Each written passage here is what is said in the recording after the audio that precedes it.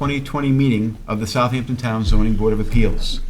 This meeting is being held live and also via video conferencing in accordance with the Town Board's enactment of Local Law Number 14 of 2022, adopted on May 24th, 2022. Our next meeting and those following will be held in person here at Town Hall and will also continue to allow for remote participation. So we ask you to continually check the town's website for updates and any new information. If you wish to view tonight's live meeting only, please do not join the Zoom meeting and instead go to the town's website. With that, I'd ask that you join me for the Pledge of Allegiance.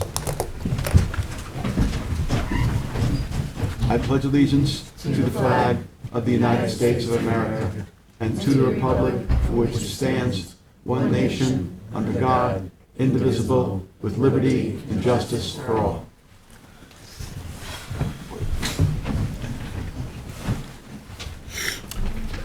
For those of you who are here with us tonight, in case of an emergency evacuation, please exit through the rear doors of this room to one of the staircases across the hall and continue downstairs and out through the main entrance. Please do not attempt to use the elevators during an emergency evacuation. In case of a medical emergency, the automated external defibrillator and first aid kit are both located in the hallway on this floor opposite the elevator. Restrooms are located across the hall. We will be starting this meeting with the public hearings. We have applicants and members of the public here with us live and also standing by via Zoom webinar, which is being moderated by CTV. CTV will mute the speakers on Zoom until it is their time to give testimony before the board. Please be patient. If you find that you are having difficulties accessing the hearings, please visit the town clerk's meeting portal and click on the instructions link. Please silence your cell phones and refrain from speaking to one another in the boardroom as it interferes with our recording equipment. Tonight we have Board Member Helen Burgess, who will be participating remotely via Zoom, and Board Member John Leonard is absent. A reminder that applicants, agents, and members of the public speaking, other than attorneys, will be sworn in, will state their address for the record, and will offer their testimony as it relates to the application before the board.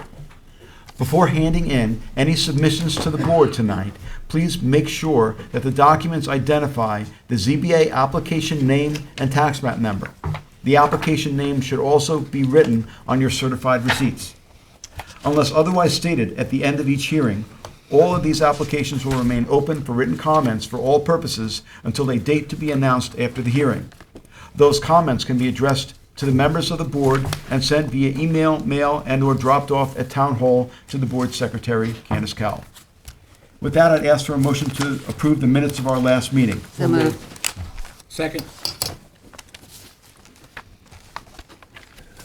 Ms. Kern. Aye. Mr. Macedonio. Aye. Mr. Tudhill. Aye. Mr. Daly. Aye. Ms. Burgess. Aye. Chair votes aye. Minutes are approved. Now we'll go on to adjournments. Okay, we're going on to the decision calendar. The following decisions will be put off to 4/6. That's Babinski Trust, River Rock Structured Capital, Michael Gluckman, Production Holdings, LLC,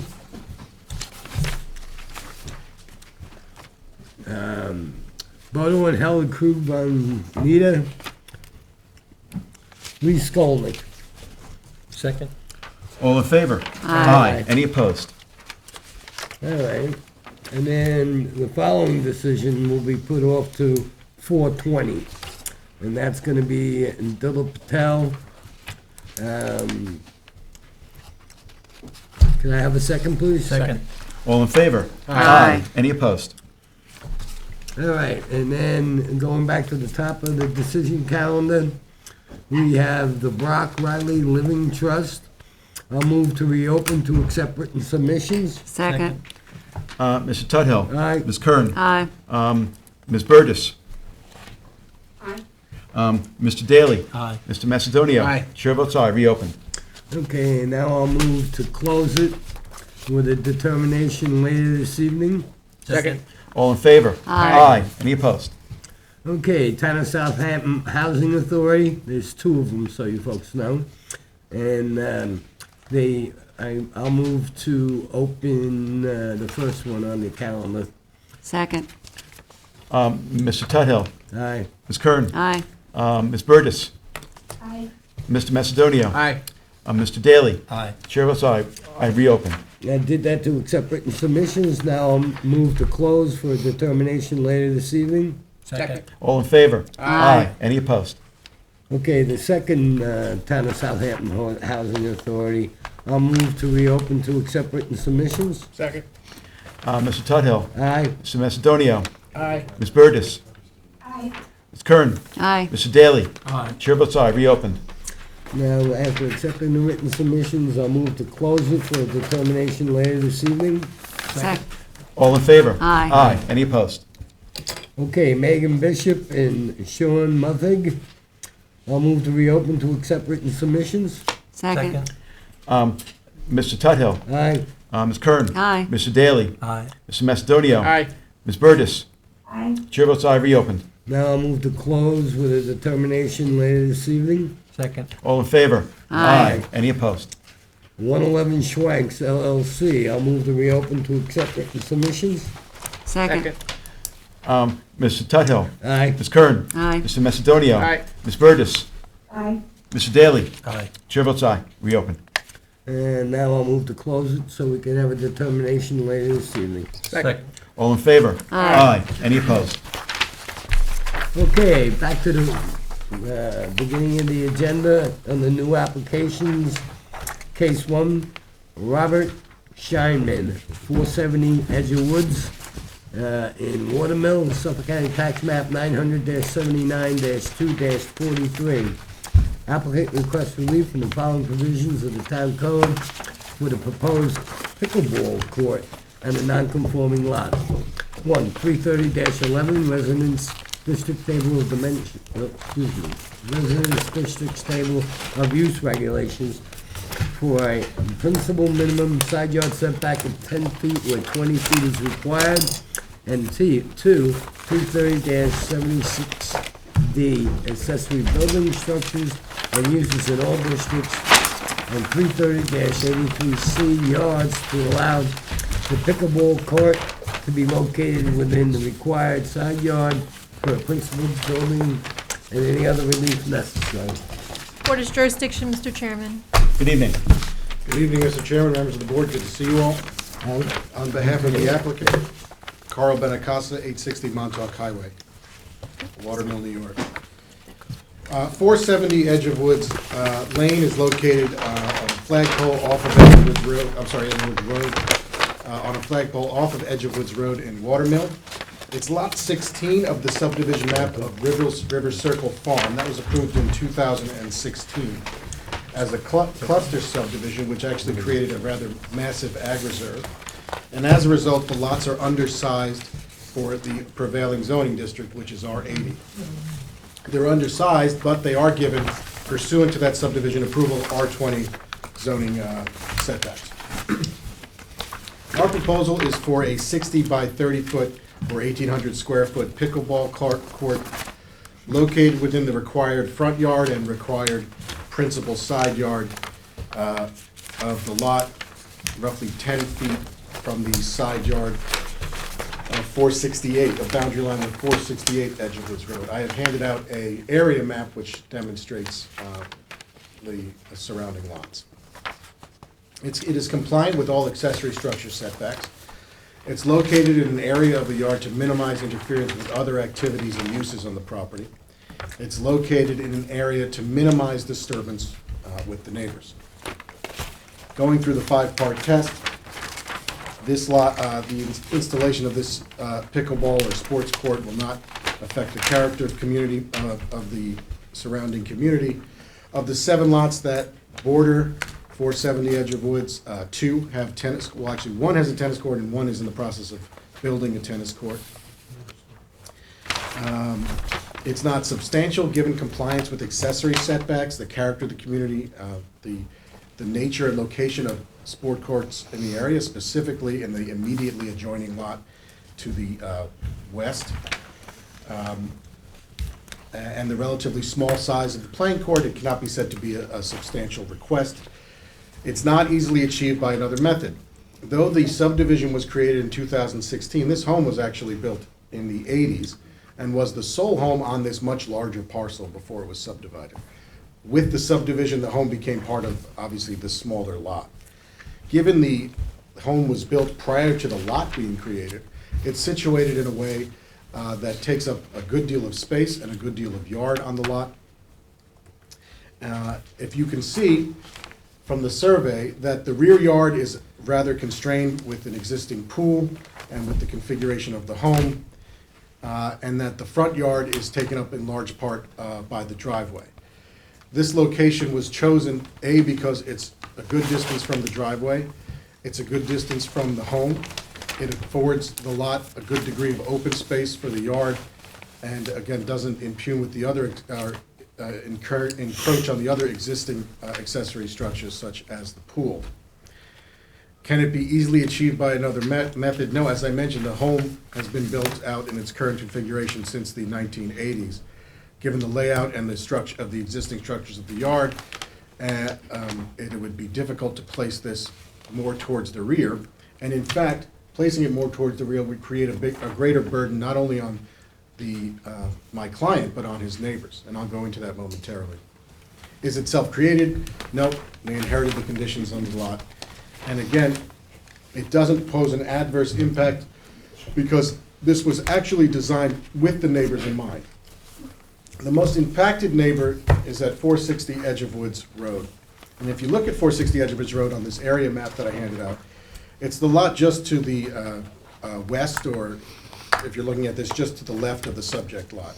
First thing to note on that is that the tennis court on that lot is right on top of my neighbor's. The neighbor's tennis court is right on top of my client's lot. In fact, it's 10 feet from my client's lot.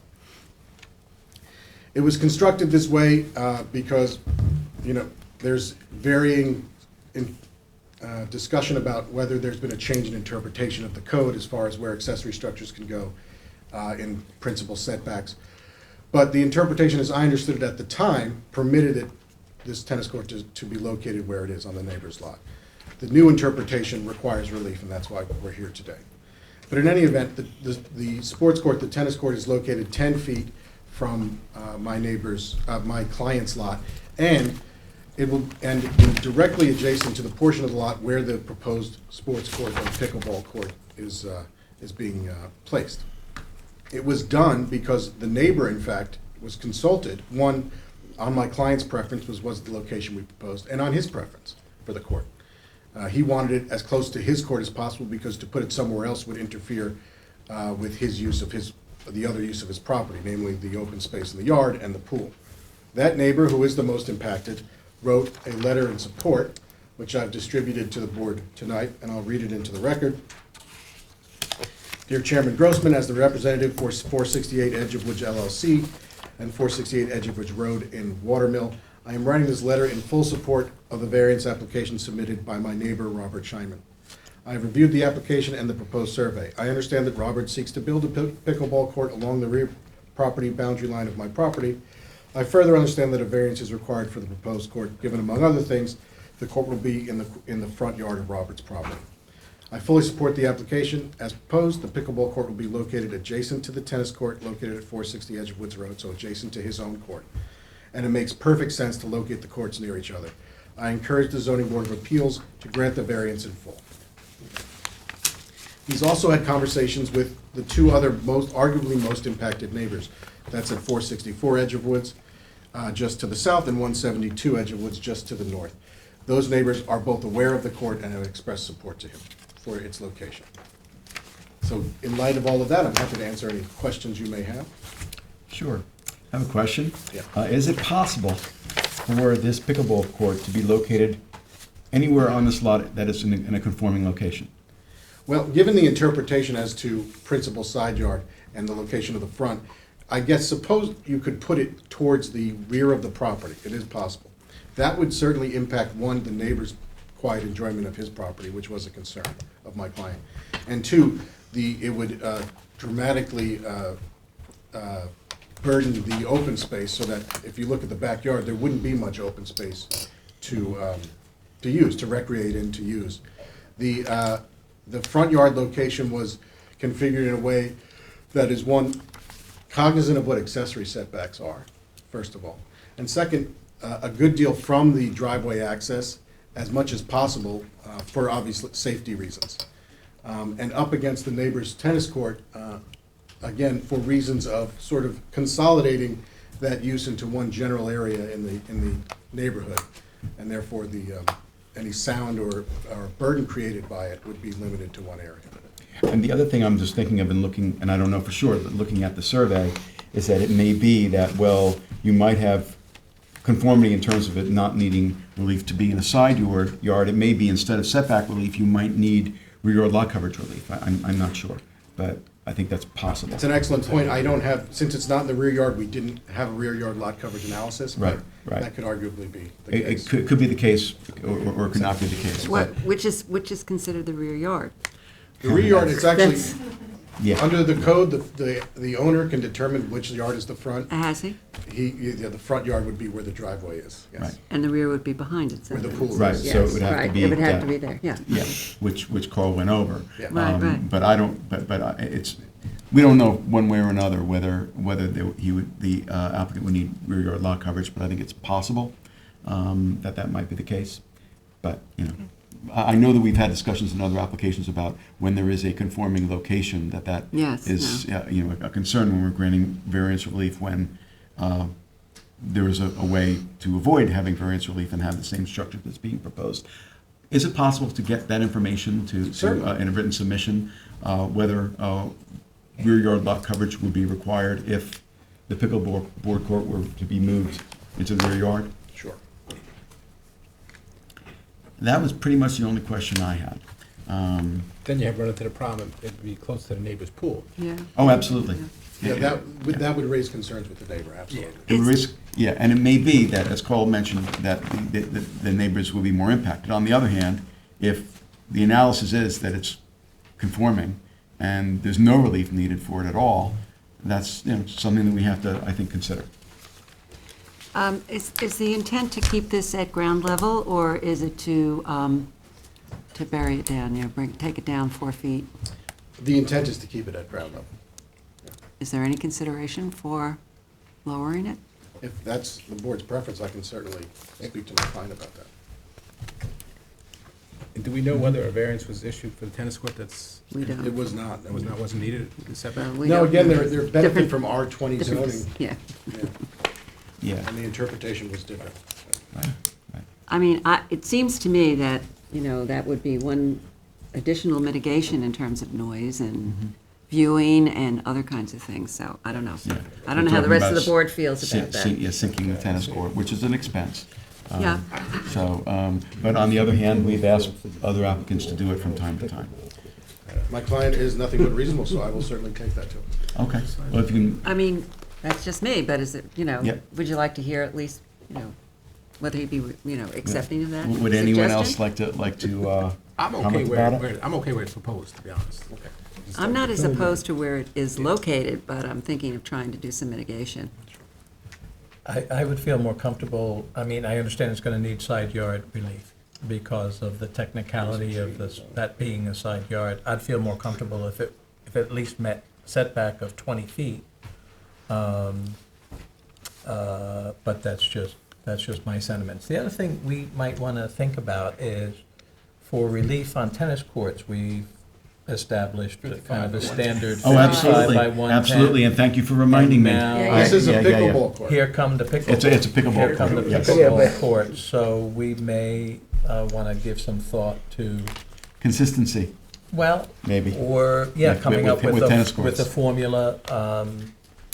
I don't think we've done that. Do we know what the range of size of pickleball courts are? This is or the if suggested size, the minimum suggested size to accommodate the playing surface and the bounds of the court. This is the And- minimum. Minimum Okay, that was and suggested, and what is that size? And 60 by 30.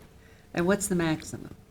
I don't Oh, know. okay, just like to get I was a more focused sense on the of that. minimum. I don't think it's like tennis where you have the distance of the lane. No, I mean, you Yeah. play it right in the court, so it's not like you're backing up to But, But could we ask the applicant also to reduce the size? We could. I think we need to put some, I mean, you know, otherwise you'd have a gherkin ball court or something. Yeah, safety is a concern with the size of the yes, court. no, and it's not, it doesn't look like it has wide margins, to be honest, so, but, I know you love that, right, Keith? I do. Keith, you play pickleball? No. All right, Okay. Tough enough time. we've made our comments. Yeah, so if you can just, I guess, look into and follow up on, I guess, So we'll do an these analysis. items. As I understand, we'll do an analysis of rear yard lot coverage, Yep, and we'll investigate lowering the court. yep, okay. All right, any other questions or comments? Is there anyone who's in the room this evening who would like to be heard in connection with this application, which is the application of Scheinman for property located at 470 Edge of Woods Road in Watermill? Is there anyone who's waiting to be heard on Zoom in connection with this application? No hands, okay. John has the lead on it, but he is not here this evening, so I will make a motion to close the public hearing except for written submissions.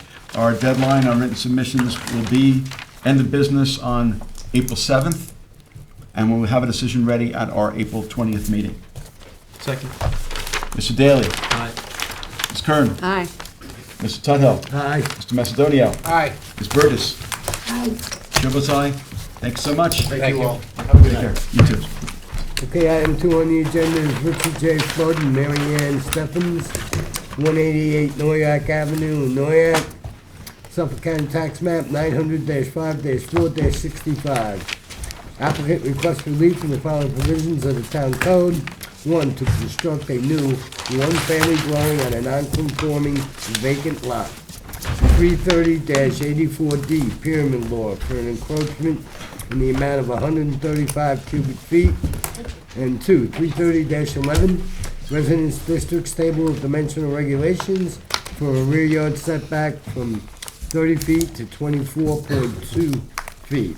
Lot coverage from 20% to 24%, and height from 32 feet to 33.5 feet. And 2, to construct a new swimming pool. 330-11 for an accessory rear yard setback from 8 feet to 7 feet, and any other relief necessary. Board has jurisdiction. Music. Good evening. Good evening. Karen Pate Murphy for the applicant, attorney for the applicants, Richard Flood and Marianne Stephens at 188 Noyak Road. This currently is a vacant piece of property. It's in the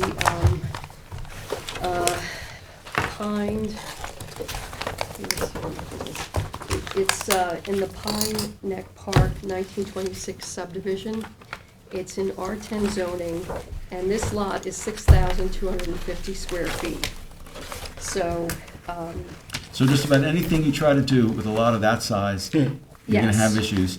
And in the Pine Neck area, this is one area in the town of Southampton where people who try to do things with their lots, including build on, vacant lots, they're gonna be, needing variance relief, or at least asking for variance relief. yes, it's almost every lot asks for variance.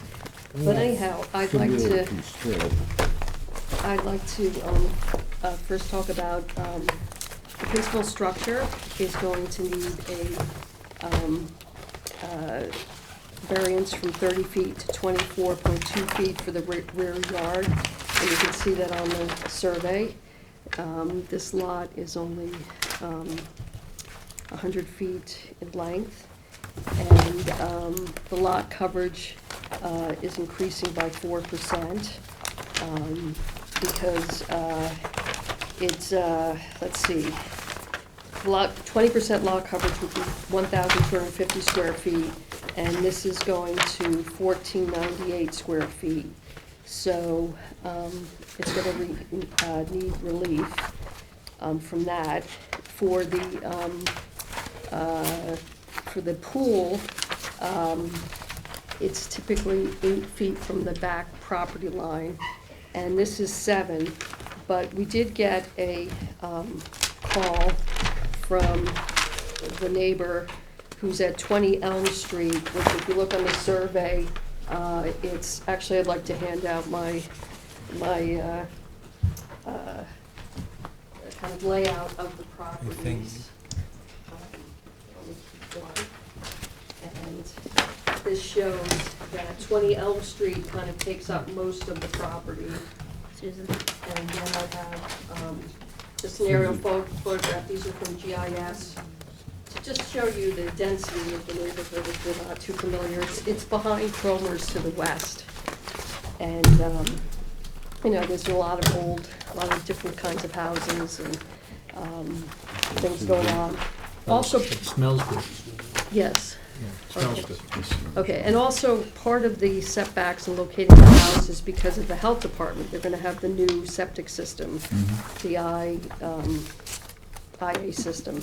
So that's part of it. And the next thing is the height. Now, the height is 1.5 feet above the 32-foot limit, so it's 33.5. But I wanted to, because I had difficulty reading the attachments, I printed out part of the plans that you could see, that it's a peaked roof, and it's 1.5 stories, and we're asking for an area variance of 135 cubic feet. And this is, you can see, it's really the lines, it's not that much. But Yep. I guess they had to, maybe it's kind of flat, the Yep. property, The but pier relief is minimal, the height relief, Yes. we're gonna have to talk about. Yeah. the height relief, okay. Yep. Did you finish your comment about the neighbor from Elm Street? Yes, she was in favor. She In was favor? okay with the pool being a foot closer. Okay. So she was, okay, her name is Dorothy, Forgach. She is present here. Oh, Okay. she is? But, okay, but we can't, I'm sorry, we can't have comments from the audience, we have a recording system, we Okay, don't so get you then on I'm the sorry. recording. Okay. Well, I'm speaking to you, okay? We do not have people who speak from the audience because our recording equipment doesn't get it on tape, okay? Okay, After well- she makes a presentation, I'll be glad to have you come up. That was, a paralegal took that message, so maybe I got the wrong Okay. person, so I can always check on that. Okay. But anyhow, so, I would also, I just found the plans to be very, they're very large or very small, so that's why I just copied that part of it. The, No idea. let me just see here. I wanted to submit, there was another variance,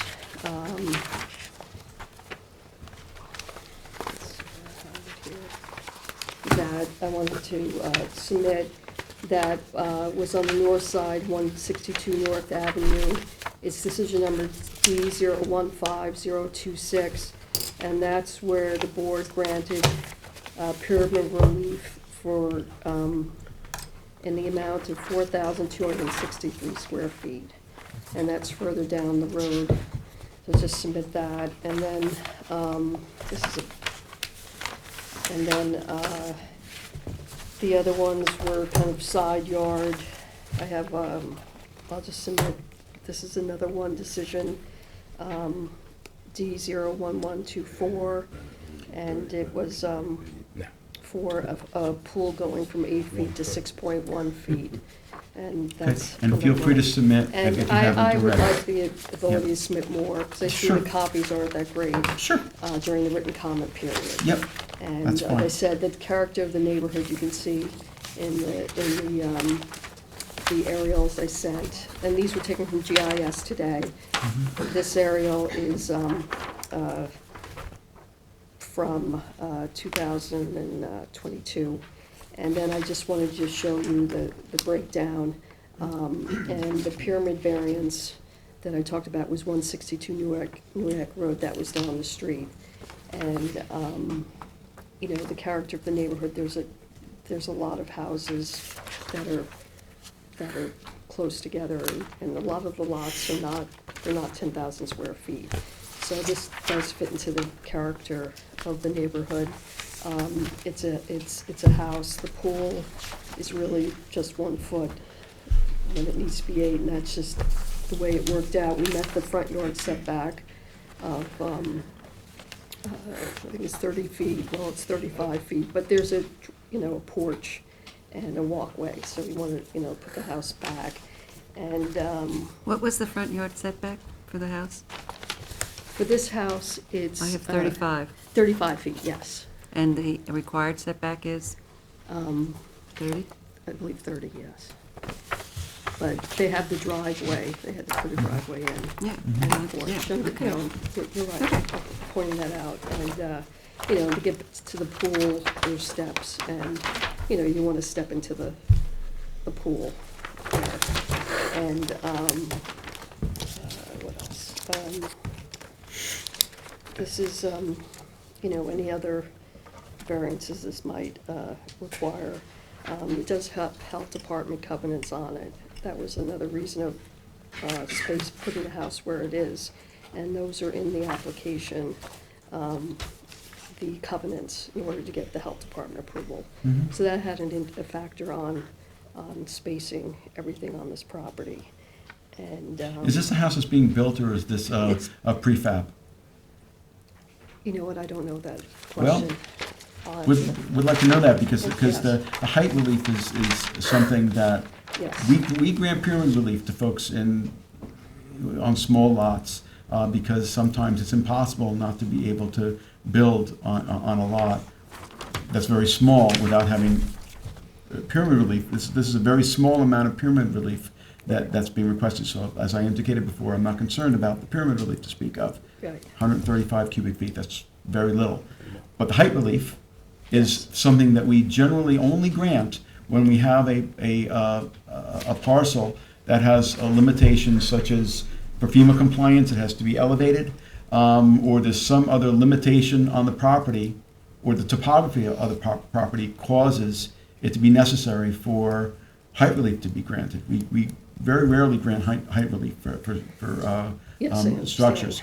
So, Do we know what the Yeah. height of the ceilings for each floor? I mean, if, that would go along with the prefab versus, yeah. Yeah. so Yep. what are the height of the ceilings? We need to know that too. Um, I couldn't see it in the plans, but I don't understand. know. I'm not sure if Mr. Flood is on. He Okay. couldn't come, Okay. but he might be on Okay. to speak about. Then we'll find out, that- and we'll that. ask him about it if If he's on. not, I'll get that information to Yeah, you. well, and I'm just letting you know, if the application stays the way it is with the height relief, I'm not sure whether there'll be 4 votes to approve this. And also, we haven't heard comments from neighbors, but, Yes. but on that, speaking just for myself, I'm concerned about the height relief. I understand. Yeah. Thank you. I am as well. Yes. Well, You got that's that. why I'm You here got to that get the message. input. I'm here to get the I input. understand. But I'm also wondering about the front yard setback. And, you're crowding up into the backyard, the pool. I mean, if you push the house forward a little bit, could you And not not need, need not the need the pool. relief of a pool and not have it right up to, the property line? Do you That's a good understand what I'm question. saying? I do. Yeah, so, Yes, okay. Yeah. I understand. So okay. we would want to know. We the need answer to know that. about that. Yep, Okay. yep. And then we're also going to listen to the neighbors, who I'm sure may be concerned, especially because this is a vacant lot, and they're used to it having been a vacant Yeah, lot. and, it's entirely proper to build on it. Yeah. Let's just make sure we build the right thing. I understand, that's one. Okay. Okay. I had one other. Taking notes. Okay. One other note, I just wanted to make sure, and I may have gotten this wrong, but I just wanted to make sure that the lot coverage relief, the percentage is correct, because I thought I saw on the survey it said 25%, No, I or think it 24, says 25, For, 24, okay. Yeah, it Okay, says as long 24. as it's what was advertised. at least it's on the survey that way, yeah. Okay, okay, good. Okay. Okay, thank you. Okay, any other questions or comments?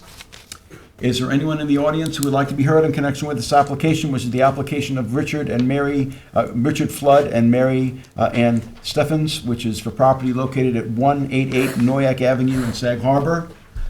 Okay, whoever would like to speak, you can either go to the podium or have a seat, whatever you prefer. And I just have to swear you in, unless you're an attorney. No, I'm not an attorney. Not an attorney, okay, I so. was a legal secretary, but not an attorney. Okay. Close enough. Okay, so if you can just state your name and address for the record, please. Lorraine Blakeney, 1 Elm Street, Sag Harbor. And do you swear to tell the truth, the whole truth, and nothing but the truth? Yes, I do. Okay, you can give us your comments. Yes, Dorothy is my neighbor, and she doesn't want to come up to talk, but what she did say is she did not speak to anybody about that was okay with her, Okay? okay? And I was just concerned about also, I hate the word vacant lot. It's not vacant. It's Okay. undeveloped. Okay. It has butterflies, it could have frogs.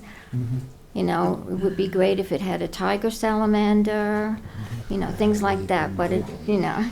But anyhow, I say that only because I'm a master naturalist, so that's why I say that as a joke.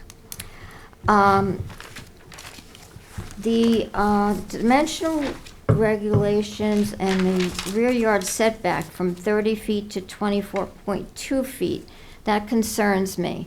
I mean, Dorothy has a porch out there, and her grandchildren and children visit, and, you know, that concerns me. And, let's see, the lot. And Dorothy is an adjacent property owner? Are you an Yes, adjacent prop- Dorothy's right there. Okay. And I'm on the same block. And you're on the same block, but you're Yeah. not an adjacent property So owner? she's, No. Okay. she's speaking on behalf I of know, Dorothy. I understand. I just Yeah. wanted to make sure that was clear. Yeah, Right. yeah, and it's also my neighbor there Yeah. too, so. 20 Elm Street. Yeah, and we have, and there, oh, Dorothy's P.S., there's another neighbor who did not get the information or registered mail as to the meeting. And the sign was down today, I checked it out, sign gone.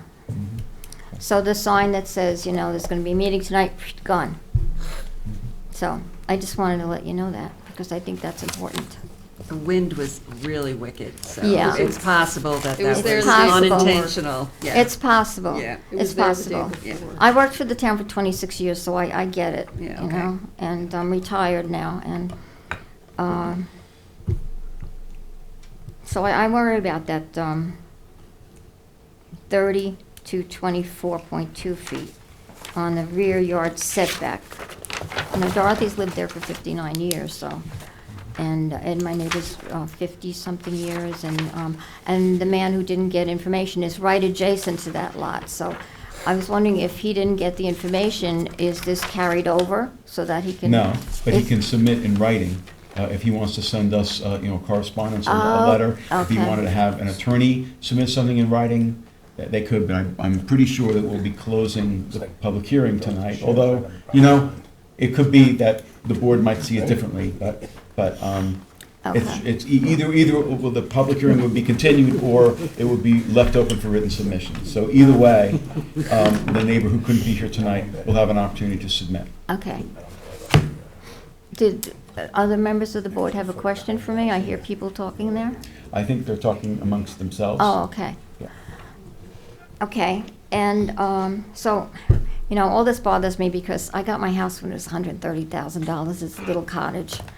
And we're being forced out by these people who, you know, who could say they're going to give us a lot of money for our house. And I lived there for many, many years, you know, and I worked for the town in 1986, and I lived here since 1982, and before that, part-time. So it's upsetting to me to see things like this, and I understand, but someone's going to build a house to sell it to make money.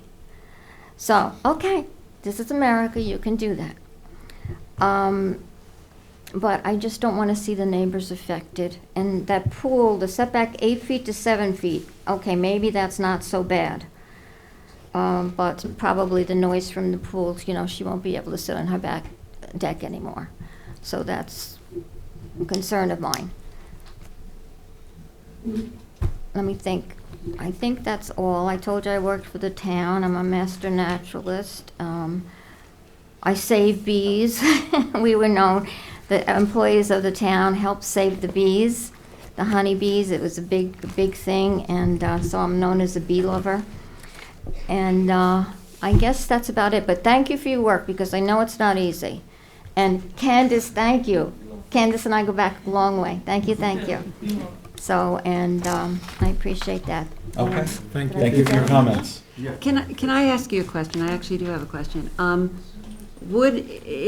If we were to require some kind of a vegetative barrier in the back along that, a screening, would that be, something that you would look favorably upon as, as a noise reducer? Only if it's a native vegetation. All right, well, I understand, but, Yeah.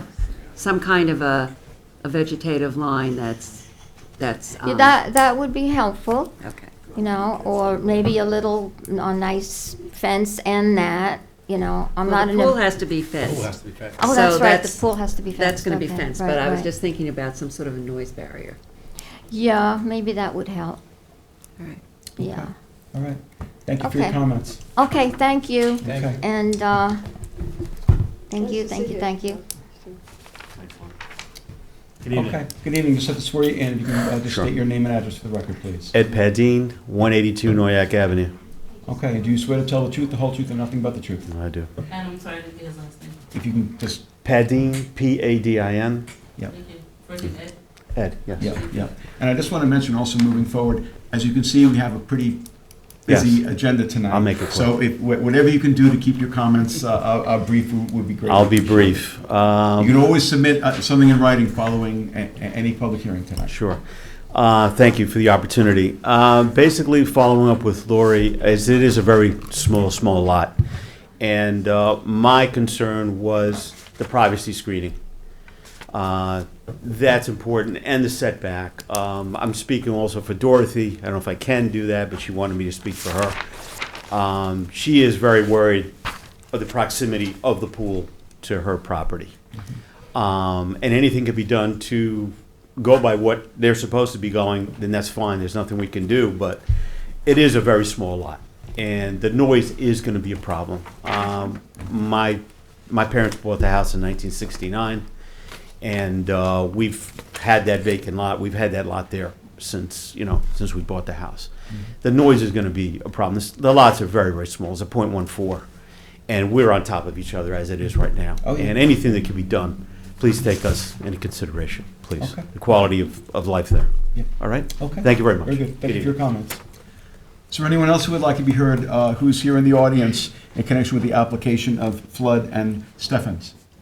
Is there anyone who is waiting to be heard on Zoom in connection with the same application, the application of Flood and Steffens for 188 Noyak Avenue in Sag Harbor? If you were waiting to be heard on Zoom? No hands. Okay. All right. If not, Susan, it's yours. I do not want to close the hearing on this, because I think we have a couple of pieces of information that we still need you to come back to, Okay. come back to us with, and I would like to reconsider it at that point. Yeah, I'm not I'm not comfortable with. With the setback from the- setback from the rear Yeah. and the pool when you have. More when room in it the has front. room in the front. I'm not comfortable with the height.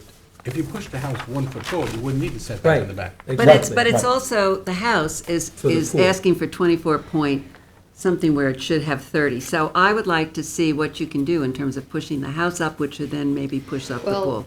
I mean, we could push the pool to 8 feet, and then it would conform. But you still are asking for variance relief on the principal structure Right. of 24.2 when you're supposed to have 30. So I think, I would like you to come back with some information as to what you can do to kind of relocate Relocate this, on the lot. this house on the lot. And if Yeah. you can't, then we will consider, that, Yeah, and I also would like to see if it's possible for the design of the house to be changed so that you don't need height relief.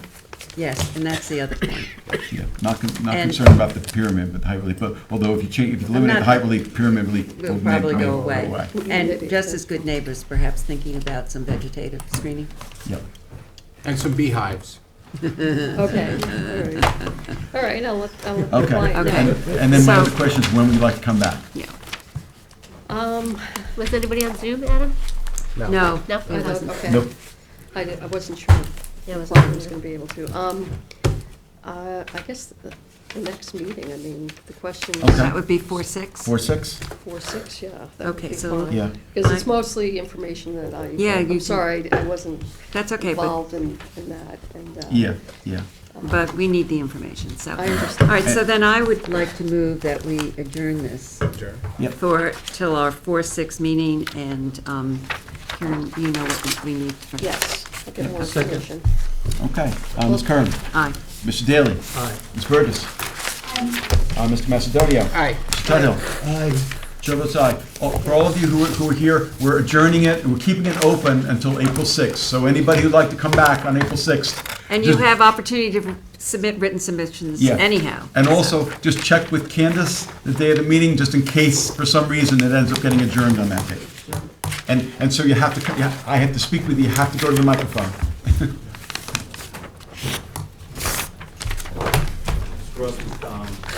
Yes.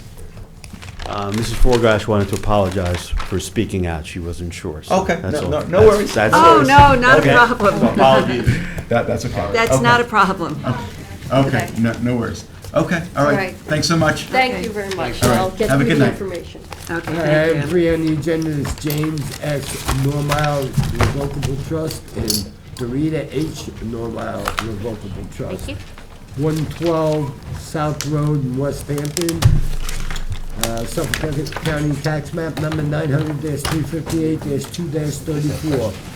Applicant requests relief from the following provisions in Town of Southampton Code for a proposed second-story addition to existing detached garage on a non-conforming lot.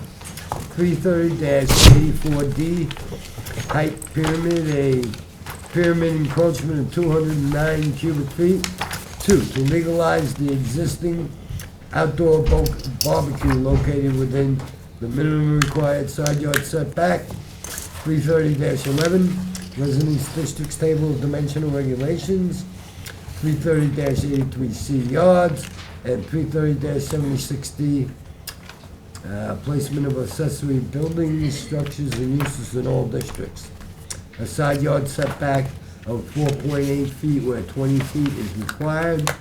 And 2, 330-84D for a pyramid encroachment of 1.35 cubic feet. And 3, to legalize the second-story deck built without the benefit of a building permit located at the rear of the main dwelling. 330-84D, pyramid height, a pyramid encroachment of 17 cubic feet, and any other relief necessary. Board has jurisdiction. Good evening. Good evening, Robert Kelly of Kelly & Hume, 323 Mill Road, West Hampton Beach, New York, for the applicant. With me is the architect, Sally Anoni. Okay, do you want me to swear in, Sal? Are you going to talk? Well, I'm sure you will. probably will. Okay, can you state your name and address, please? Sal Leononi, 28 Rogers Lane, Remsenburg. And do you swear to tell the truth, the whole truth, and nothing but the truth? Okay, thank you. So, in this application, we have a house that's over 150 years old. The garage, the detached garage is over 100 years old. The structures we're talking about are mostly, the main structure is, well, there's a storage space over the existing garage. My client wants to turn it into a home office. He's an attorney and he's retiring, so he wants somewhere to work from. The proposed addition would be under the total height limit of 20 feet, but it would get into the pyramid area by, the cross-section of that area is 12 square feet, is 209 cubic feet. That's a dormer, that you need that area to stand up in order to have the proper ceiling heights. And that garage is 11.3 feet from the easterly property line. And it's been there for 100 years, so. So we would need a side yard setback on that, as well as, an accessory structure in a required yard, and also the open to the sky 330-83C relief. The barbecue has been there for a few years, but it's 4.8 feet from the property line, as shown on the survey. Its pyramid relief would be 1.3 feet because it just gets skinned on the back of it by the pyramid line, and it's on the plans, so there are pyramid drawings for that as well. There's an outdoor shower that is attached to the back side of that garage. It is 7.6 feet from the line, needs no height or pyramid relief, but it is in that side yard. Because that's the only private spot on the property. This property is 6.9% lot coverage, where 20 is allowed. It's not an overly developed property, but the garage, the other side of it, faces out into the open yard, and you wouldn't want to put an outdoor shower there. So on that side, where all Built this... without a building permit, right, Mr. Kelly? What? The barbecue was built without a building permit. I don't think my client realized he needed one. He did do an addition 10 years ago to the house, and he got permits for that. But, There you go. you probably hire a mason for the barbecue, I would imagine, and not a lot of conversation goes on about the... How old is the barbecue and the outdoor shower? I think it's been there 6 or 7 years, the barbecue. I'm not sure on the age of the outdoor shower. Did your client hire somebody to install the barbecue and/or the outdoor shower, do you know? I would be certain that he didn't build a brick masonry barbecue himself, Okay. because he's a lawyer. Okay. Well, you never know. We'll have to recommend the award. Lawyers are very skilled people. Lawyers are very skilled people, I would recognize. Absolutely. But, and there's also an upper deck, we didn't even realize this was an issue, on the rear of the dwelling that Marjorie Riley and the review caught and said we needed to get relief for. And that needs 17 cubic feet for the railing that sticks up slightly above the pyramid line. And then also the roof on the back of the garage there that covers a brick patio. That's 10 feet high, does not need pyramid relief because it's at its closest point 14.3 feet from the property line. So it's just a side yard there. This is very well screened. I submitted these photos with the application, but as you can see, very well screened from the neighbor. I spoke with my client today. He's not in town, so he wasn't able to get letters from the neighbors, but he spoke with both of them, and he tells me, and I've known my neighbor for 20 years, my client for 20 years, that his neighbors have no objection to the application. And again, it's very well screened. Besides there being a stockade fence along the property line, there's a heavy hedge that goes up, 20 feet in the air. So, again, I think all of the relief is minor. And, it's a conforming lot. And again, he's at about a third of the permitted lot coverage. Is that stockade fence 6 feet? That Looks like stockade it. fence is, I believe, it looks to me like it's a 6-foot fence. It's actually the neighbor's fence. Oh, it's the neighbors, Yeah, it's not 'cause it his. Looks like it's faces off us. the property line too, What? right? Looks like it's off the property line. Yeah, no, it looks like it's right It's on pretty it, much on the property line, on the I think, but I have survey. a survey, so Yeah, surveyor says is 0.2 feet from the property line. Yep. all right, so it's the neighbors. Yeah. Okay. Yeah, so we got a comment for the 6-foot Margie's fence. comment, you read her comment. That's what I'm looking at. She talks of the 6-foot fence. Right. So our comments from Marjorie, I don't know if you saw them already, are, Did not. although the relief from the ZBA is not necessary, one, the covered patio and outdoor shower attached to the existing detached garage were built without the benefit of a building permit, you already went over that. And two, the building permit for the 6-foot fence and entry gates, permit number P074771, expired in 2019. These items shall be addressed with the building department. Yeah, there I don't think she's talking about, because this is not our fence on that property line. She might be talking about the fence She's talking about, that comes across the driveway. Okay. Okay, and my client will obviously, as part of his building permit Renewed process for permit. this, Oh, come into compliance on that fence. oh, okay, here, Yep. okay, Yeah, parallel to the road, and in about okay. 20 feet. Yep. All right, so that would be considered a front yard fence. Yes, so that's going to have to get lowered. Yep. Absolutely. Right, it's Okay. got to be Right. 4 feet max. Right. Okay.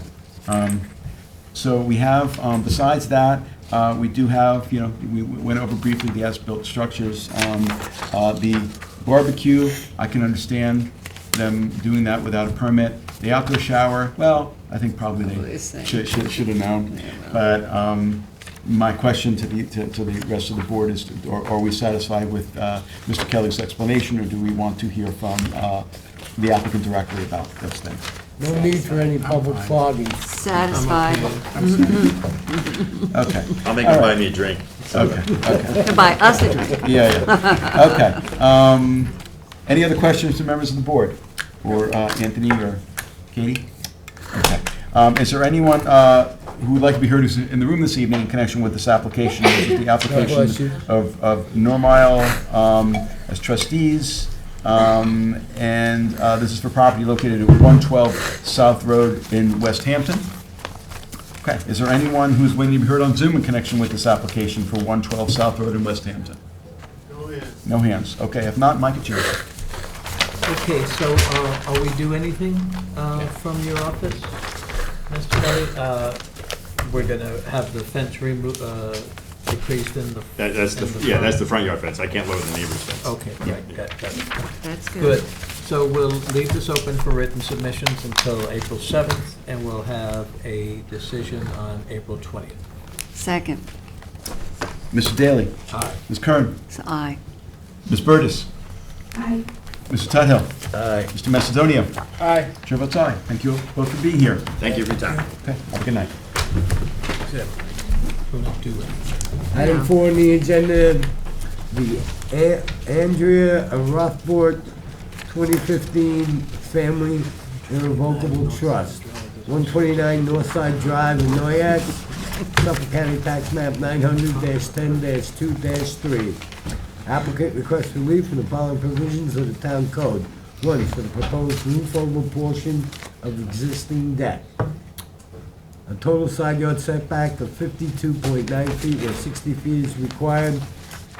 And 2, for the proposed hot tub, 330-11, Residence District Table of Residence District's Table of Use Regulations for an accessory side yard setback of 18.5 feet where 20 feet is required. And 330-76D, placement of accessory building structures and uses in all districts, and 330-83C yards to allow the hot tub to be placed within the required minimum side yard and total side yard for a principal dwelling and any other relief necessary. The board has jurisdiction. Good evening. You just state your Good name and evening, address. Laurie Wiltshire, 231 Pantigo Road, East Hampton. And do you swear to tell the truth, the whole truth, and nothing but the truth? I do. Okay. And tell us about the application. Sure. It's a brief. The application before you is to install a hot tub and a roof over an existing deck. The deck was built with a variance that allowed it to be situated 15 feet from the property line where 20 feet was required at the time. The proposed roof over the deck will not extend out as far as the deck itself and is not as high as the roof of the house. The hot tub requires 1.5 feet of side yard setback relief and 9.9 feet of total side yard setback relief. It also requires relief to be placed within the minimum side yard and total side yard for the principal building. The hot tub is proposed in this specific location for the following reasons. It is near a door to the house that allows access year-round. It is a private area. They will not have to look at the cover when it is not in use, and it will be in a sunny location. The hot tub and the proposed roof will have no impact on the neighborhood because the house is down a long driveway and separated from the neighbors by stockade fence and existing vegetation. I will submit this aerial to the record, which shows, here, yes. So, the driveway coming into the house, the deck is over here, and they are going to put the hot tub on this deck, and the roof extends out over here. The neighbor here, I have a letter of support from, and this is very well vegetated and fenced. Okay, I will give that to Katie, along with a copy of my letter, and from the neighbor, hello, this is Lisa and Alan Kirshner, residing at 127 Northside Drive, Sag Harbor. We have no problem with our neighbors at 129 Northside Drive with the placement of their hot tub and the installation of an awning roof over their deck. Thank you. Their the most affected neighbor. Okay. All right? I will give all these to Katie. And Downstairs is worried about the treehouse. the treehouse is gone. It's Gone? gone. It's been removed already. If you look on the It's GIS, still it's shown on this- gone. Yeah, it's gone. It is gone. Okay. Is it shown on the survey as being gone? Still, no. No, it is not. Okay, then we Yeah. have to have that resolved on the survey. Right, Yep. right. Do you guys want to see the Yes, I piece? would. Right, yeah. just pass them back when you're Sure. done. Okay. But other than that, the relief, in my view, is minimal. In terms of the setback relief, it's minimal. I mean, I don't know if the hot tub had another location that could have not been in a side yard, but I mean, even, you know. Well, they want it on the deck, in the sun, Yeah. in a place where they don't have to look at the cover, for all the Right, reasons I right. stated, and Yeah, yeah. So, but we're talking about 1.5 feet in terms of setback. yes, Yeah, okay. However, on an yeah. existing deck. Right, okay. Well, we'll see Did if you there are wanna any, see this? if there's anybody here. Sure. But first, any other questions or comments? No. Is there anyone who is here in the audience who is waiting to be heard in connection with this application? This is the application of Rothbert, a trustee of the Rothbert Family Revocable Trust for property located at 129 Northside Drive in Noyak. Okay, is there anyone who's waiting to be heard on Zoom in connection with this application, which is again for 129 Northside Drive in Noyak? If you're waiting to be heard on Zoom, it's time to let us know by raising your hand.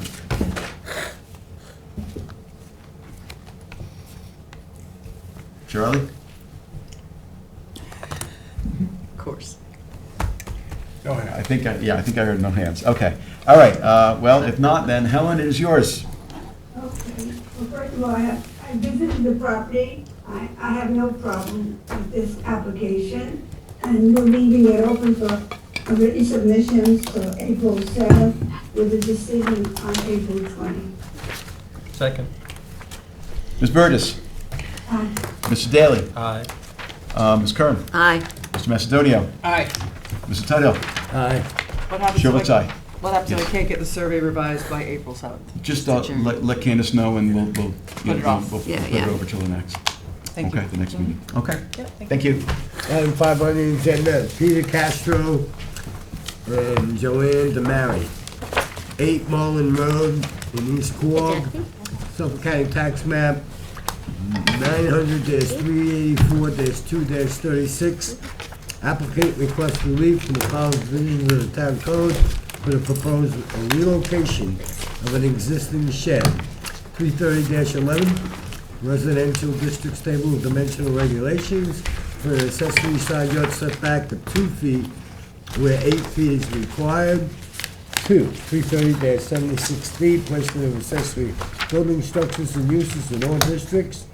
And 330-83C yards to allow the shed to be placed within the required minimum side yard and total side yard for a principal dwelling. And 4, 330-84D, pyramid height for an encroachment of 296 cubic feet and any other relief necessary. Board has jurisdiction. Good evening, can you state your name and address, please? Daphne Vaughn, Surfside Environmental Planning, 225 Montauk Highway, Mauritius. And do you swear to tell the truth, the whole truth, and nothing but the truth? I do, Thank you. Can you tell us about the application? sure. So this property is located in an R10 zoning district in the Shinnecock Shores subdivision. We're actually proposing a conforming project with a swimming pool and a patio.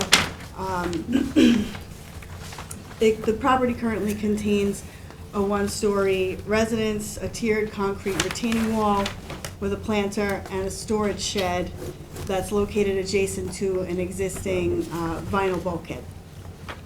So the property benefits from a pre-existing certificate of occupancy from 1980 that includes the residence and a detached storage shed, noting an 8 by 16.2 storage shed that's located adjacent to the bulkhead and 1.45 feet from the northern lot line.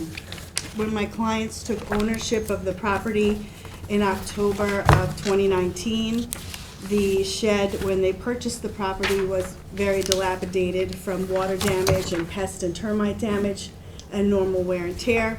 So they had basically replaced it in place in kind, but with a slightly smaller shed at 3.6 feet from the lot line in that same location, 8 by 14.3 feet instead of the 16.2 feet. Since it's less than 150 square feet, that normally would not require a building permit. So since the property is within 50 feet of, since the property is regulated by the Conservation Board within 50 feet of the bulkhead, and the proposed swimming pool is within Conservation Board jurisdiction, the proximity of the shed was a concern of theirs, and basically as mitigation for the the proposed swimming pool, after many discussions and public hearings with Conservation Board, they are requiring us to relocate the shed elsewhere on the property, outside of that area that we are being required to make a non-disturbance, non-fertilization buffer. So with the proposed swimming pool, there really is no location on the property that would be conforming. I should note that the shed is really their only means of storage for the property. They have a crawl space under the house, but this shed is utilized for their boating equipment and their yard equipment. So it's very important to them.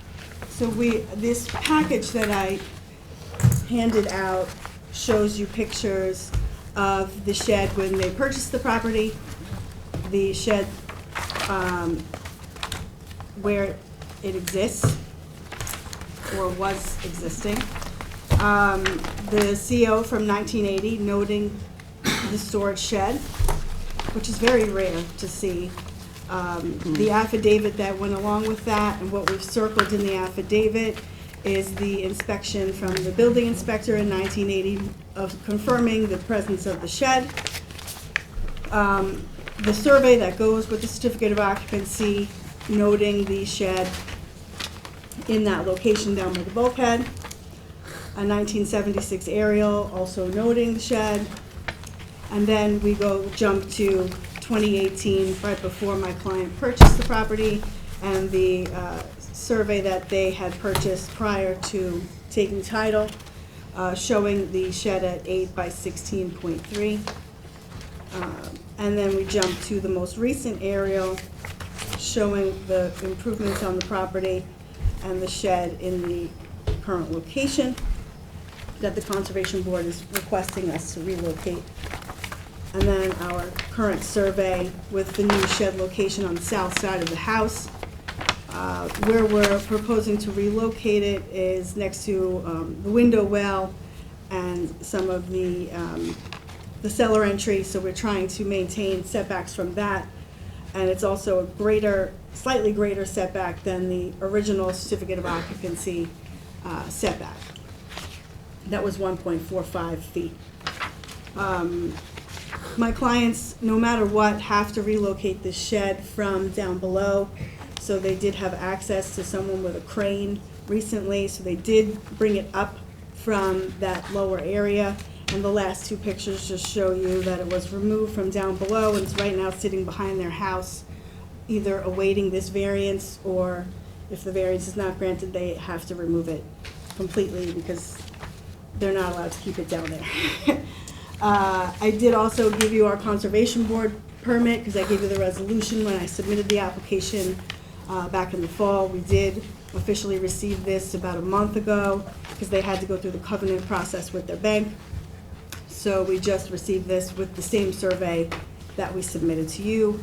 So the variances that are required in order for us to put the shed in this new location are 330-11 for a setback of 2.8 feet, where 8 feet is required, 330-76D and 83C for it to be located within a required minimum and total side yard setback to the principal structure, and pyramid variance 84D in the amount of 296 cubic feet.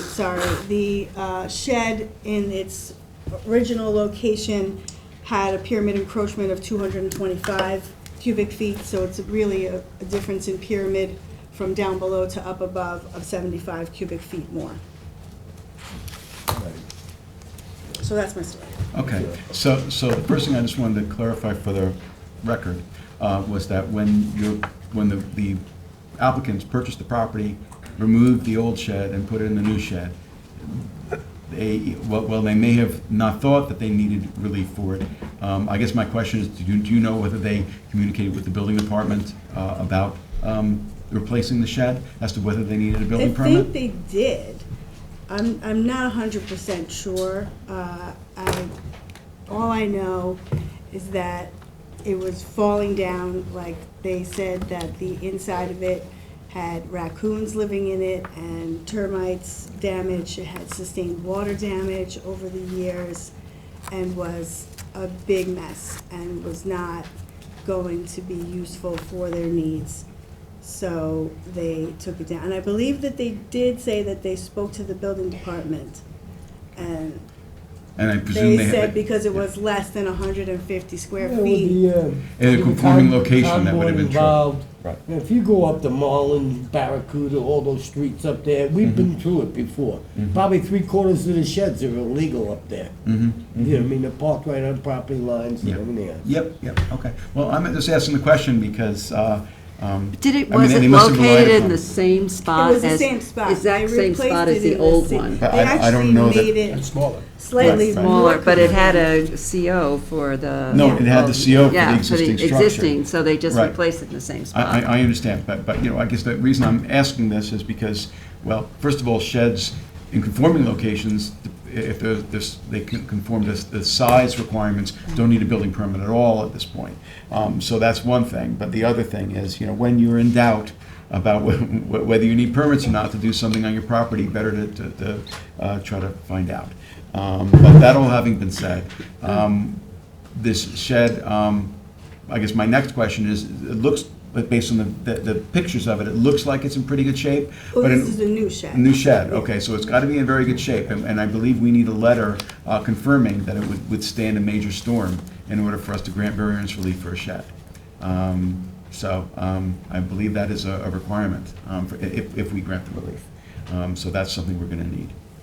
Okay. Yep. That having been said,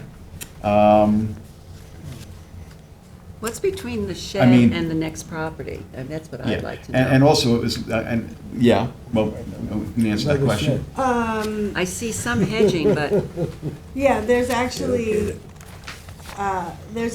some screening there right now that they would have to remove Yeah, in order to place the shed there. And there is a fence. yeah, but that doesn't make me happy. Removing that vegetative screening. but they're basically being told by the Conservation Board where the Yeah. Conservation Board Yes, wants I to understand, have it, yeah, so, yeah. you know, it's not like it was their idea. Right. Yeah. They really, we had like 4 public hearings on this. Okay. To try Yeah. to keep it down Right, there. right. Because the main purpose of it was really for their boat materials. Yep, Which would be better down by the water. Right. So, we tried to negotiate that and they yeah. just Yeah. were not willing to approve that. And this is where things ended up with the Conservation Board, so you're coming here So saying, we're this is forced where, to be here. we've been directed to put the Yeah, shed. and I get We that, need I relief really for it. do, I get that, yeah. Yeah. But it just that it's unfortunate that you have to take out some arborvitae that would kind of protect it from the neighbors. It is next to the neighbor's driveway, I as know. far as that's concerned. Yeah. And their shed too, right? Yeah, they do have a shed pretty close to our That's what property Keith was line. saying, That yeah. we don't know if it's legal, so Yep. I don't know. All right, all Okay. right. Okay, any other questions, comments? Is there anyone who's here in the boardroom this evening who would like to be heard in connection with the application of Castro and Demaria? This is for property located at 8 Marlin Road in East Quogue. Is there anyone who's going to be heard on Zoom in connection with this application? Again, 8 Marlin Road in East Quogue. No one is. No one is. Seeing and hearing no one, Okay. motion to close, leaving it open for written submissions till April 7th with a determination on 4/20. Second. Mr. Tudhill. Aye. Mr. Macedonio. Aye. Ms. Kern. Aye. Mr. Daly. Aye. Ms. Burgess. Aye. Chair votes aye. Thanks so much. Have a good rest of the night. See ya. Item 6, Nicholas Howe and Nicola Welsh, 8 Sagamore Road in Hampton Bays, Suffolk County Tax Map 900-230-1-18. Applicant requests relief from the following provisions of the Town of Southampton Code for a proposed 2-story addition on a non-conforming lot. Hey. 330-84D pyramid height for a proposed pyramid encroachment of, excuse me? All right, for a pyramid encroachment in the amount of 3,127 cubic feet.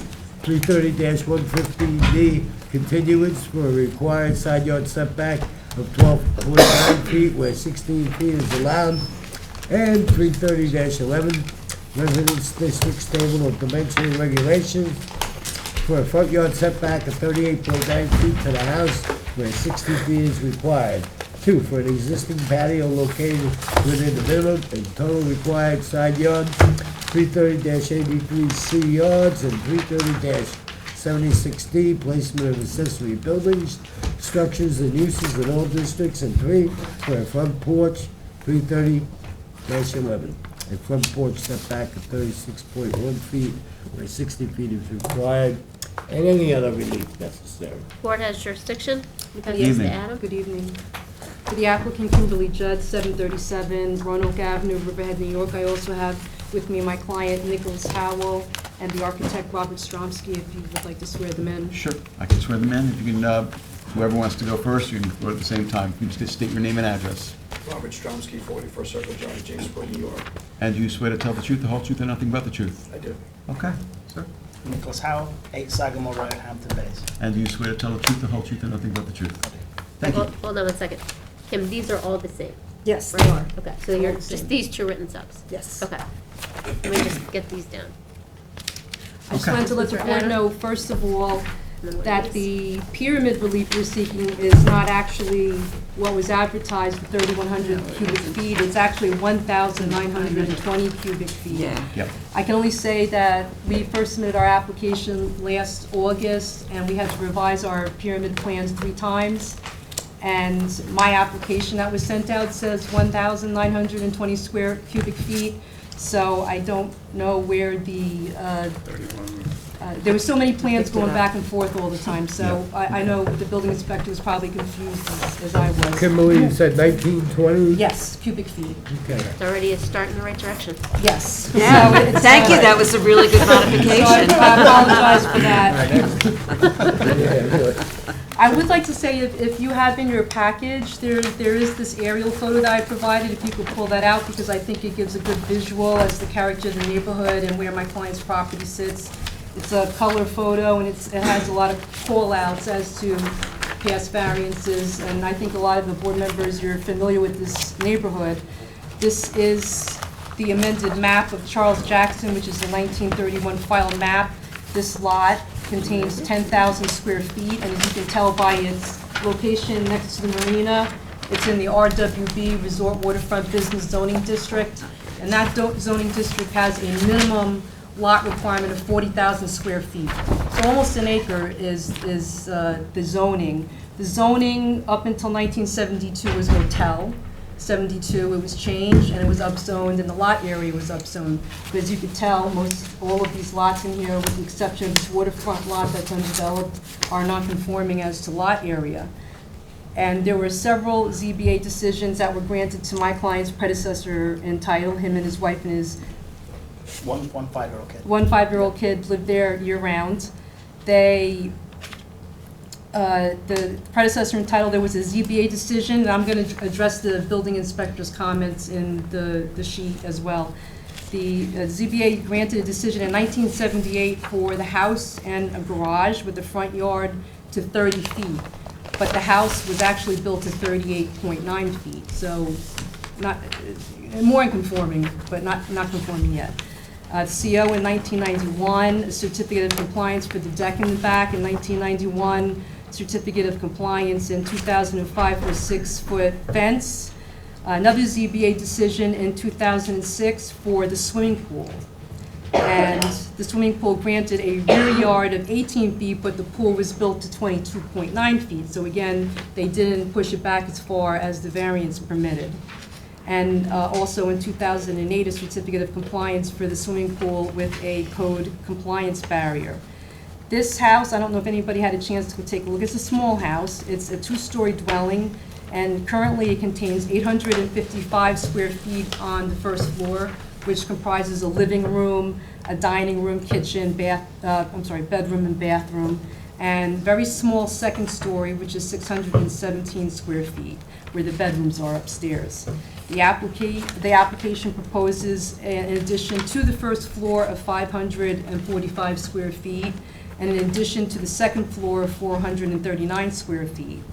So we are requesting the pyramid variance on the east side of the house of 1,920 square feet for the second floor addition for the pyramid.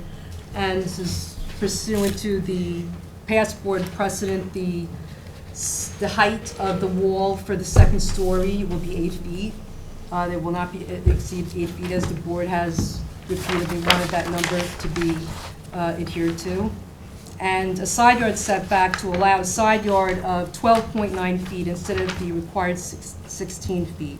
And my client has been in contact with the neighboring property owner who would be most affected, and I'll let him tell you his story about that.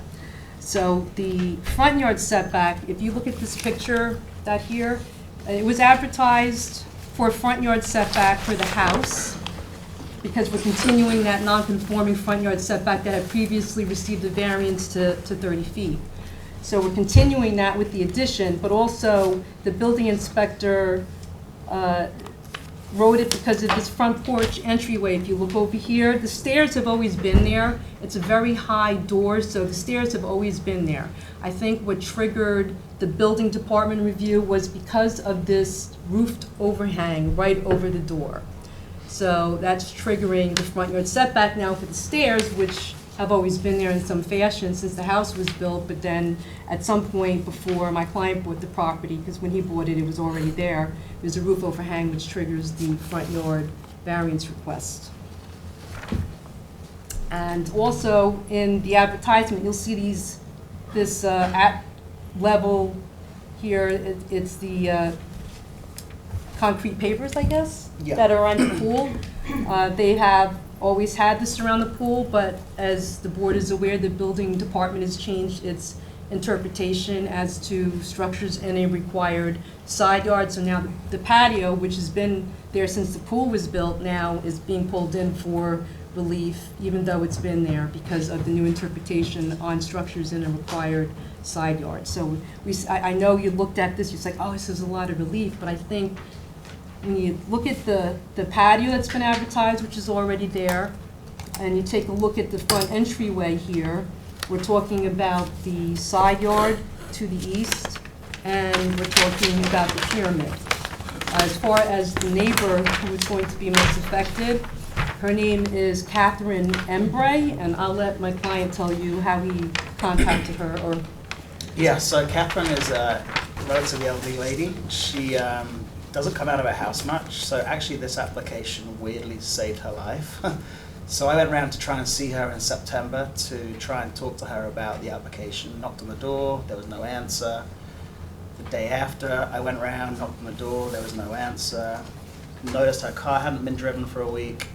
So I went around the next day, and again, no answer again, and there was a light on upstairs. So I called 911 for a check. So the police came, they opened the door, and she was upstairs in bed, hours away from death. So ambulance came, took her away to Stony Brook, realized she had a brain tumor, and she's still in hospital now. So yeah, this application would have effectively saved her life. If she had stayed in the house, she would have never got any help.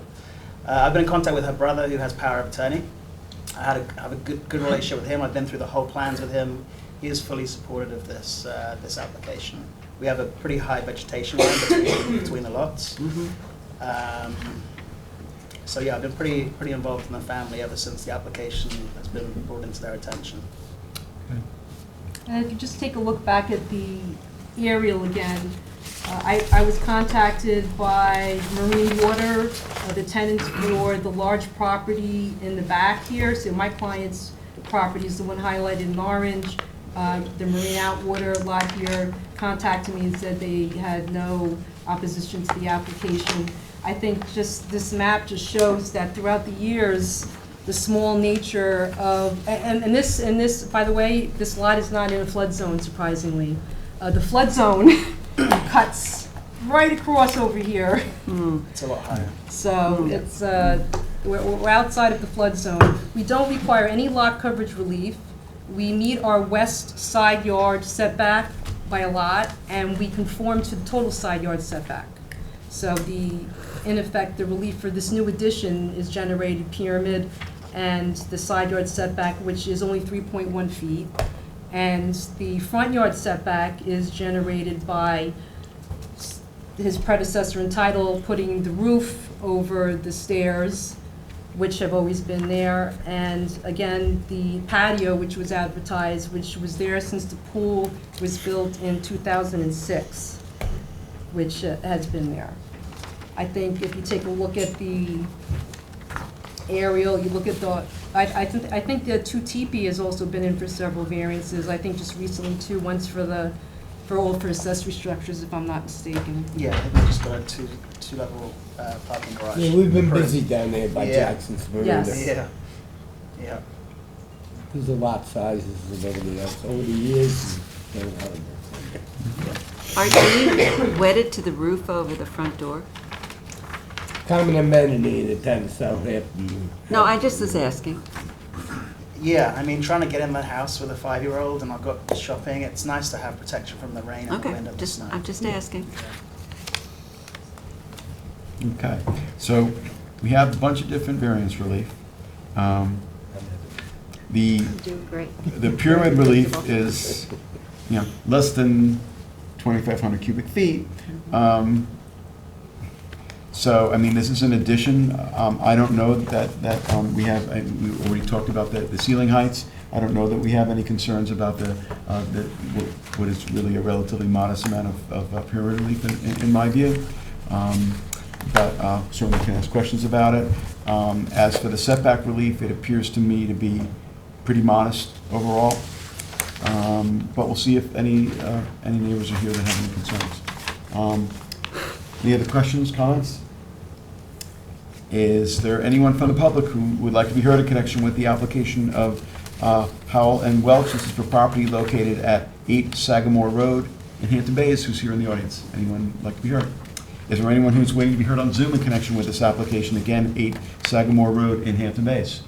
If you are waiting to be heard on Zoom, this will be the time to let us know by raising your hand.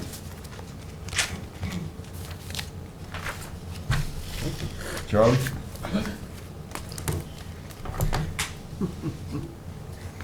Charlie. Charles?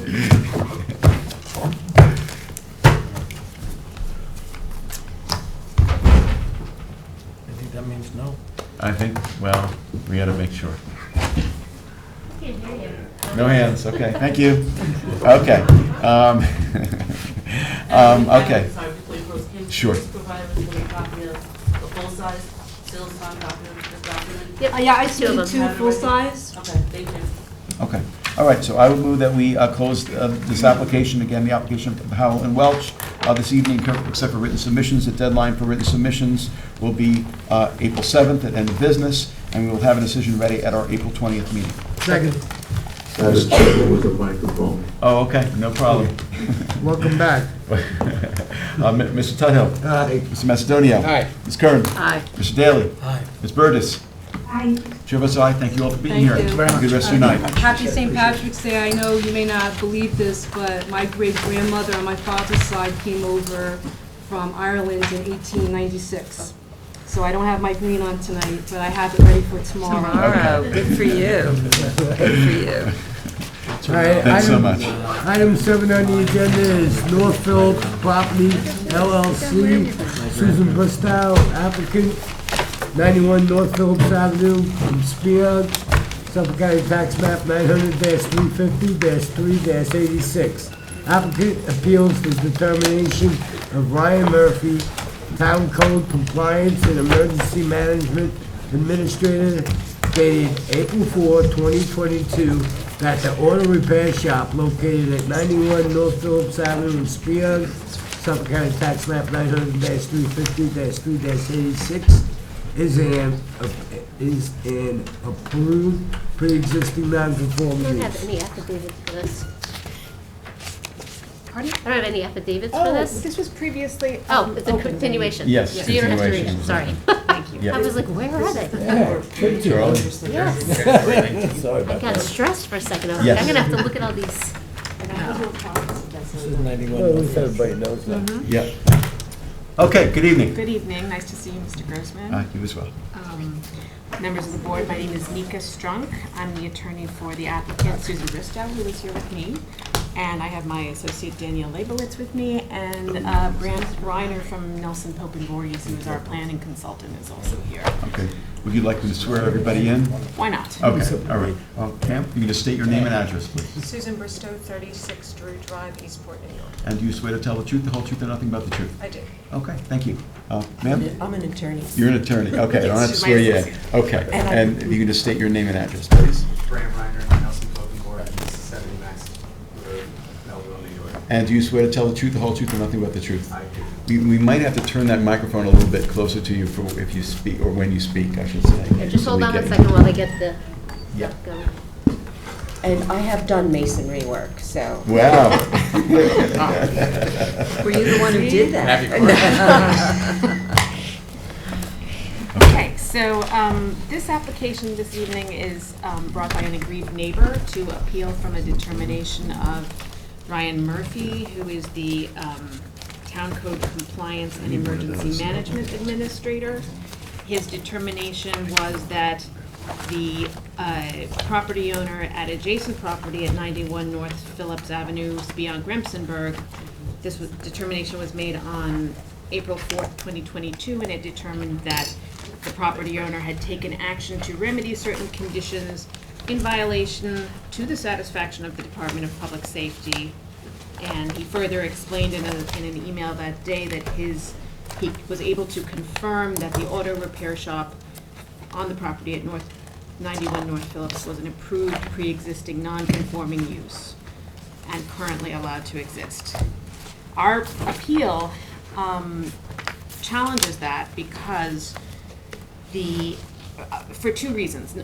One, the auto repair shop use has been massively expanded over the past, basically since approximately 2016, when a new owner came into title.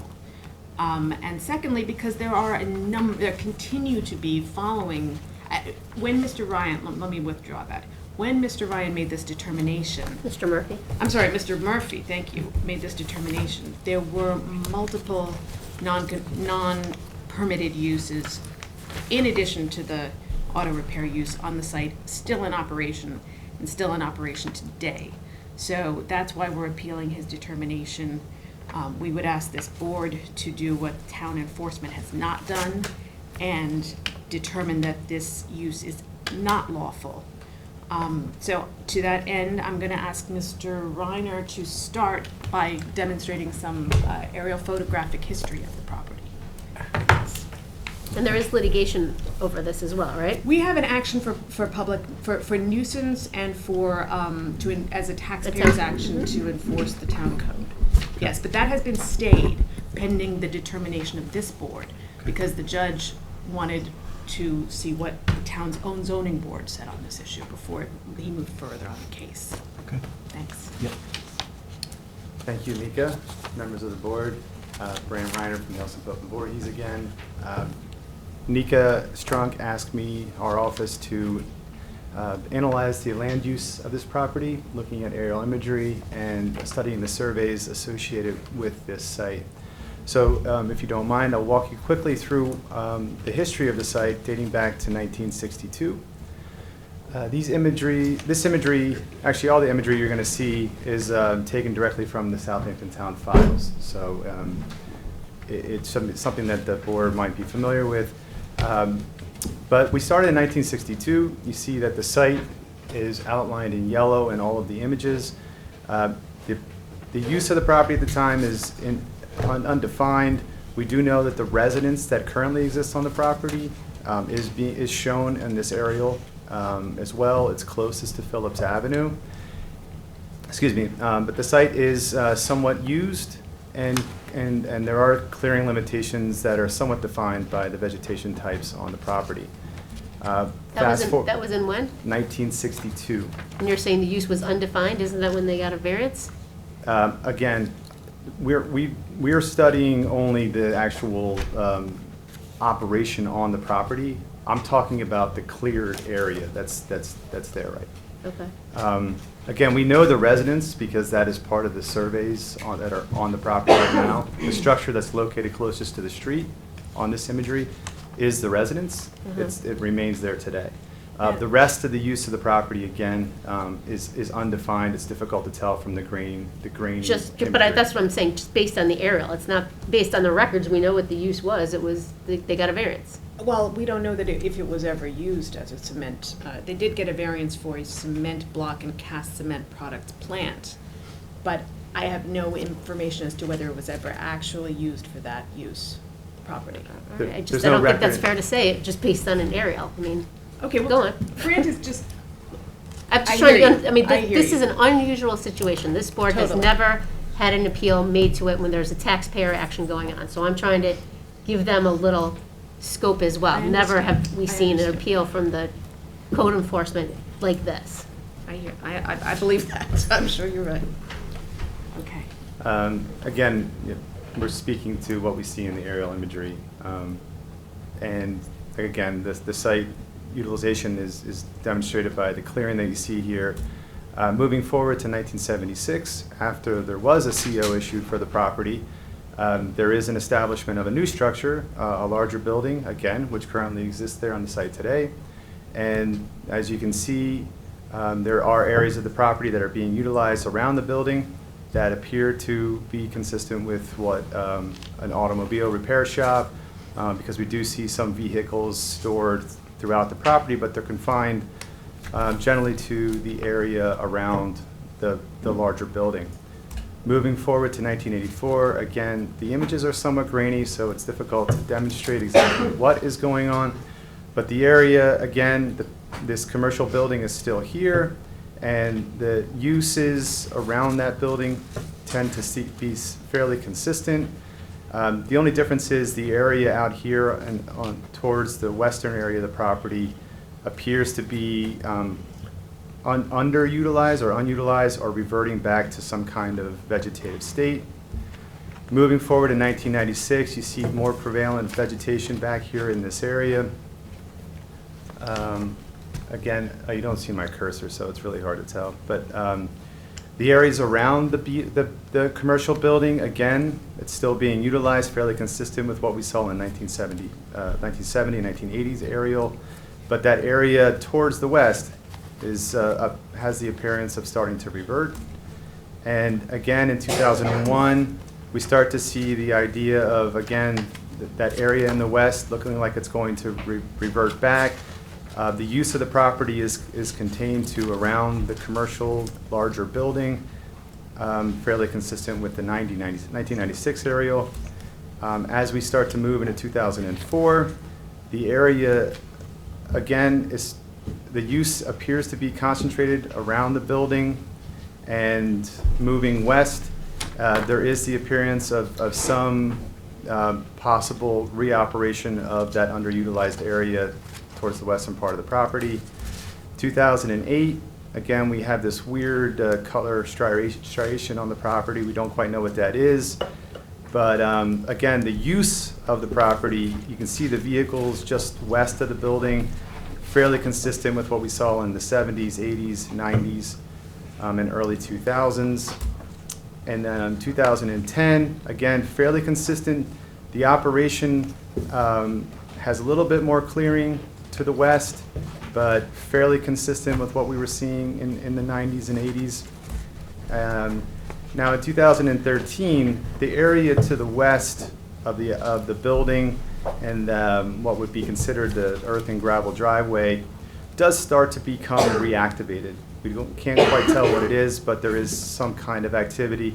There doesn't appear to be any storage of cars or machinery back there, but it's starting to look like there's some activity going on. 2014, the same thing. Now we're starting to see the little dots that you see back in the western part of the property, perhaps maybe a vehicle, a trailer of some sort, a boat, or some kind of storage, but very minimal in terms of the operation. In 2016, we start to see obvious clearing and establishment of what appears to be gravel or some kind of permeable driving earth areas that are being defined. In 2018, that area becomes more formalized and expands even further to the west, getting much closer to the residential properties that are immediately adjoining this property. 2020, even further encroachment towards the residential properties to the west. Now you're nearing a high percentage of operation on the site. You're starting to see vehicles, storage of trailers, operations of undefined activities going on back there. And the same goes with 2021. You still see the semblance of vehicles and trailers operating back here where they were not operating prior to 2014. We did have a 2020 aerial, but I've been having some kind of glitches in the computer. I just couldn't get it to upload properly. But it's fairly consistent with what you see in 2021. The operation is still heavily used. Finally, my last slide will be taking a look at the 2014 and 2018 surveys. Again, these are surveys that we collected from the Southampton Town e-portal. The image on the top represents the 2014 survey. Again, these are cropped. We took the surveys and added color to them, hatches to them, and studied the areas in each of the surveys based upon the labeling that was given by the surveyors of record. In 2014, the surveyor of record was Pat Saccafico. In 2018, the surveyor of record was VHB. So again, on the top is 2014 and the bottom is 2018. The area that you see in gray is what is labeled as earth and gravel driveway, which would be consistent with what we've seen in the aerial imagery as well. The areas that are in like the lime green towards Phillips Avenue, we're calling them lawn simply because that's just what we saw from a drive-by on the road and the aerial imagery. And then the areas that are in the orangish color, we labeled that all as structure. It includes the buildings and then some other nondescript features that are on the property consistent with what may be storage trailers, tractor-trailer trailers. Really, we just don't know. The surveyor did label them, but we just really couldn't tell what they were. We did label them as structures because they were not vegetation or gravel driveway. And then we did also identify an undefined area that I spoke to while I was talking about the aerial imagery. That's labeled in the red. And then the Kelly green is representative of the wooded area. And that's important to demonstrate how much wooded area was there in 2014 versus how much is there in 2018. So when we look at all those areas, what's important to really concentrate on is the table in the middle. You can see that the earth and gravel drive parking area, the expansion of the use of parking vehicles or storage of equipment or whatnot, went from 17,000 square feet in 2004 to roughly 81,000 square feet in 2018. And again, these numbers are rough. They're approximations based upon imagery, scanned documents that we took from the town files. But based upon the lot areas that are shown in the surveys, we were able to interpolate this data to some generalized numbers that do make sense. And then again, looking at the structure, again, what we're calling structure includes what we know as buildings and what we know as other features that may or may not be structures. That we calculated 5,800 square feet in 2014 versus 8,900 roughly in 2018. You can see the comparison in the lawn, the undefined areas, and then when we get down to the wooded areas, you'll see that there was 59 or roughly 58,000 square feet of wooded areas in 2014, and that was reduced down to approximately 7,700 square feet of wooded areas in 2018. So what does that mean? Really, what it means to us is that the actively used area of the property would be consistent with the gravel parking, storage areas, and the buildings, structures, all of those things combined. So basically, if it's not wooded, if it's not undefined, if it's not lawn, it would be actively used areas.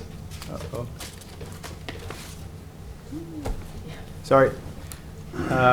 And we compared 2014 to 2018. Basically, we added the structures and the earth and gravel parking area. In 2014, we approximated roughly 23,500 square feet, which is approximately 21% of the site.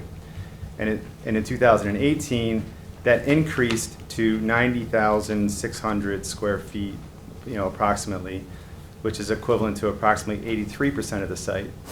And that brings us to an active use increase of roughly 67,000 square feet, or 380% of what the use was in 2014. Thank you.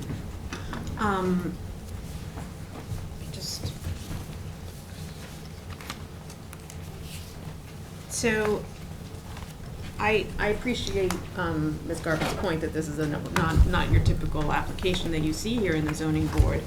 But I do want to emphasize that the town law, New York town law, section 267A provides the appellate jurisdiction of this board.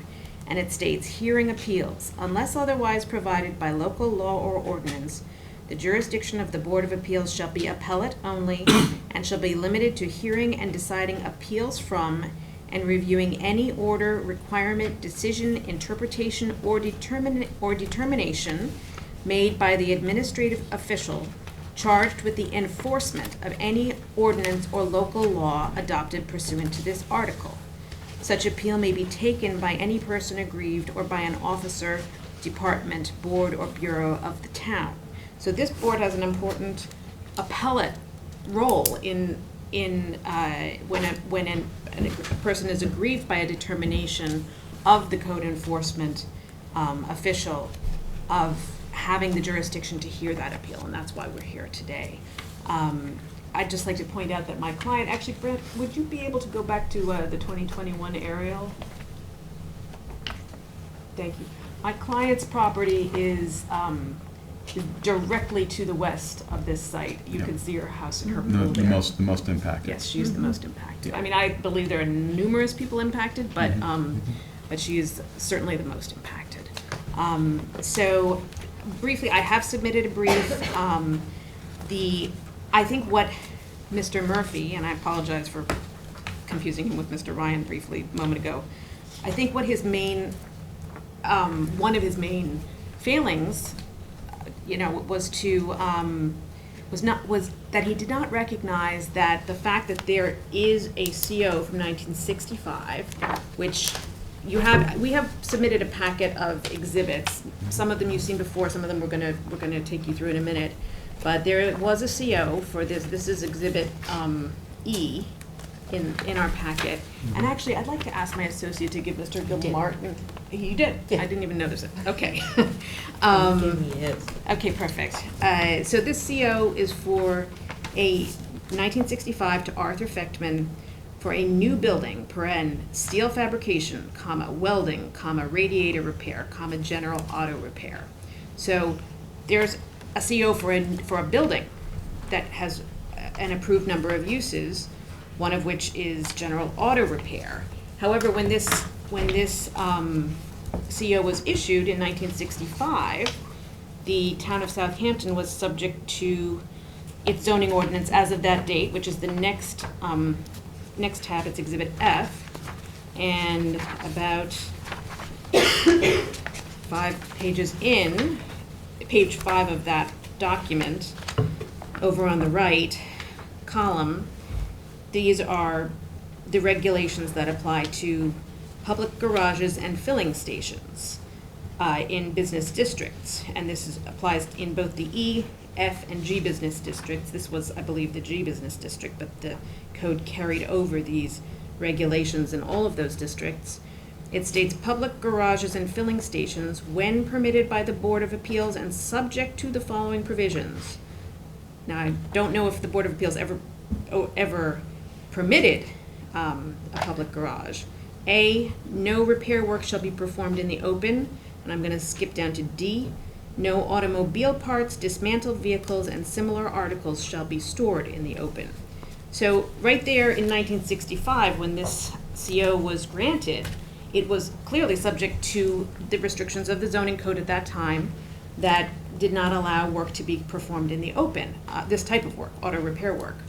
And I should say that it's our understanding that the main use of this site for many, many years, until Mr. Fechtman died in 2012 and the property was acquired by North Phillips Properties LLC in 2014, was a very small welding operation. There may have been some auto repair use, I'm not here to argue about that, but it was much more contained, as you could see graphically on those aerials. So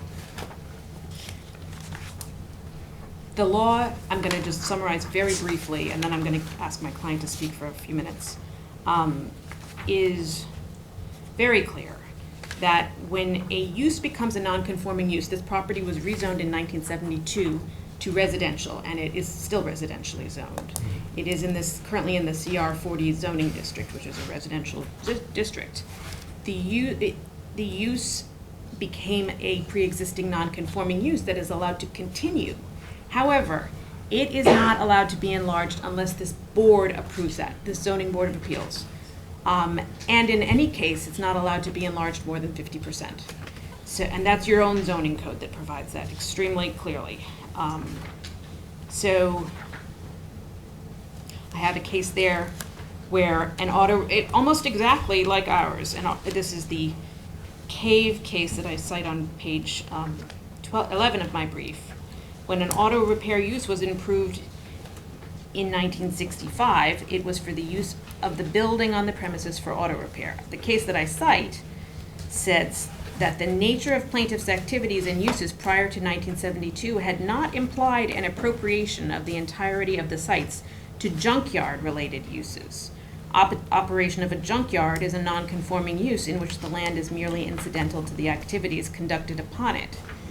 Thus, plaintiff had no right to enlarge and expand the non-conforming uses to the entirety of the parcels in contravention of the residential zoning of the lot, but his doing so constituted an impermissible extension of a non-conforming use.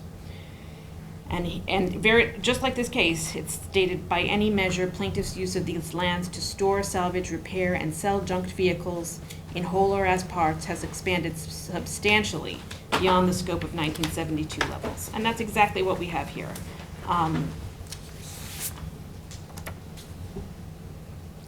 I should also mention that this is a commercial use and it cannot operate in any changed manner, which it certainly has changed the manner in which it operates, without site plan approval from the planning board, which has never been sought or obtained. This is exactly why the zoning code is in place, and this is exactly why we have this board. It's to protect people like my client, residential property owners, from impermissible expansion of commercial uses like we have today. I'd also like to make the board aware that we have foiled the New York State Department of Motor Vehicles, and we were, surprised, I suppose, perhaps, to see that this is Exhibit J. We received certified copies of these documents. Hampton Auto and Equipment LLC by Mr. Steve Giuffre, who is, to our understanding, the principal of the LLC that owns the site, has applied for and received approval of the NYSDMV to operate an auto dealership on this property, not just an auto repair shop, but an auto dealership. And, clearly that's not part of any prior pre-existing non-conforming use. Are you suggesting they're operating an auto delership for this property? It's possible. But are they? Is that what you're saying? They've changed the use? They have to. This is your exhibit I shows that there are signs posted that say it is a registered New York State motor vehicle retail dealer. I don't know if that's what is happening, but there are certainly a lot of vehicles on the property. A lot.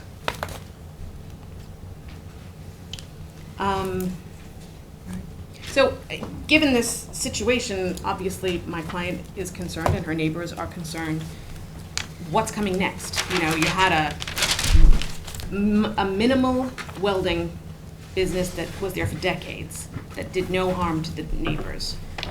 And now you have a massive commercial operation, which my client will describe, and potentially an auto dealership. You know, what are we going to see next? So with that, I'd like to ask my client some questions, just to elicit her. Well, before you do that, Nick, I have a Yes. couple questions. Yes. Because what I'm struggling with is, in 2017, they did get a certificate of compliance for the auto repair. Change of tenancy from welding to auto repair. Oh, no, So- not tenancy from welding to auto repair, one To tenant. Midhampton Auto Repair. Right. But I don't think that was a change of use, that was a change of tenancy. Yeah, I'm not saying it's a change of Okay, use, I'm saying okay. it's a change of tenancy, but what I'm trying to figure out, so the town looked at this in 2017, Mhm. and they allowed this Midhampton Auto Repair. Yes. So when you're showing, what I'm trying to make sure is that you're not getting a second bite of the apple. This CC was never challenged, you didn't bring it to the ZBA, you didn't, and in 2018, all of your photos show the way that it was. So has it changed from 2018 to today? I think my client will say the answer is yes, and I don't think the fact that a change of tenancy was approved meant that the town had approved the, you know, all of the uses, illegal uses that may have been there at that time. But it certainly would have reviewed the development of the lot. I mean, Brandt's picture from 2018 doesn't look like it's changed much from 2018 to the present. So in 2017, when the town looked at it, they identified how the lot was developed, no? I don't know that to be true. Well, I just want to make sure that you're not out of the box, you know, because there is a time limit from when you can challenge things. So, you know, I hear you. because Ryan has said something, the evidence shows that it was developed the same in 2018 as possibly it is today. You're talking about an expansion of a non-conforming use, Mhm. right? So in 2017, they got the CC, and this is what it looked like in 2018. It may not have looked like that in 2017. I don't think it did. And my client will tell you that it did not when that change of tenancy was approved. Okay, well, I mean, We you don't have a have 2016 and you have a 2018, Well, so. okay, but there actually is a significant change between 2016 and 2008. But if you're alleging expansion of a non-conforming use, it would be interesting, and your photos are showing, that's your evidence, right? First it was this, and then it was this, and then it was this, and then it was this, but in 2017, which I think is an important date, because that's when the CC was issued, I mean, you don't have that photo. I don't think there is one. Brant, is there a 2017 photo on GIS? Not to my knowledge. Okay. Can't speak to that. I just think that's important, because So you your may point is be out that of the box, you may be out you're of the saying box that with there's your a statute of limitations problem, is that what you're saying? I'm saying there could be a statute of limitations problem, but there certainly is a question. I'm not convinced that you can go back to the 1962 to show your expansion of a non-conforming use if the town blessed this in 2017. I don't think the town blessed, I mean, I've spoken to CC.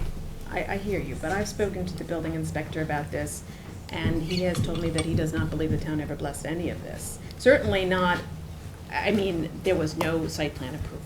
Well, it would be helpful to have something from the chief building inspector as opposed to something from code. I mean, this board is used to seeing things from the chief building Well, inspector. I mean, we don't have, he has not provided anything to us. I've met with Janice Schurer. She has said she would provide something. She never provided anything. Okay. She concurred that the use was illegal and that the town has been trying to use its enforcement efforts to stop it, but has not been successful, not even remotely. Yeah, so basically what Katie's getting to is, whether there was an issue as to whether the issuance of this certificate of Yeah. as a CFC in 2018? 2017. Whether 2017, whether there was an issue having to do with that not having been challenged at the time it issued. So you can take your What does the change position of on that. tenancy supposedly do? Does it require them to go out and inspect the site, or is it just a change of ownership? No, it's not a change of ownership. What You is know, it a change? Well, I mean, we'd have, I don't know what's in the file, but typically, you know, they have to come out and look at the site, I believe, and see what's there. And But some you people- believe, but I'd like to know Well, I don't- specifically I mean, Nika can what the requirement find out. is. It's not for We me. have foiled the building files, we have foiled everything in, Right. every record that this town has. And we have no indication that the town has ever made a determination, other than Mr. Murphy's determination, that this was permissible. Well, I mean, I and the see you have certificate a of certificate compliance. of compliance for a change in tenancy. And I'd like to point out also that the Mid-Hampton Auto Repair, which was permit, you know, the tenancy, the change of tenancy to Mid-Hampton Auto was permitted.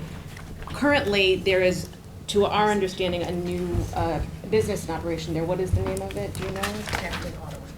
Hampton Auto what? And repair. Hampton Auto and Repair. Mm-hmm. So there has been an additional change of tenancy more recently. Hampton Auto is no longer there. And they have not sought or approved the building But inspectors. this, I mean, this board doesn't say to people, we're gonna revoke things because you haven't sought a change of tenancy form either. Well, I believe that this board does have the authority to do what we are asking. It does, I mean, maybe what you're asking, but not what you're suggesting right now, that there's a violation, and because there's a violation, because there's a new tenant, you can revoke something, no. Okay.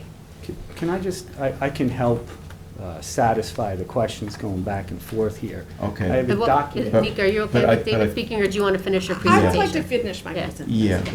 There is an inspection done, and there is a worksheet prior to when that certificate of compliance. Okay. Okay, You can okay. give it We'll- later. We'll get to you shortly. Thanks. Okay.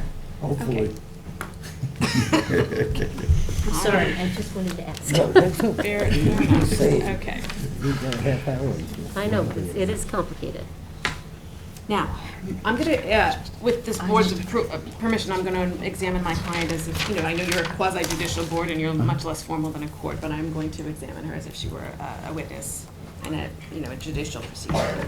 Ms. Bristow, you are the person who brought this appeal? Yes. Okay. Where do you live?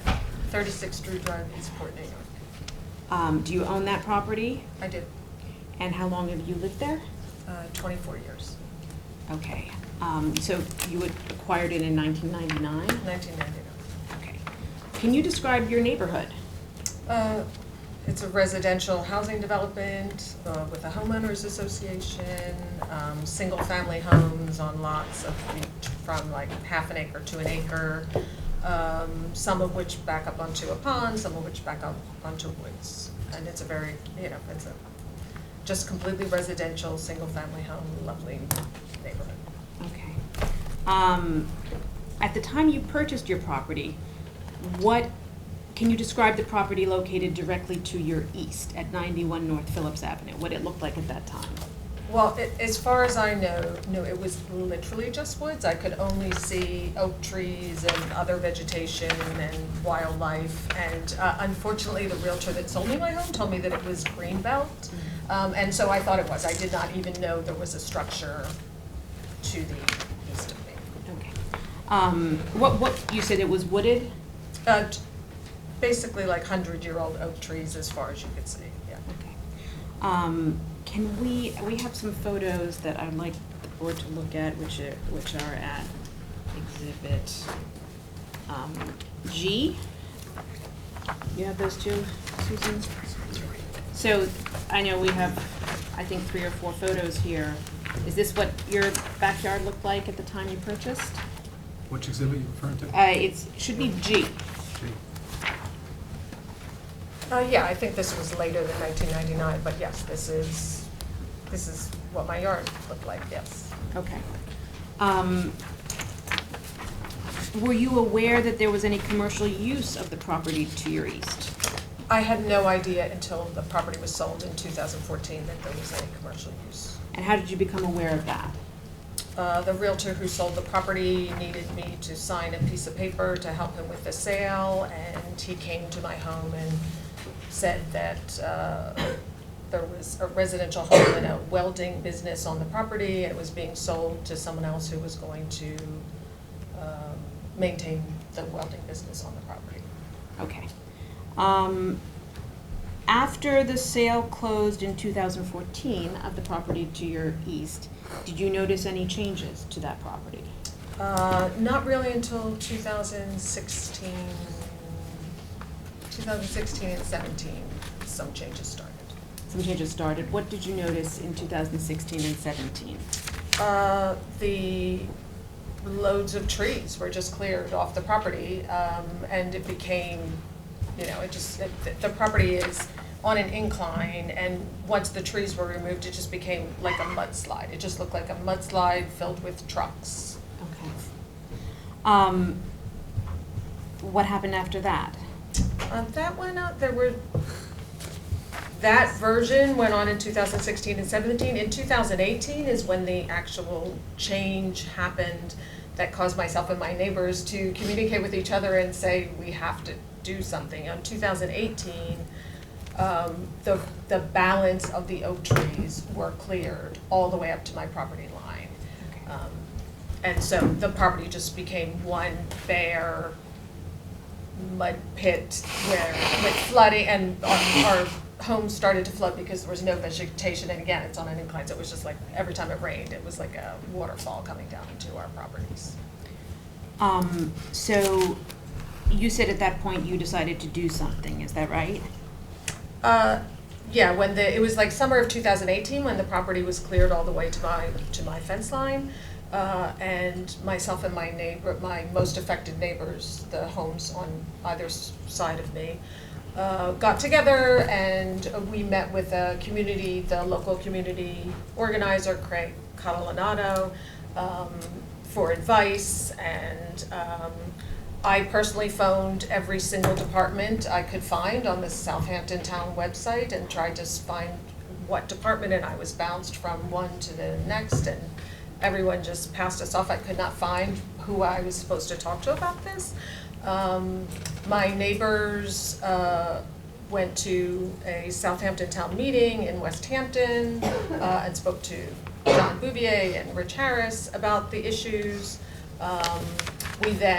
And still nothing happened, and then we requested a meeting with town attorneys, which was the first meeting we had with them was in November of 2018, and we expressed all the issues we had with not only the fact that this land was cleared all the way up to the property line, but there were multiple businesses, the innumerable number of businesses operating on the property, multiple landscaping companies, there were storage sheds, rental trailers, boats, there were huge freight containers that had like plastic and greenhouses on top. There were snowmobiles on top of storage containers. There were big construction blocks that made a dam, and there was just black water filled in the dam up against my fence. There were just so many businesses operating on the property. It just became like a truck stop, as it is to this day, reminiscent of a truck stop. So we went and spoke to the town. They said that they would move the businesses back away to the original footprint, and that they would ask the owner to revegetate the land, which is very difficult when you've cut down 100-year-old oak trees, but they said that they would try and have the land revegetated. Nothing happened subsequent to that meeting. We filed a formal notice to the town in March of 2019 to list all of the things that were going on in the property, to bring to their attention all of the multiple businesses that operated there from 5:30 in the morning until late into the evening, 7 days a week, landscaping companies, mulching, the amount of noise and trucks and the sound of mulcher and the steel sound of mulcher that operated endlessly for years was still allowed to go on.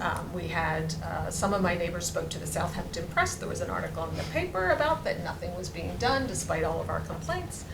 We had another town meeting with all the town attorneys in October of 2020 during the pandemic, so we did it over the phone, and they recommended that every time we saw that they couldn't do anything unless we phoned code enforcement, and that we should phone code enforcement every time we saw a violation. So myself and my neighbors started to report to code enforcement every day, and we would they didn't matter how many times we reported violations, nothing was done still.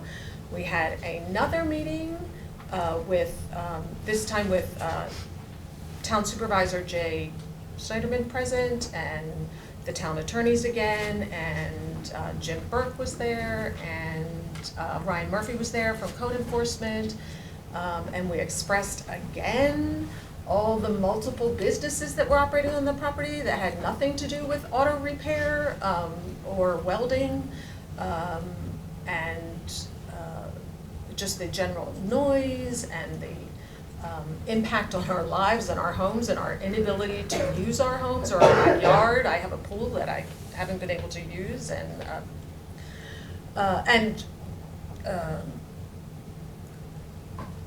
the behavior of the people who work on the property, you know, peeing on our lawns and throwing beer cans on our lawns and general fighting, and the number of day laborers who would be brought to the property and in cars and get into trucks and then go out for the day and work and then come back at the end of the day and get out of the trucks and get into their cars and then stop and have beers before they went home. So that was the general, you know, issues we had. Jay Schneiderman told Jim Burke to buy part of the property so that we could go back to living like residents in the town, and that happened. That was back in April of 2020 and 2022, and still nothing has happened to date. And then as much as we've been promised that something would be taken care of, we then got a letter from Ryan Murphy in April of 2022 saying that there was no reason for us to meet again because there were, as far as he was aware, there were no longer any illegal businesses operating on the property as of April of 2022. And on that date, I read the email from Ryan Murphy, and I just turned around and looked out my window, and I thought, I'll just pick up my phone and take a picture of all the landscaping trucks that are right in my view, sitting at my desk here. And I did, and I emailed it to him, and then I sent him a picture of the gigantic crane, 3-story orange crane that was also operating on the property from Patriot Construction Company, yet another business that operated on the property. Huge, you know, commercial construction vehicles that were there. And then unbeknownst to me, at the same time, my neighbor went out in her backyard and took a picture of a mulcher that was spewing,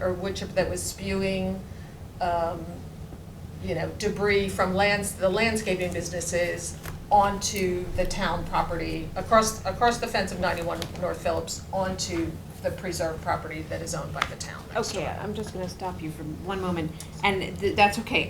The mulching that you're talking about and the video, actually, Grant, would you be able to cue that up and play it? We have like a 5-second video to show the board.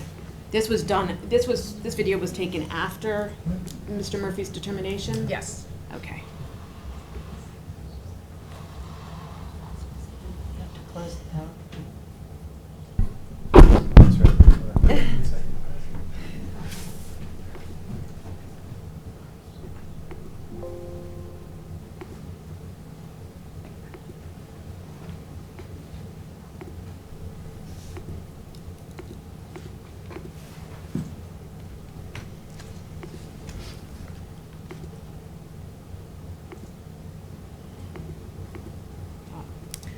All right, I'm gonna move on. Yeah. And let me know when you're ready. Yeah. Grant. It's froze, sorry. That's okay. So,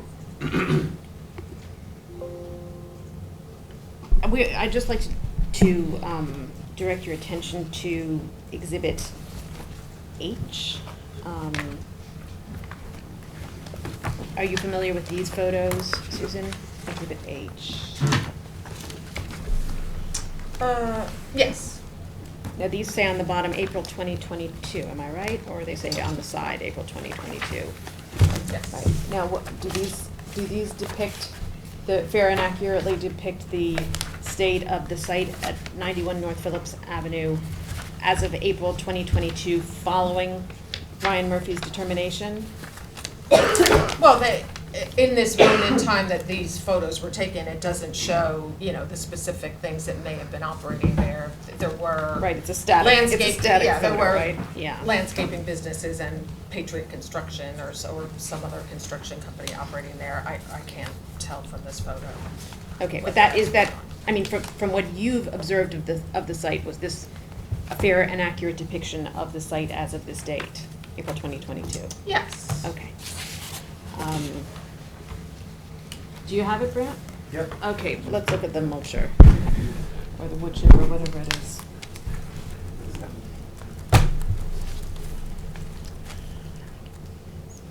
Okay. Still not showing up, huh? All right, I'll continue. Okay. Um, Looking at exhibit, I'd just like to note for the board that the surveys that Brant used, which he took from GIS, you have copies of them at exhibit K in your packet. So have they ever received any violations on this property? I believe they have received many violations on Okay, this property. so there has been action taken. I mean, you're showing us videos, you're showing us photos. They have not received any, to my knowledge, they have not received any violations after April 2022. So what we're showing you is things that have happened after April Okay. 2022, which we were trying to show you. Let's look at exhibit L. And can you tell us what these photos are? No, these are also post, no, I think you've got to go one more. Oh, maybe not. Let's look at my packet. Oh. Yeah, okay, so exhibit L. Are these photos that you took? Maybe this is. Yes. Okay, and what do they show? That's just the view from my living room or deck or. When were these photos taken? When were these photos taken? It's in your screen.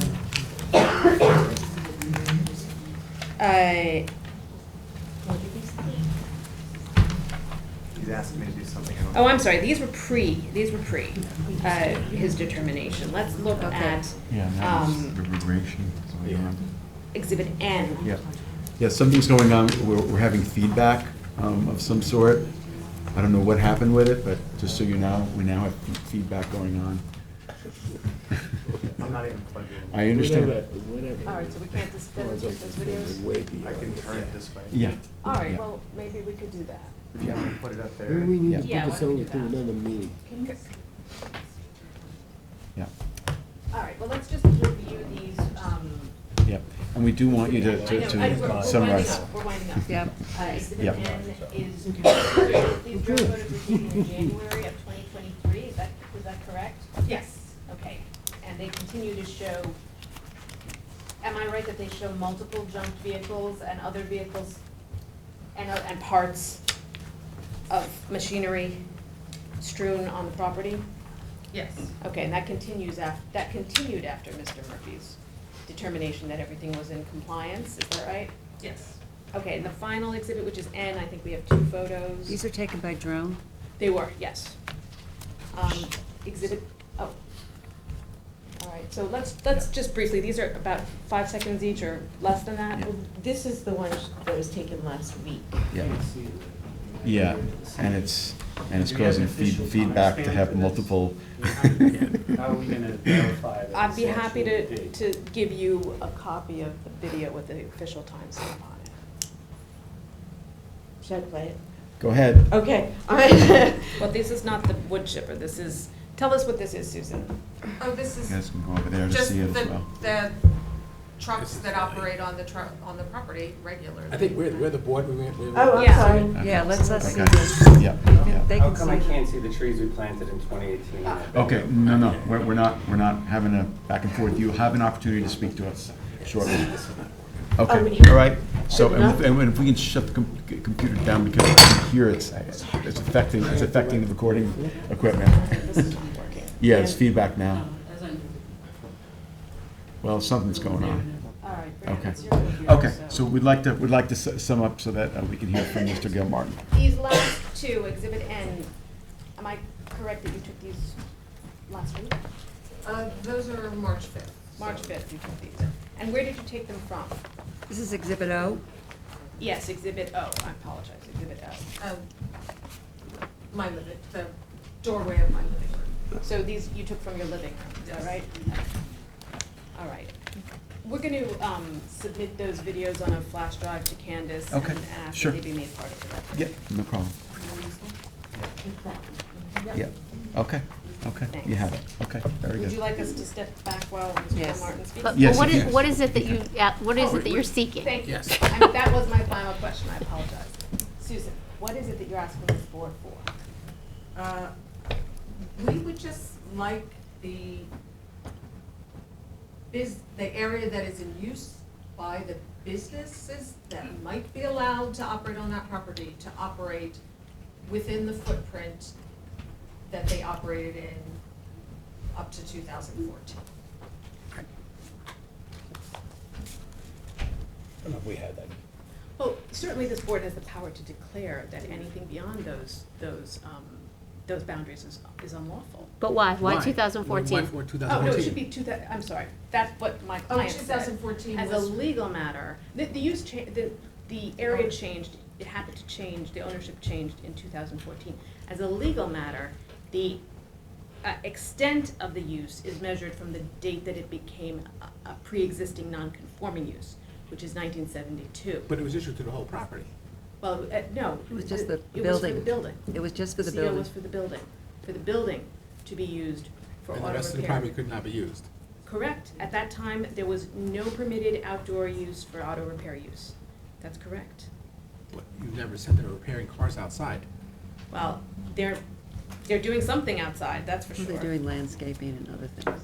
That's outside storage, And, that's and separate. frankly, it meets the definition of a junkyard under the town code, which is when there's a junk yard, where does it say two or more? Be better than mini cement.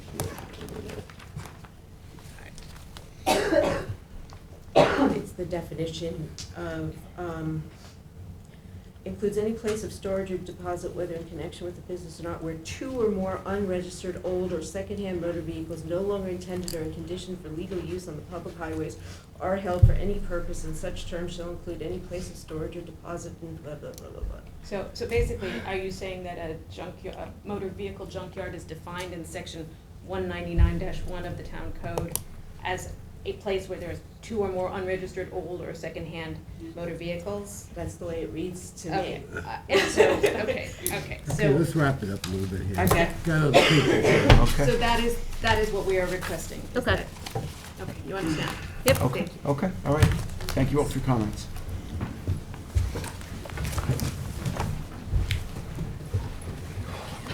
Hello, David. Not really.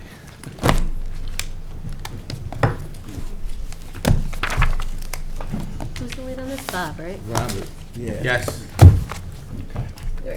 Good evening, David Gilmartin Jr., Greenberg, Troy, 2317 Montauk Highway, Bridgehampton, for the property owner. And tonight I have with me the Jiffers. I'd ask that you swear them in. I'm not sure how much time you're going to give us, but, you know, there was a lot of misrepresentations that you just heard that we're going to spend a lot of time straightening out.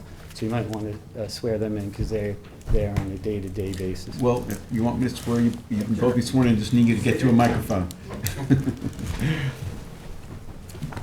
Okay, you just both state your names and addresses, please. Steve Jufrey, 91 North Phillips Avenue, Spionk. And do you swear to tell the truth, the whole truth, and nothing but the truth? Yes. Okay, and, yeah, Catherine Brown, 91 North Phillips Avenue, Spionk.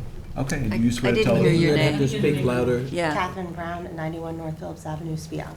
And do you swear to tell the truth, the whole truth, and nothing but the truth? I do. Okay, thank But you. Steve, how do you spell your last name? Giuffre. Giuffre? Okay. All right, Okay. just, Are you in C or K? K.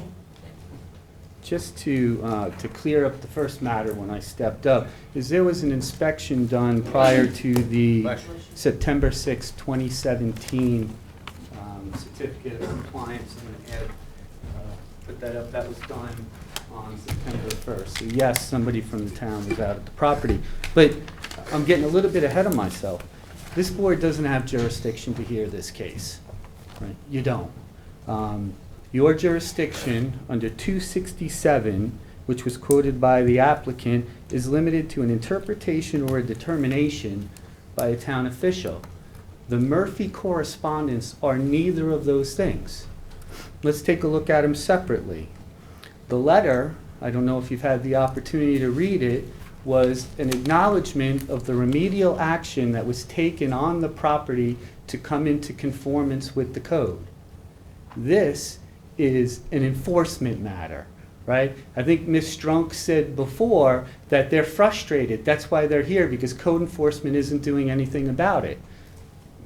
Jumping ahead a little bit, simply not true. They call almost every day, and the inspectors go out. There's a reason why there are no violations, because they're in conformance with their CO, which, by the way, we can talk about 2017, because that's the most recent certificate of compliance.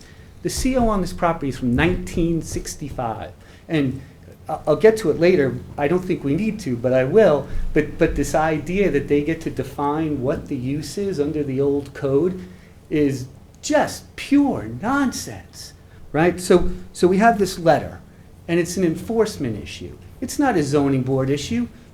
Play this out to the end. Is this board going to go out to the site and determine what businesses are working out there or not? Because that's what the letter states, right?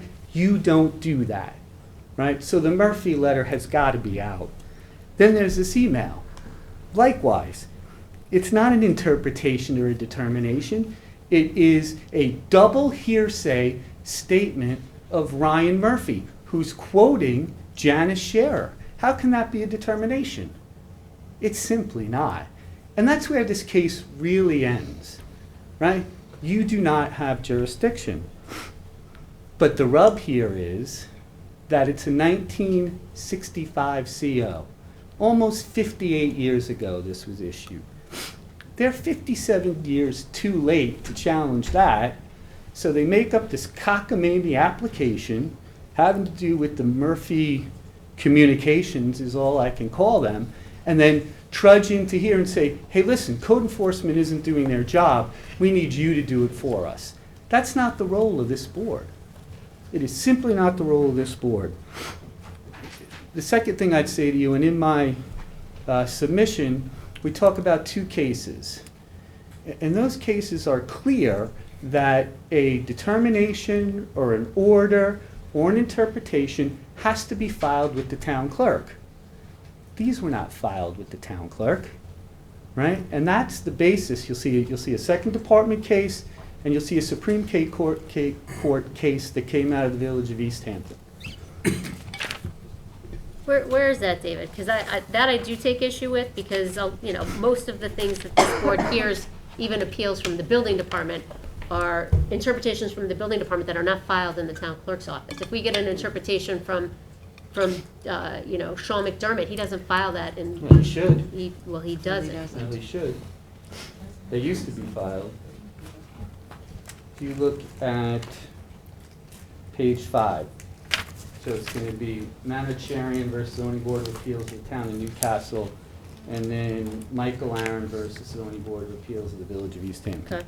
And those cases are clear that that's what has to be appealed from. Yeah, notwithstanding the common sense of what they were as you read those documents. Okay, but let's just go back to that for a second. Shall be filed in the office of such administrative official. So if Right. the building inspector is making the interpretation, the building inspector files it in his office, the I think office if of the you check- administrative official. It doesn't say the town clerk. I think if you check the records, you will find that the town has designated the town clerk as the repository of all the building permits and decisions and orders and things of the building department. Unless that's been changed in the last couple of years, but I believe that to be true, so it had to be with the town clerk. It certainly wasn't filed, and we've looked at the files, it wasn't in the building file, this was just a communication. So, either way, I think it fails. It's a manufactured case, you don't have jurisdiction, you should throw it out now. It also smacks to me of an abusive process, right? This group comes in, and we heard the whole tale, right, of everybody they talked to in the town to try and get the town to do something. They asked the town to go to Supreme Court. Town declined to do that. Why is that? But they went. That case has been being battled for what, 2 years? 2+? At least. Are you handling that or someone else? No, I'm not. Frank Eisler from Yakubowski firm is handling it. But you know, I mean, because Nika did say they've stated pending this board's determination. Is that true? I mean, are you aware of that? I mean, I've heard that, I wasn't part of that, and we're here defending it and saying you don't have jurisdiction. I hope you decide that, and Mr. I can say something about that. Yep. So we requested summary judgment, and they did not provide any evidence to continue with the case. Rather, they said they were going to appeal this, and that would be their evidence. So Got they're it. trying to manufacture evidence here. Okay. And then the second part of this is we're also in justice court on these claims, which is really the genesis of the Murphy letter, right? So they have two bites at the apple. They're trying to take a third, and they're trying to make you enforce the code. Even if you make this mistake of accepting jurisdiction, this application has to fail. As part of our submission, if you look at Exhibit E, we have 5 affidavits from people who lived and grew up in the area, who are fully familiar with the property, some going back to 1947. And to a person, all of them have stated that there were cars and trucks and trailers strewn throughout the property, back and front. The most interesting affidavit is one of the gentlemen pointed out that there is a road behind this property, and there were paths that accessed it, and people drove Woods cars that they fixed on the site back and forth behind the property. All of these affidavits together show that the entirety of the property was used as part of the 1965 use. So even if you're going to take jurisdiction, which I really don't think you can, the property owner, are entitled to use the entirety of the property, because that's how it was used. Certainly in 1972, we have evidence showing it goes back before 57. So the representation that this is a junkyard, I think may be accurate zoning-wise, and I believe we have enough here to make an application to have a junkyard, that's the historical use of this property. It is. So, you know, in some ways this application is irritating, but in other ways it's really eye-opening. We have these 5, and we have more affidavits coming. And they're all going to say the same thing, that the entire property was used by Artie Fechtman, who is some sort of mechanical engineering genius on the property, and he fixed everything for everybody in the area. No, I think there were 2 different issues. One is what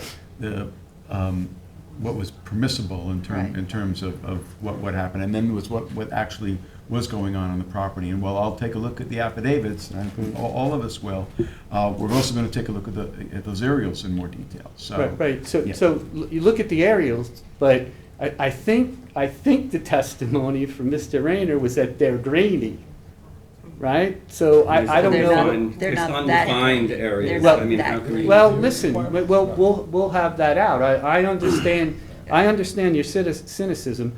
I don't think it's appropriate, Well, but I understand it. Okay. Yeah. Because, and one of the things, listen, I think think back to 1965 and how properties operated, and then listen to the uses that are entitled to this property. Yeah, and I also want to mention, we'll be doing all of that, presuming we get to Right, pass the jurisdictional issue. Right, agreed. I mean, that I think you have to decide Right, first, I and understand. then, but I don't want to let that testimony go and have you thinking about it for, whenever you're going to make us come back. But the CO in 1965 says steel fabrication, welding, radiator repair, and general auto repair. You can't limit that, right? That's what was allowed at that time by the town, right? So the fact that there are these materials all over the property make complete sense. They make complete sense with the affidavit that shows the roads, right? That there were cars driven back and forth on the property and down to the train station. You'll read that in an affidavit.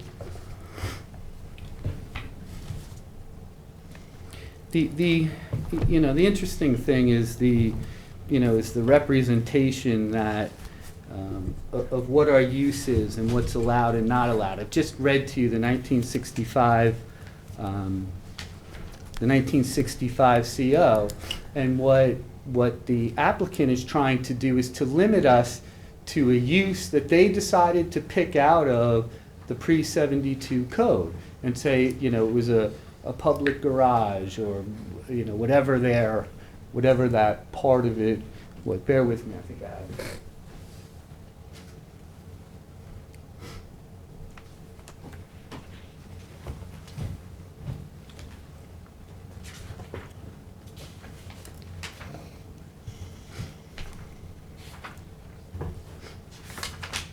So what the applicant has done is they cherry-picked a use that they wanted to apply to the property and then want to apply that use on a going-forward basis, and that's the public garage and filling station. If you look at the background of this lot with all the records in the town, those words never appear in any of the records. It's a cherry-picked use to meet their ends. That's simply what it is. I believe that that's 14, I believe it was section 17, other uses which in the opinion of the Board of Appeals meet the standards set forth in section B of Article 20 and are of the same general character as those listed in the permitted uses in those districts. It is something of a, it's something of a red herring, right? Because we have a 65 CO that was given after a building permit application that tells us how the property can be used. And it's really some sort of serious gymnastics to say, after all of these years, I think if Brant would pull up his 62, or you guys look at his 62 aerial, you'll see that there was action on this property prior to that application. If you look at our COs, we have somebody who said that this activity was going on in 47, 10 years before the zoning code. So these gymnastics that say it's this use, it's this public garage use and you can't go outside, just belies all of the facts that they just sat there and presented to you. There's been outdoor activity on this property since 1947. Right? And it can't be stated otherwise. It's their own evidence that proves that. And now they want to put everything inside. What repair garage has as many cars as bays and only in the bays? Right? Can you think of one? No. It requires the most parking of anything in the town under the town code.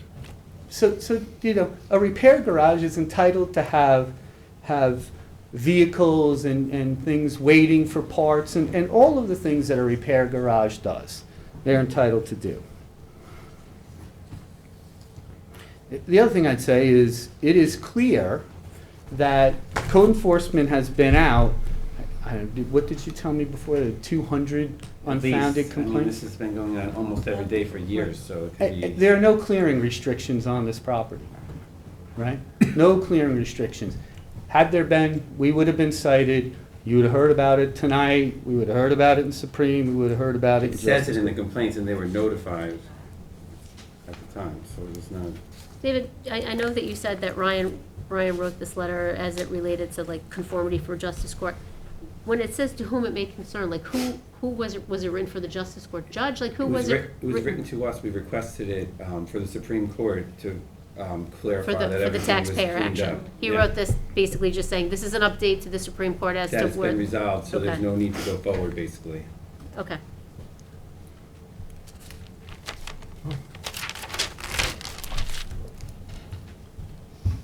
Okay, well, what else? So, what else would so like to again, you tell have no us? jurisdiction, and to sum it up, you have no jurisdiction, and notwithstanding that, we're entitled to use the entirety of the property.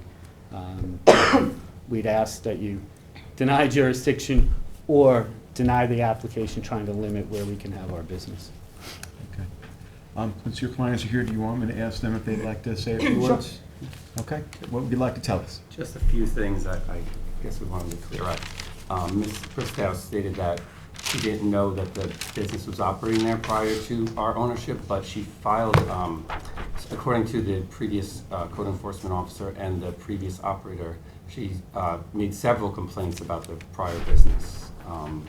So I just thought that that was interesting that she didn't know about it, but she complained about it. I find that a little bit annoying, I guess. And something that she said that she really doesn't want to see the operations at our property, but we put up a fence, we had a permit, we got it surveyed, she removed the stakes and the no trespassing signs that we had and delayed us putting up a fence and then tried to stop us from being able to put up that fence, which was intended to screen her. We also installed 230 trees to screen her the best that we could and, try to be a good neighbor. And she cut the root balls of every single tree and destroyed our irrigation system. So this is not really something that, I know this is not about your guys, I'm just trying to show you the picture that, we have, as you see all the drone photos, we live on the property with a 4-year-old son. He's playing on a swing set and there's a telescope pointed at it. That's, or drones flying over. He had trouble sleeping because he was afraid of, what do you call her? The crazy lady. The crazy lady in the woods, because they're just, trying to get, we put up this fence to stop them from coming on our property and destroying things, it's not our intention to have this going on. We would like to resolve it, and I just hope that you wouldn't allow this to continue. It's been going on for 9 years? Yeah. I mean, we've... Yeah, well, if it ends up that we, I don't know If you have jurisdiction, yeah. what we're Yeah. gonna do about jurisdiction, but if, for example, we don't have jurisdiction, then it really Yeah. goes into, to the other venue. Yeah. As to where. But not I to, just wanna just not say- to delay it if possible, that's Yeah. my... Yeah. I'd just like to add one exhibit. I know that it seems far-fetched that there was a road in back, right? But I have a 1964 CM Rayner survey which shows That's a something- site plan, because that was Old- before the building was put up. That was submitted with the building permit. Old Wood Road in the back. So it's Yeah. right up here. Okay, all right. Can I just ask a question? What is the business that's going on this property? The business is ultimately the same, that business that it's, Just tell me what it is. order, how did you spell it? Order repair, Order repair, what welding, is- we do the exact same, everything There's that the no CO says. landscaping business. No. Do you There's rent no out mold. space? We You work rent out on space to landscaping oth- You rent equipment. out space to other tenants? But it's, No. but it's, Okay. but it's not, you're not doing landscaping. I think the landscaping thing What is- about the mulching? We don't do mulching, I think, the mulching was from, Well, we cleaned When- up some of the property, so I don't know Yeah. if that was in mistaken other as a wood maybe chipper when a mulching. tree came down or Right, something so like that. There It's are not many a- trees wood that have chipping, fallen. it's not yeah. a It's business. not It's an not a operating business. landscaping So business. the property is being used for mechanical repairs. Is Yes. it being used as a dealership? Well, it has a dealer's We have a license that dealer's goes license, with but the auto repair. that is not our main Primary use, no. primary.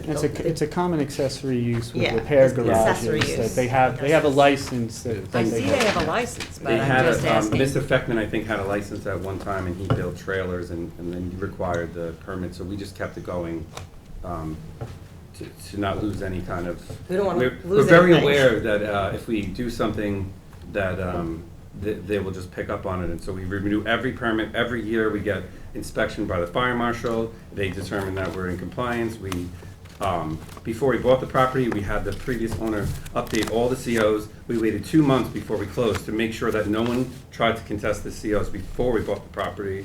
I think, Mr. Trezza, we probably met with him 100 times at the town to just be sure we're not doing anything wrong before we even bought the property. So, Who's Steve's Landscaping? that is one of our businesses. Is it, Yours? Or- Yes. That's And what I was it's- gonna Yeah. ask. There's no, it looks like it's almost Yeah. sectioned off for different rental lots, for different businesses, no? Yeah. so you just told me you don't do landscaping. Yeah, not at the property. Was that the And- question? You said at the property, right? No, I mean, No, I mean, you're not just landscaping the property. You're Yeah. running a landscaping business from the property. Not anymore. we have a That's what the location of That's what the property Murphy operator. letter says, Okay. that that's not happening anymore, and that's the subject of the Justice Court Okay. case. All of those businesses are removed. Read the Murphy letter. I did. It's get pretty it. clear. Thank So you. what it says is everything's been removed and we can, we can tie every vehicle there to the repair business. That's what that letter says, and they prove that to Mr. Murphy's satisfaction under 2 inspections. Several times, almost every time they come to inspect, we go through the Yeah. whole. So we're going to listen to what everybody has to say, and we have to say a little bit more, but we've been given lots of information that we're going to have to digest, literally hand it to us as this is all, at tonight's hearing. And by the way, we have another long public hearing that's going to happen as soon as this one is done. So Yep. we're done. Sum up, you got our point, I think. Okay, all right. Yeah, Oh, very definitely. quickly, very quickly. Sure. Obviously, we're We gonna come haven't done anything back. We reviewed our documents that we have about this 2007 Certificate of Compliance.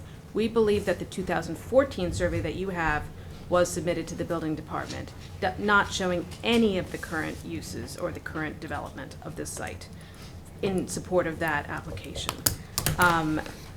What Mr. Giuffre said, I'm going to just speak for my client to avoid her having to come back here about complaining about the prior use or cutting root balls of his trees is completely false. The dealership is a new permit. We've reviewed all of the DMV's files. This is an absolutely new permit application. The motion for summary judgment that Mr. Giuffre referred to in the Supreme Court action was him requesting summary judgment in his favor on the basis of Mr. Murphy's email that said that his uses are fully compliant. That's what he with said. zoning. Yeah, okay. Yeah. Okay, so I Yeah, don't. he said he asked for the letter so he could submit it to the Supreme Court, basically Okay, I thought he saying said the town Justice has already, Court. no, Okay, he said this so is that Supreme Court. the town has acted and it's been taken care of. Okay. But it wasn't filed in the town clerk's Yep. office. No. We got an hour and 15 minutes into Yep, this thing yep. already, you know? Okay. We got a lot of people So, from these. I'm going to try to make it as quick as I As can. quick as you can, if you can, and then we're going to be very brief at this Yeah, point, yeah, because we've listened for a while. I'm mostly rubber stamping what Nika had to say. I'm an attorney, and my name's Alicia Menachino. I represent Patricia O'Keefe. She lives just north of Miss Bristow at 34 Drew Drive in Eastport, which is just to the north of this lot, but behind it. I have a letter that she's written. She's an 81-year-old lady. She lives alone. She has the same complaints as Miss Bristow. It's been going on for years, but her concern is a little bit more grave. She lives alone. She feels fully exposed. There are men behind her house constantly, not always constantly, but all the time, or at least there have been in the past, urinating, et cetera, et cetera. She feels exposed and vulnerable because of the buffer having been taken away. So I'm just going to give a copy of the letter. There's one Okay, page for and it. we'll read it. That's fine, and we will read it. So that's her primary concern. Having all of that vegetation cleared has had a severely detrimental effect on her. There were lights constantly shining in the back. She can't use the pool in her backyard, can't bring her grandchildren out when she has them over. Has so significantly negatively affected her life that it's affected her quality of life. And there has to be something that this board can do, and I understand there's a jurisdictional I'm concern. not sure if there's anything we can do. We're going to find out. I understand there's a jurisdictional Yes, concern, there but is. it seems to me that the use should be able to at least be modified for time and day. It's not 7 days a week, not all hours of the day, trucks backing up late at night. I mean, for Mr. Giuffre to come up and say he's a good neighbor and that his child can't sleep or that they can't sleep, it flies in the face, because the last thing a good neighbor does is clear all the way up to the property line, cause lights to shine on your property, and keep you up all night with commercial vehicles and which. Pardon? He's not in violation of any clearing restrictions. I understand that, but to say you're a good neighbor after doing that, to me, seems a little, doesn't really seem to make sense. I also have some pictures that she's taken, which, just to supplement, I don't know if they were included in Ms. Strunk's package. My client, she's on Zoom now, because she's actually not here, but she's the one who had a professional take the drone photos, and Is this just one packet? Is this 7 packets? it's What is one this? packet of all different times. They're all labeled Okay. as to what years they were, and they go back from 2018 to most recently January Gotcha. I mean, if you want all the 2023. the members to look at it, you should submit copies for everybody. I'll ask my client to put them together. Thank you. And just to mention one other thing, which hasn't really been clarified, the vehicles that are still there, whether you want to call it a junkyard use or not, many of the vehicles that have been there for years, or let me just say at least 8 to 10 months, which she can verify, campers, cars have not been moved at all for 8 to 10 months. So to say that they're linked to an active auto body shop for that long seems disingenuous. I hope that you consider my client's, concern in the way it's affecting her health and her property values, which, by the way, the letter includes a letter from a real estate agent who's very knowledgeable to this particular area, and says that property values amongst these particular homes have been reduced by 10 to 15% as a result of this expansion of use and noise and light pollution, essentially. Okay. Can you explain the last name for me? Sure, MENECHINO. Thank you. Thank you, Chair. Okay. Thank you, Board. Thank you for your comments. Okay. Is there anyone else who is in the boardroom who would like to be heard in connection with this application? Is there anyone who is waiting to be heard on Zoom in connection with this application? Again, this is for property located at 91 North Phillips Avenue in Spionk. The application of 91 North Phillips Properties LLC. Okay.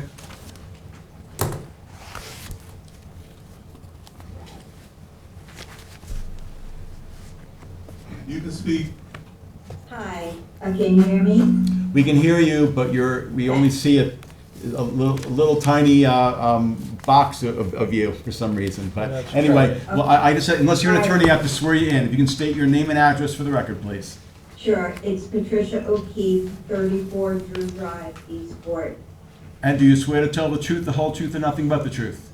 I swear to tell the whole truth and nothing but the truth. Okay, if you can give us your comments, but this is we've been listening to this for quite some time, so we greatly appreciate if you can be brief. From my lawyer, so you can read that, and that will tell you basically what has gone on.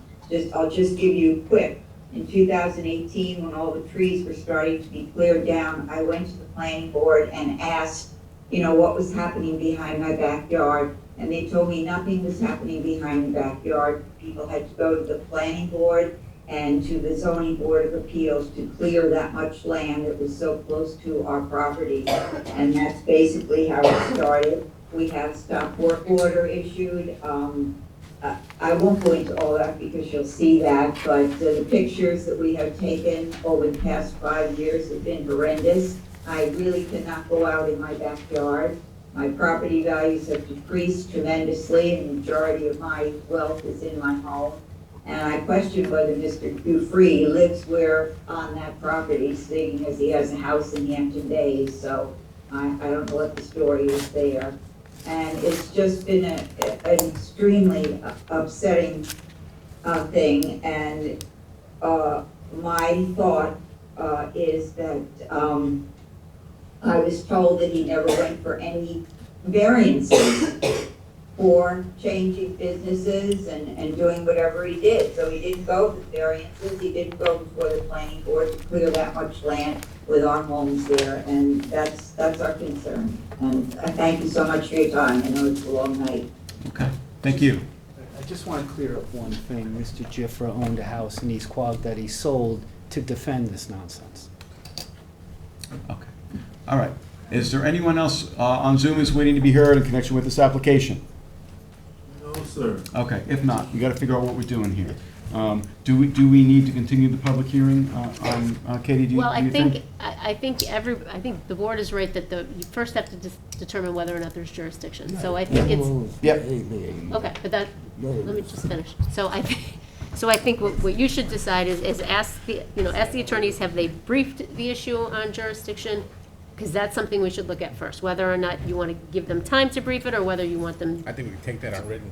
okay, and then I think, Submissions on jurisdiction. Oh, absolutely. we'll do it in 2 steps. We've done that before on Yep. other ones, Yep. like. Okay. Oh, wait, explain that to me again. So we're Wait, gonna have yes. them brief? Written submissions on jurisdiction. Okay, but that's not gonna be in 2 weeks. It can be whatever you guys decide. But it's gonna be a written 'cause submission, you're and gonna then we're have gonna to make a read it. determination on the Correct. jurisdictional issue Correct. first. You come back in December. Do they come back with, wait a second, do they come back after the written submissions? Because Well- my That's guess how we is that decide. they It's would up- come back to argue their points. It's up It's to up us. to the board. You It's can up to either, us. All right, but when you're doing the, Robert, when you're doing the, I would say, we need a month to get written submissions for the jurisdiction issue? How- I know how it's long- in how long? somebody, We can do it's, it 2 weeks. 2 weeks? Okay. 2 weeks. all right, and then what? and then it's up to the board if We you. could just we leave could it render then a at that point decision on for jurisdic- decision, yeah. well, first a decision on jurisdiction, and then after that, the question is, what do we want to do? Do we want to? Do we want them to come back, though, Right. to talk about the jurisdiction That- issues sure, after I mean, we've yes. Yeah. received? So then I So think then why they don't you have do to that? have them come back. Okay, so written submissions by 4/7, and then we're back here on 4/20, not for Okay. decision, but just for. For an argument about their, Correct. Only on jurisdiction. Only Only on the on jurisdictional issues, so this is really intended to be for the attorneys. okay. Written Okay. submissions by 4/7, we're back on the calendar, 4/20, only Yep. for the discussion of the jurisdiction issues and our decision on that. And hold on for 1 second. You might even want to like treat it like Supreme Court and just say you each have whatever, 10 minutes or 15 minutes. 5 you know, minutes. Well, do a good job on your written submission so you won't have to spend too much time on it. Okay, okay, all right. Keith seconds that. So, all right, so Keith, Yeah, you seconded that, that is a yeah, motion. absolutely. Mr. Macedonia? Aye. Mr. Tudhill? Aye. Ms. Burgess? I, Mr. Daly? Aye. Ms. Kern? Aye. Chair votes aye. Thank you all. Have a good rest of your night. We're not going anywhere. We've got another Right one. here. We got a couple others. All right. Item A is a modification request from the Milk Pail LLC, 1346 Montauk Highway in Watermill. Suffolk County Tax Map 900-82-2-26.1. Applicant requests that the ZBA decision number 7526 dated October 18, 1985 be modified to allow the building to be used solely for housing, for agricultural labor, where variances for the building were granted for half of the building to be used for housing and half for storage. The board has jurisdiction. Good evening. Unless you're an attorney, I just have to swear you in. If you can state your name and address. Jennifer H. Supri, 723 Mecox Road, Watermill, New York. And do you swear to tell the truth, the whole truth, and nothing but the truth? I do.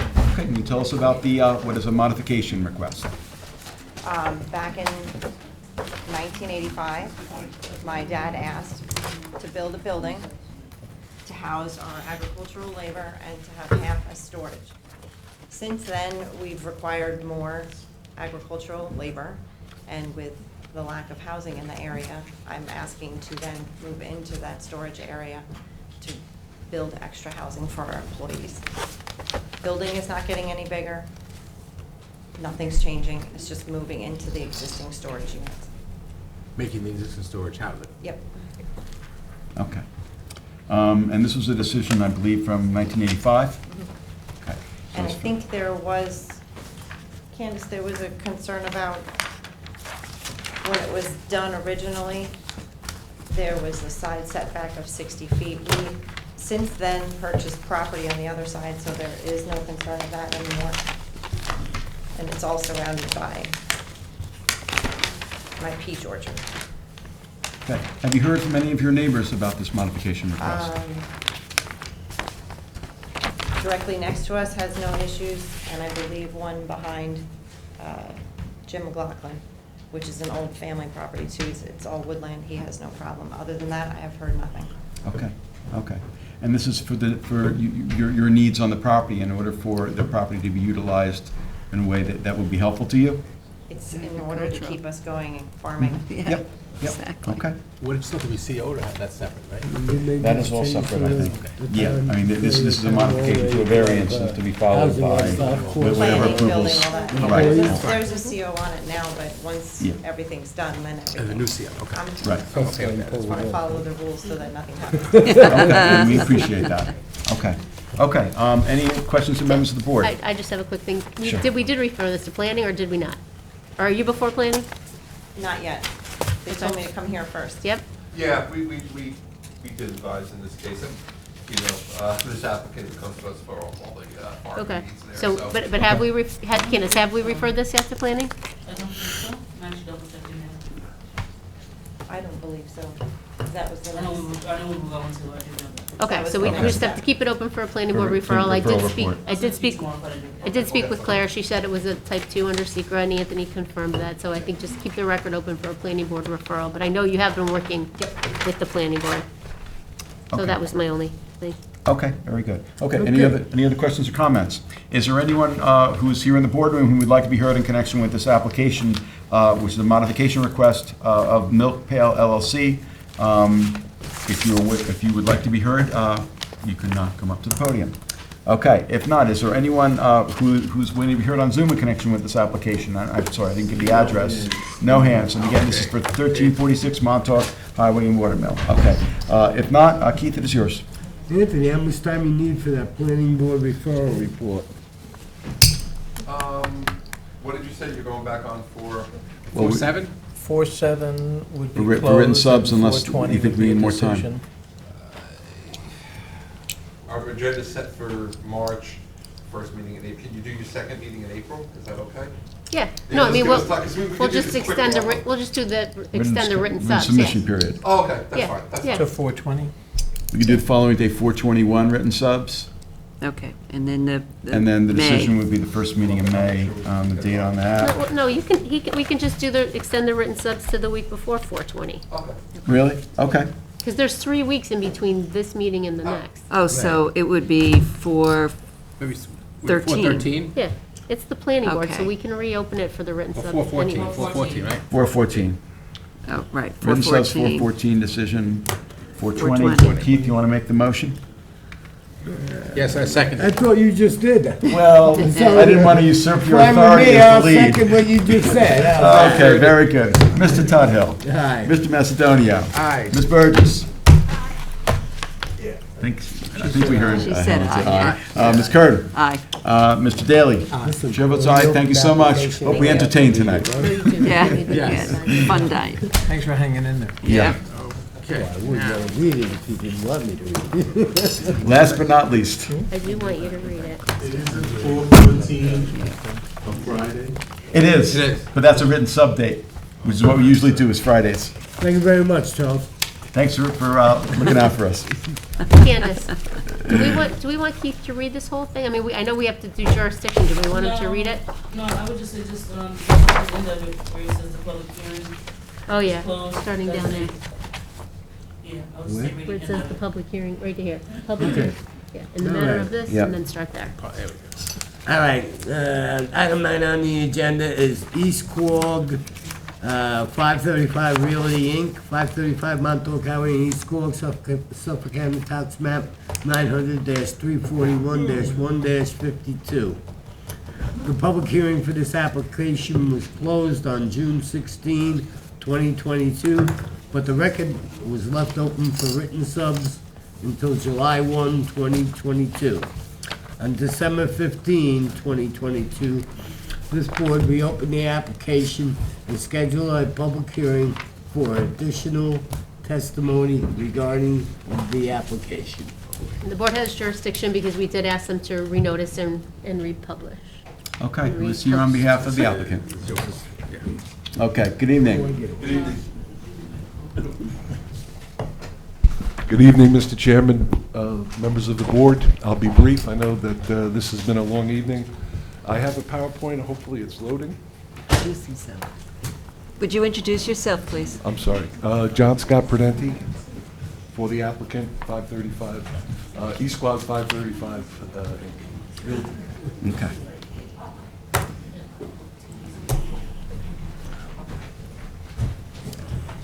Okay. We were having some difficulties with the, really? Okay, we'll see what happens. It's not doing anything yet. Mr. Prudenti, just introduce it while Yeah, yeah. Candace is looking for the remote to turn that back on. Sure.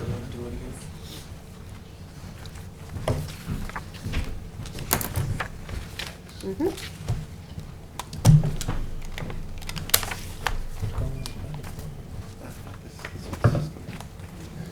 This is a revised application that we had come up with after meeting with, it was suggested that we meet with the community.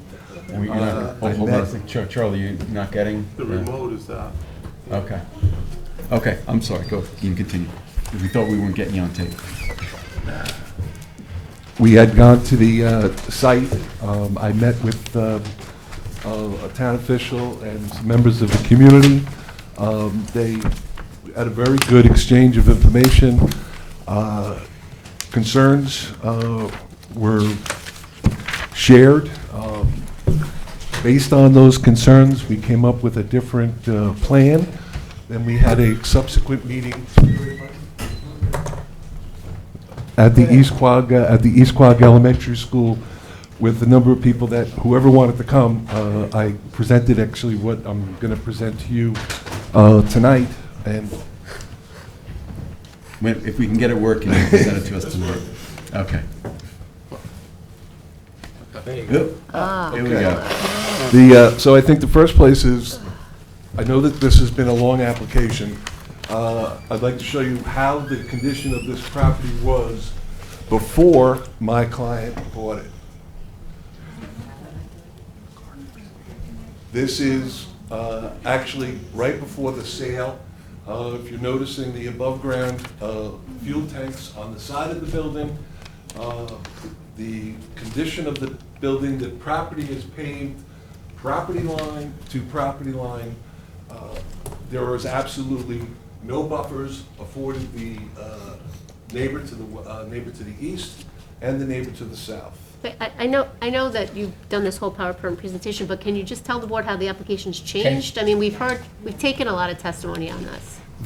What we're doing is using the use, what we're asking for is a convenience store use, but in the existing building. And since we've downsized the size of the retail establishment, that will also decrease the number of parking spots that we would need. That also affords us to give a nice buffer to the property that is to the south, where no buffer, actually what you're looking at there is the property to the south. The condition of the property when we bought it, the dumpster was back there, some remnants of fencing, and this is the property to the east side, and again, showing basically a stockade fence with no vegetation or no tree barriers or anything. So how many parking spaces do you need now? We need, I believe we need Yeah. 10. All right, so before you were you were asking for 9, so you need 9 where 10 is required. Chuck, can you correct me? You want to swear in? State your name and address for the record, please. Charles W. Southern Jr., registered architect, 435 Bayonne Road. And do you swear? Southern. Okay, and do you swear to tell the truth, the whole truth, and I nothing do. but the truth? Okay, thank you. So let me clarify, what we've done is the modification is to reuse the existing repair garage for the new convenience store. The existing repair garage is 1,182 square feet, all right? At the rate of 1 per 100 square feet, we need 10 parking places. Okay. We need 11 parking places, I'm sorry. 11, okay, because before you had asked for an expansion of non-conforming use, now you don't need that. We Before need- you had we need asked, a- We need a variance for 2 parking spaces. right, but that's what I'm Yeah. saying, so you've eliminated the expansion, which That's is, correct. which is There's no good. expansion. And you're eliminating the repair shop. You're replacing this repair shop with a convenience store? That's correct. As the we're primary eliminating use. So the gas station's going to be... Accessory, no, the Gas accessory station is still gonna be active. It's Okay. Still gonna be gas Gas pumping station, gas- but not a repair shop. But there's no repair shop gonna be there, it's only gonna be a convenience store. We're also asking for some canopies over the existing gas island that we have, and another one over where you see the tanks were before. We're asking for another pump island over there. Instead of those above-ground tanks, there'll be below-ground tanks with the same pumping station there and a small canopy over there. Basically, the input from the community was, we're doing too many changes. we're moving the building around, so we attempted to keep exactly what's there as far as paving, as far as curbs, Okay. and just use the existing Yep. building. And there are people from the community here, and I think, I'll speak for myself, but I think we all, want to hear what the people in the community have to say. I don't know whether this is something that's more palatable to the neighbors or not, but we'll find out. The existing structure's not gonna change. Just be renovated, look better. Yeah, and I know one of the concerns at the prior public hearings, and of course it was for the original application, was for dealing with trucks and deliveries. Correct. And I suspect that may still be a concern, but I don't know. Well, they're not gonna change, because we have the same traffic pattern. The same filling station, the same traffic pattern with the gas tanks, the fueling. You're not increasing the number of fueling stations? No. So they're going to remain what exists today? We have CO3 pumps, and we are going to propose 3 pumps. Keep to 3 pumps? That's correct. Yeah. Okay. And how big is the space with a convenience store, that is the existing building where it is? Well, the total building is 1,182 square feet. There'll be a counter there for the gas sales. Okay. And the toilet facilities, as I provided to you, what the extra spaces were on the last application. Mhm. So Okay. probably we've got about 800 to 900 square foot of actual convenience store area. Okay. I vaguely remember there was a vacuum issue. There was a noise. Vacuums are not proposed. Okay, so vacuums are gone. Actually, that's in the buffer area, the proposed buffer area now, which is Yeah. on the next slide. And we had some very unhappy neighbors. We did. I think We the lighting very, was very probably unhappy an issue neighbors. too, right? I'm sorry? I think that some of the neighbors had issues with the lighting, it was gonna affect. Well, I'm sorry, but we've addressed that. We've downsized the canopies. A big complaint was the size of the original canopy was attached to the building. Okay. We've eliminated that. By law, there's a structure that has to be over the pumps to handle the Ansel system and lighting. Yeah. To make sure that the equipment stays good, it's very helpful to have some type of shelter over the top of that, and it also helps to keep the light from escaping Yeah. upwards and sideways. So a canopy actually does help in that regard. However, it would be the minimal height that the fire marshal would require for an Ansel system. Okay. Well, I appreciate the fact that the project's being scaled back, but I still want to hear what the neighbors have to say. Definitely. Right, but I still have a couple more questions. Sure. So, just getting back to the variances, because a lot of the things that you guys are talking about are site plan, which are gonna be addressed by the planning board, the traffic, the lighting, the canopy. I Correct. mean, they're before us for the interpretation as to whether or not it's accessory, which we already got that testimony, it certainly is. He testified that now they need 11 spaces where they're providing 9. They've eliminated the expansion of the nonconforming use. And then the other thing that we had asked for before was, are there still 2 off-street parking spaces in the front yard, or are those eliminated as well? There was, I believe there's only one, because we wanted to keep a large buffer zone on the east side of the property. So there's only one So off-street I parking believe space? there's one that's in the front? yard, yes. Okay, so that's been, It's 20 foot reduced. it's 20 foot from Walker Avenue, Okay. where it has to be 30, the front yard is 30 foot. Okay, And under this proposed plan, that's where we have the proposal for the handicap Right. spot, which Yeah. allows for a larger space. And just Those figured that would are be- up near the front of the building, but behind the front of the building, okay. which they're more than 30 foot back from the road, from Montauk Highway. You know, so this is typical relief that you hear for gas stations. Yeah. I mean, particularly when they're repurposing an existing structure. Katie, just do it one more time. So give us the variance. It's the interpretation as to whether or not it's Accessory. accessory, which they almost always are, because they give us all of the numbers, right? Right. And it's With smaller the- and it's with the less. amount of Right. receipts They and have stuff to like make that. more money Correct. on the gas Then it's, station than then the it's a convenience variance store. for 9 parking spaces where 11 are required. Okay. Before they needed 15, because they were I'm expanding. sorry, let me correct that, okay? We require 12, because it's 1,182, so rounded up gives you 12. Okay, so So now we it's, required 12, we have 10. So we're required 2. So you're asking for not 9, but 10. We're You asking- you have 10. We have 10, we're But you're asking for 2. All It's a right. variance for 2 spaces, and that doesn't include the fueling spaces. Does not include, right? I'm sorry? That does not include the fueling spaces? No. Okay.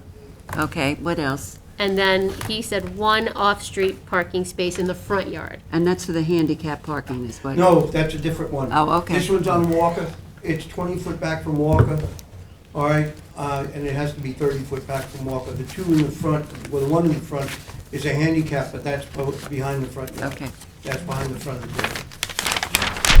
I know there was a discussion that there was a meeting that took place, Yes. okay? And is the revised plan based on that, what happened at the meeting? Yes, it is. Okay? So, As far as the downsizing, the use of the existing building. Okay. And the elimination of the larger canopy, with the express, that there would be two separate fueling islands. This is to accommodate larger trucks, people that are fueling landscaping equipment, people that are fueling vehicles on trailers. And this was requests from the neighbors.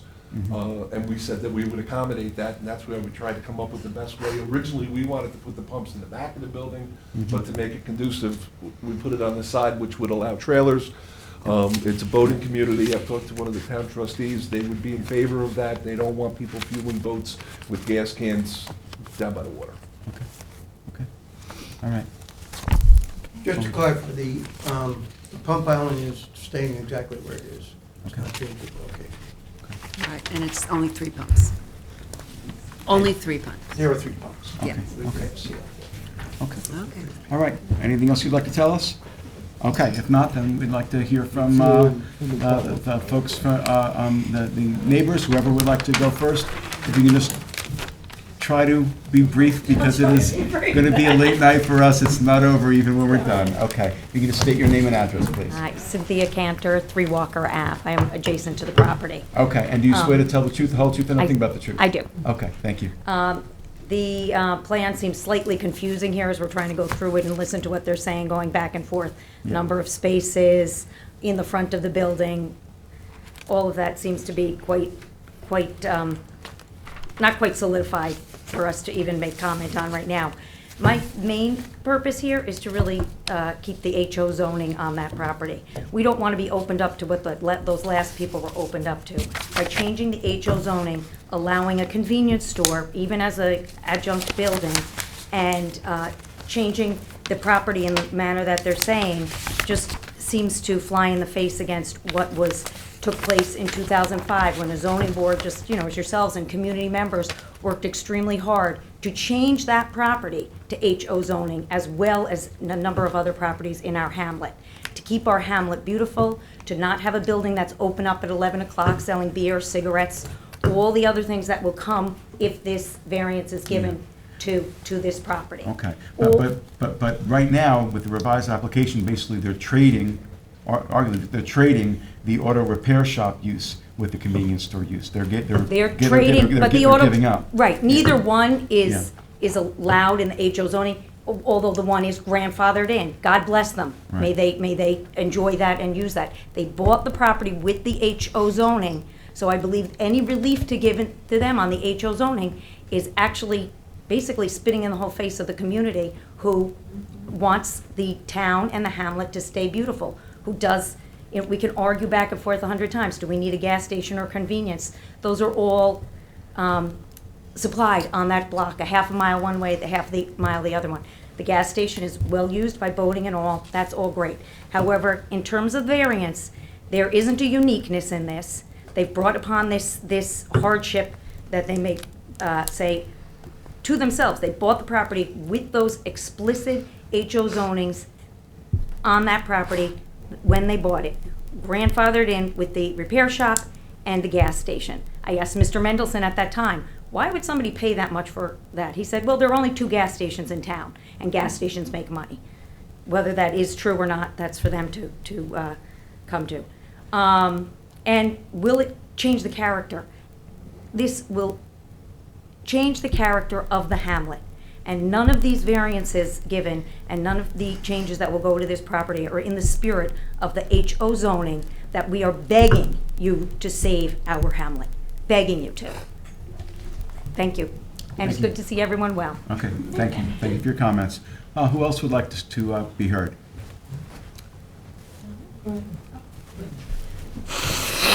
I understand the story, and if you can just state your name and address for the record, please. I'm Julie Crowley, 23 Foster Crossing, East Quogue.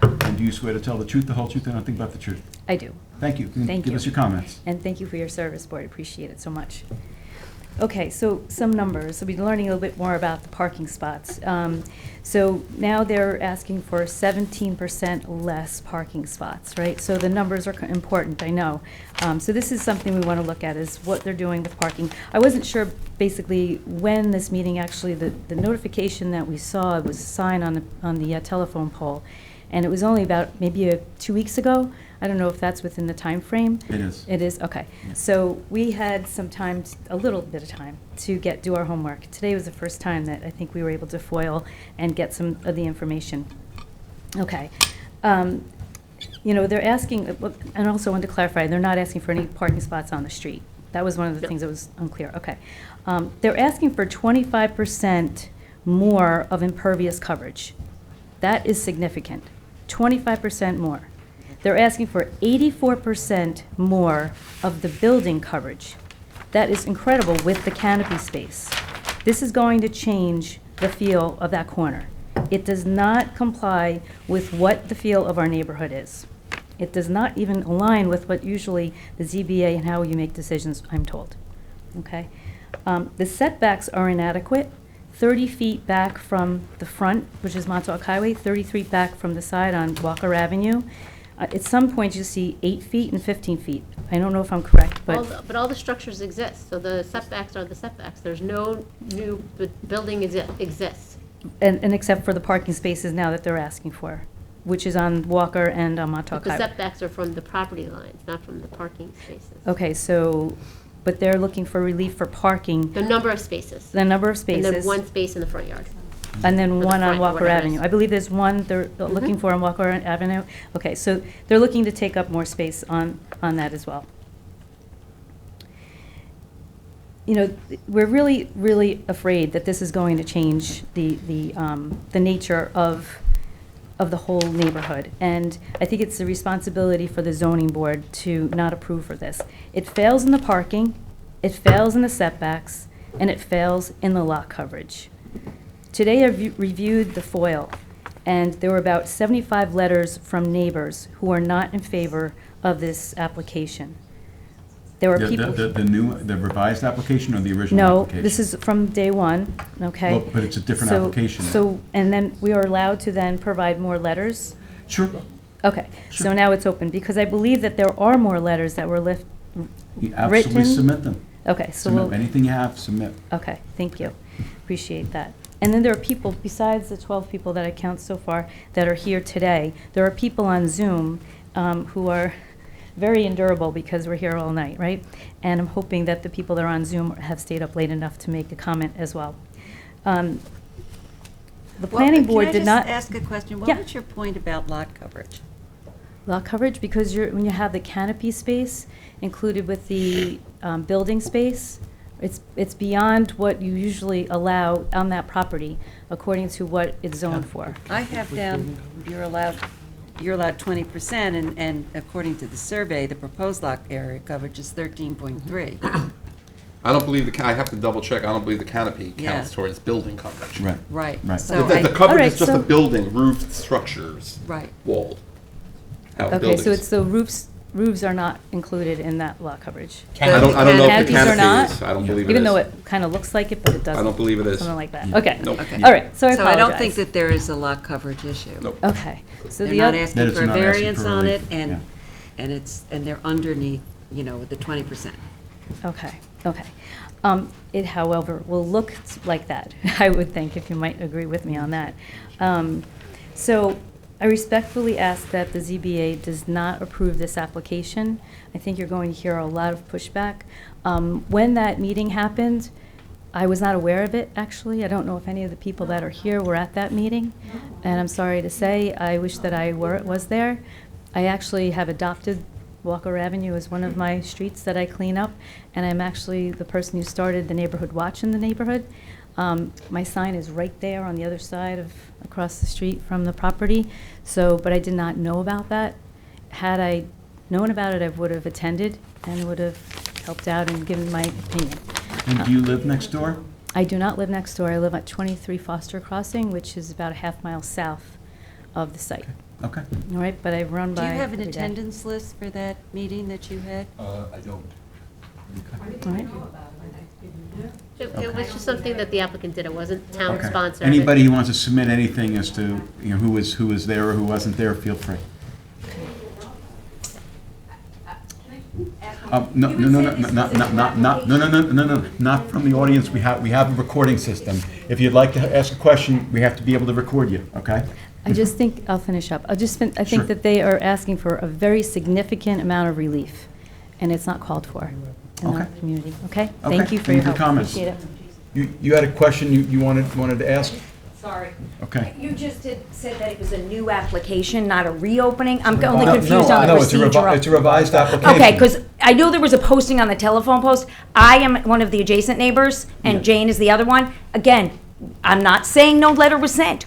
We Yeah. did not receive any letter if it was supposed to have been sent on this, at this junction in the process. I don't know. I'm only letting you know that. Okay, all right, well, there was a mailing? All mailings were completed and the receipts were forwarded to the town. Okay, okay, yeah. If you have to come up. Okay. No problem, and I just have to swear you in, so if you can just state your name and address, please. Lillian Brash, 10 Walker Avenue. And do you swear to tell the truth, the whole truth, and nothing but the truth? I do. I just have a question. If you can spell your name? Lillian, Lillian, Brash, B as in boy, Rash. I have a question. What are the hours, the proposed hours of operation of the convenience store? We plan on closing at 1 a.m. And again, those will all be addressed by the planning board. I I mean, was this going is, to announce that these questions should be addressed to the yeah. planning board. And Yeah. the comments should really Okay. be, Okay, do you is have there a anyone problem else with who would like to be parking? heard? Yeah. Okay, just have to Hi. swear you in, if you can state your name and Mary address. O'Brien, West End Avenue, that's O'Brien. And do you swear to tell I the swear truth, to the tell whole the truth, truth. and nothing but the truth? I do. Marion. Mary. Was it Mary? So, so I live on West End Avenue, so I'm not an adjacent neighbor, but I'm concerned with the look of East Quogue as a whole. Okay, it was mentioned that there was a gas station which was not pre-existing, a gas station and a repair shop which was not pre-existing under the HO, but still, it was a small building, and the repair shop was not terribly active. It wasn't like the other repair shops in East Quogue that are clogged with cars waiting to be serviced. And it didn't have a canopy. A canopy is so outside of the idea of an HO small hamlet type building. And as far as, I'm very concerned about light pollution. And obviously it's important to have shielded lights, but a canopy is not necessary for shielded lights. Most of the businesses in town have the kind of lights that point down, that don't trespass on their neighbors because the lights are designed that way. So we don't need a canopy for containing the lighting. And it's two canopies, it's just screaming, not East Quogue, not Hamlet office. And I also am afraid that it might be the beginning of the demise of this type of zoning in the hamlet of East Quogue. So I would request that this part of the application not be allowed. Thank you. Okay, thank you. Is there anyone else who would like to be heard?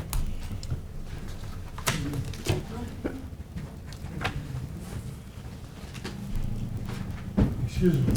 Sure.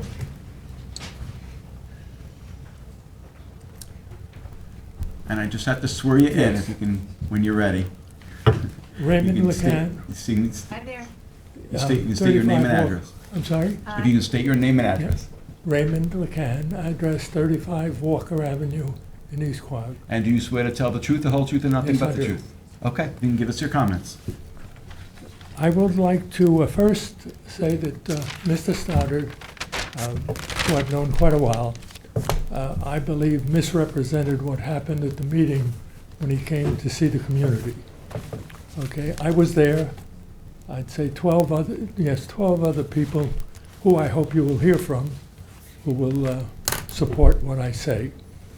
He gave the impression that he was going to give us one last proposal.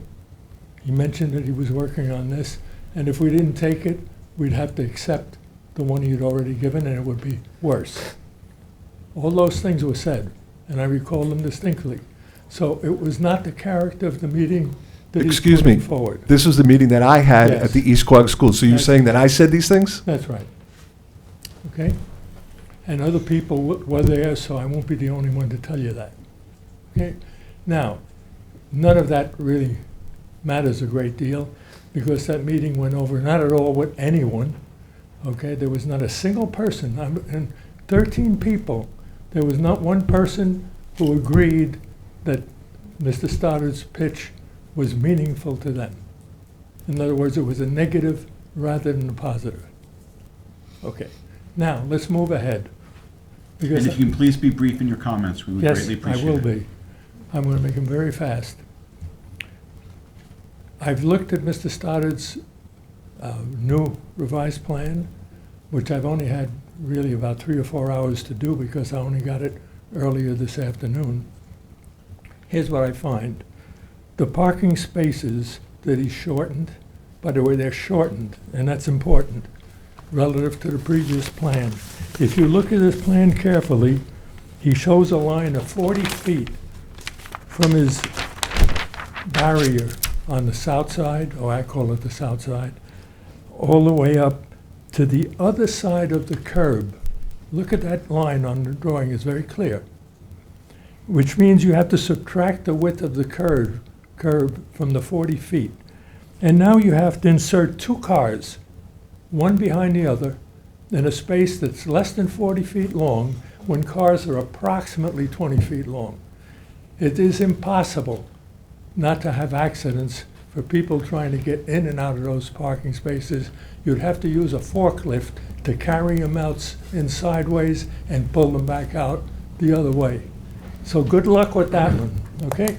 Well, the board will refer this back to the planning board, and they will look at the parking spaces. They what? We'll refer it back to the planning board, because the planning board will confirm the spaces Fine. are sufficient. Fine. Second, most of the landscaping is gone, which was sort of a promise of making the place look good. But on the other hand, there is, by the way, one very interesting thing. The parking spaces were shortened in order to make the buffer toward the next property larger. I understand the motive for that. It makes sense. So I don't argue with that. The problem is in doing so, he's made the parking spaces unusable. So that in the function of the station, it's gone downhill rather than uphill. Okay, next. The new diesel island. And you're going to have to sum up. We're not going to Okay, give I'll do you it 10 more quick. minutes. New diesel island will encourage tank trucks to enter and leave the facility from Walker. So they're right back where we were, where the trucks enter and exit onto Walker, which is a horrible idea. Is there an office? The East Quogue Fire Department fuels their vehicles there. That was a request. Okay. John, let's let them give their Is there an comments. office and are there any restrooms? I don't see any. He said there will be one in the convenience store, right? There is now. Okay, Yeah. but they're not on a diagram anywhere. Nothing in the new plan addresses the impact to the plan on crime issues, which I've mentioned many times in previous hearings. That's a major issue in the eyes of many people in the community. The statistics about concession stores like this one and its effect on young people in the community. We're not talking about people that come in from another community. It attracts young men who have usually a habit or some problem for a need for money, and try to rob a convenience store. And why they do it? Because it's easy. What happens when they do it? You're going to have to sum up. Yeah. I will give you one more minute. Okay, I'm sorry, that's but it. we How about- have how probably about 10 more 30 people seconds? besides everyone in this room that would like to speak to us. We will be here till 1 in the morning. the way 30 it's going. seconds. They run Okay. into somebody guarding at night who has a gun, and some pretty horrible things We happen. cannot presume that because it's a convenience store use that it means that there's going to be crime issues. We Okay. cannot make that presumption. But I Okay. appreciate your comments. Good, thank you. Okay, all right. Who else would like to be heard?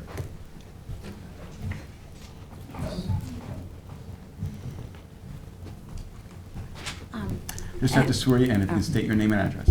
Ann Algieri, 28 Indian Run, East Quogue. And do you swear to tell the truth, the whole truth, and nothing but the truth? Yes, I do. Okay, and give us your comments. Okay. I looked, and I just got this before the meeting, their application. I looked at question 15, will the grant of the variance cause an undesirable change in the character of the neighborhood? Or will it create a detriment to nearby properties? They say no, and they simply address the parking.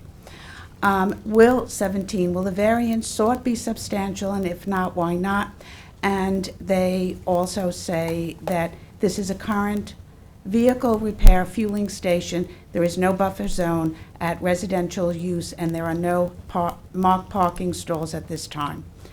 18, will the grant of the variance have an adverse effect or impact on the physical and environmental conditions in the neighborhood or in the affected area of the town? Thereto they say no, and they just simply mention that this will be an improvement. You will not have a vehicle repair garage. There will be landscapers and buffers. But they don't really address what other people here in the audience have addressed, that there's going to be noise, there's going to be air pollution. It's going to create commercial sprawl, which is why the zoning was changed, which is why you have a park diagonally across.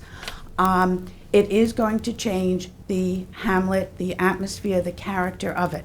And so it affects not just who is directly living next to it, not just the people on Walker Avenue, though those two groups are affected the most, but it affects everybody, as Mary O'Brien mentioned, that lives in East Quogue and takes pride in our little hamlet. That's one of the entranceways into the hamlet. The new revised plan doesn't really do anything for me. The main concern here is the convenience store. And I know you don't make a judgment and you can't, say, well, there will be crime or there won't. That's just up in the air. We have our opinions about it. So what I would like is just keep it as it is. Don't give them the convenience store. Let the repair shop stay there and just not change it. I know some other people have viewed that probably will be better. Mendenhall had a repair shop. It was not overrun with cars. My mother would even bring her car up there and get it checked or get an oil change. They're not going to be able to compete with the other two repair shops. I don't think it's going to be very big. But the idea of the convenience store open till 1 a.m., that is going to change the hamlet drastically. So I just ask that you don't give them a new use. They're not asking, I gather, for a variance now, right? It's not a new use, it's a proposed accessory use, and because they're limiting the size of it, it's not even an expansion of a non-conforming use. It's a permitted accessory use, so long as they've established that the money coming in is less than the gas, which obviously it is, so. They really have drastically reduced the variances. I know the community doesn't seem to support it, but it's like 2 parking spaces and 1 in the front yard. Yeah, but that they're saying, that takes care of everything. It has nothing to do with, I don't know how familiar you are with the hamlet, but with the small town feel of it, that's the entranceway. It has a nice residential feel to it. That's going to just change that completely. There's going to be added traffic 1 a.m. And, that place is, regardless of what the traffic study said, my husband, who's in the audience, over the years had 2 accidents at that intersection. It's dangerous. It's very, very dangerous. So I just hope that it's not permitted. And, apparently, people at the, that meeting that they referred to at the school were told, oh, well, what you'll be left with will be worse because we'll have the repair shop. I would take the repair shop. Okay, thank you for your comments. You're welcome. Okay, would anyone else like to be heard? Okay. Hi, Just have thank to you. swear you in if you can state your name and address, please. Ann Henry, 21 Indian Run, East Quogue. And do you swear to tell the truth, the whole truth, and nothing but the truth? I do. Okay, you can give us your comments. Nitty gritty, they're asking for a variance on the percentage that is impervious. That street is prone to They're flooding. not. I don't know No? why, no, I don't know why you guys are Oh, saying I'm that. so sorry. There's not, that's not even a provision in the town code. Oh, I'm so embarrassed. No, that's okay. That's why I was saying, it's really the parking at this So point. so it says It's a very proposed limited site variance impervious request, coverage is yeah. 75% and the code is 60? But maybe, do I have maybe I have an outdated one. I don't even know what that Is pervious. today? Do I have it wrong? I don't, I mean, Anthony, what is the, what I'm is the sorry, section sir, about pervious? sir, what is the percent impervious? We do have the, No, you have to go up to the Oh. podium. I apologize. Or No, to that's a okay. microphone. Clearly, we need clarification. there is a variance requested for the paving, but it's existing paving. Okay. We are removing some of the paving. The only paving left is the paving that is there. But what section of the code is a pavement? I believe it's under the criteria under HO and HC zoning that allow. Site coverage requires a 60% max where, impervious coverage where But what proposing section of the town code is 75. that? Thank you for catching that. Oh, It's gosh. the last one down on the code variances, where I have the code variances on my drawing. It's the last HO, one I all the think way it's on the the bottom. HO. It's the HO. Here. So we stand corrected. So there is. Thank you. impervious My. coverage existing. But, so in other words, you're taking the I existing, have which no is idea. larger, and you're reducing correct. it. That's correct. So that it's a. Right now, there's pre- 100% impervious on the site. But There is a but is provision- this CBA or is this site plan and planning? Well, board? that there is- is, Yeah. there is a provision in the code that allows for up to 60% total, impervious surface. In this particular case, the site is Pre-existing. 100% now, right? Is that what you're saying? Pre-existing. Correct. Pre-existing, they're reducing it to 75%. Correct. So the gravel part there currently is impervious? So there is no variance. I always thought the gravel was permeable. I don't think a variance. It's not a variance, It's not. it's having to do with site plan, I think. Correct. So the Yeah, part, so okay. the gravel now is over impervious, or it's over is pervious the opposite of impervious? I don't know, but what I'll I say is. I guess I'm that- taking issue with the representation of the I existing understand, but all of condition. this will be part of what, depending on what happens here, is planning board hears, so. So the yeah. objection, my small point is that the street is, is prone to flooding. Flooding. And I think Mm-hmm. largely as a result of this being so covered, this site, and the street does run down to our precious bodies of water that the town so dearly loves.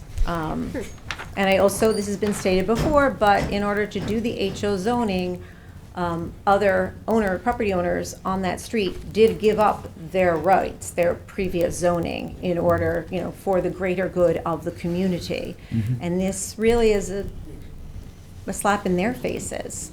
Maybe we should consider, instead of making this a variance, maybe we should change the zoning so people can build whatever they want there, and those owners can have those rights back.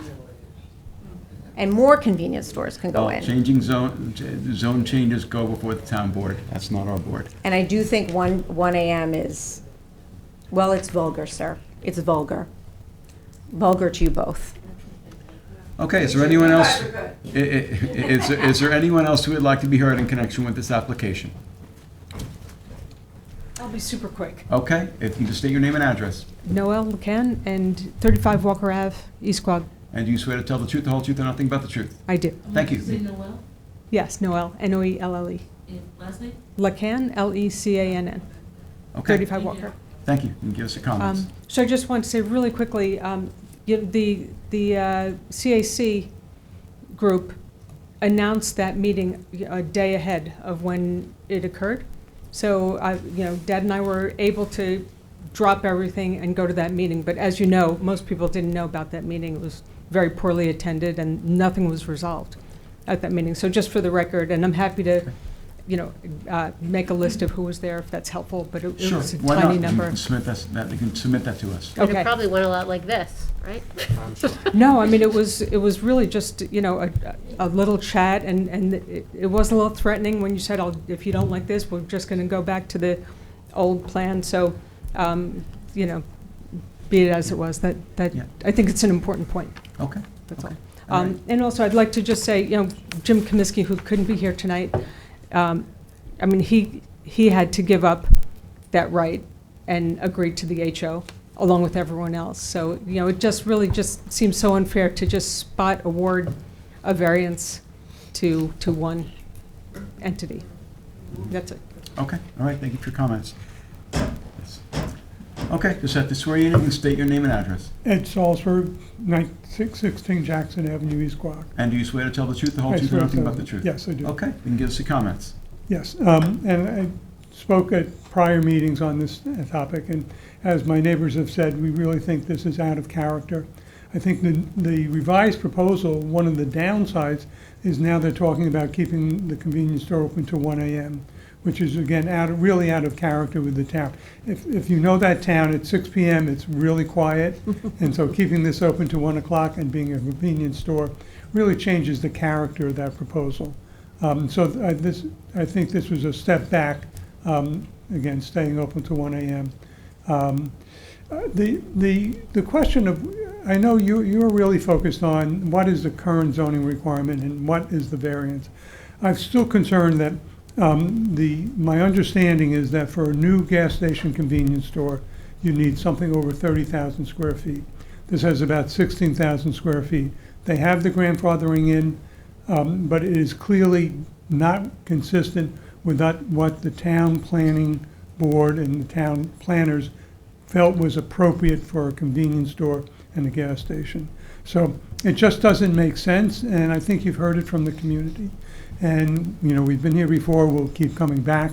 And one thing I do want to say, I want to compliment you all for having incredible patience to be sitting here all these hours. And so I'll stop at that. Again, Okay. Thank you for your patience. Thank you for your comments. Is there anyone else who would like to be heard? Is there anyone who's waiting to be heard on Zoom in connection with this application? Okay. Surprise. Oh, yeah.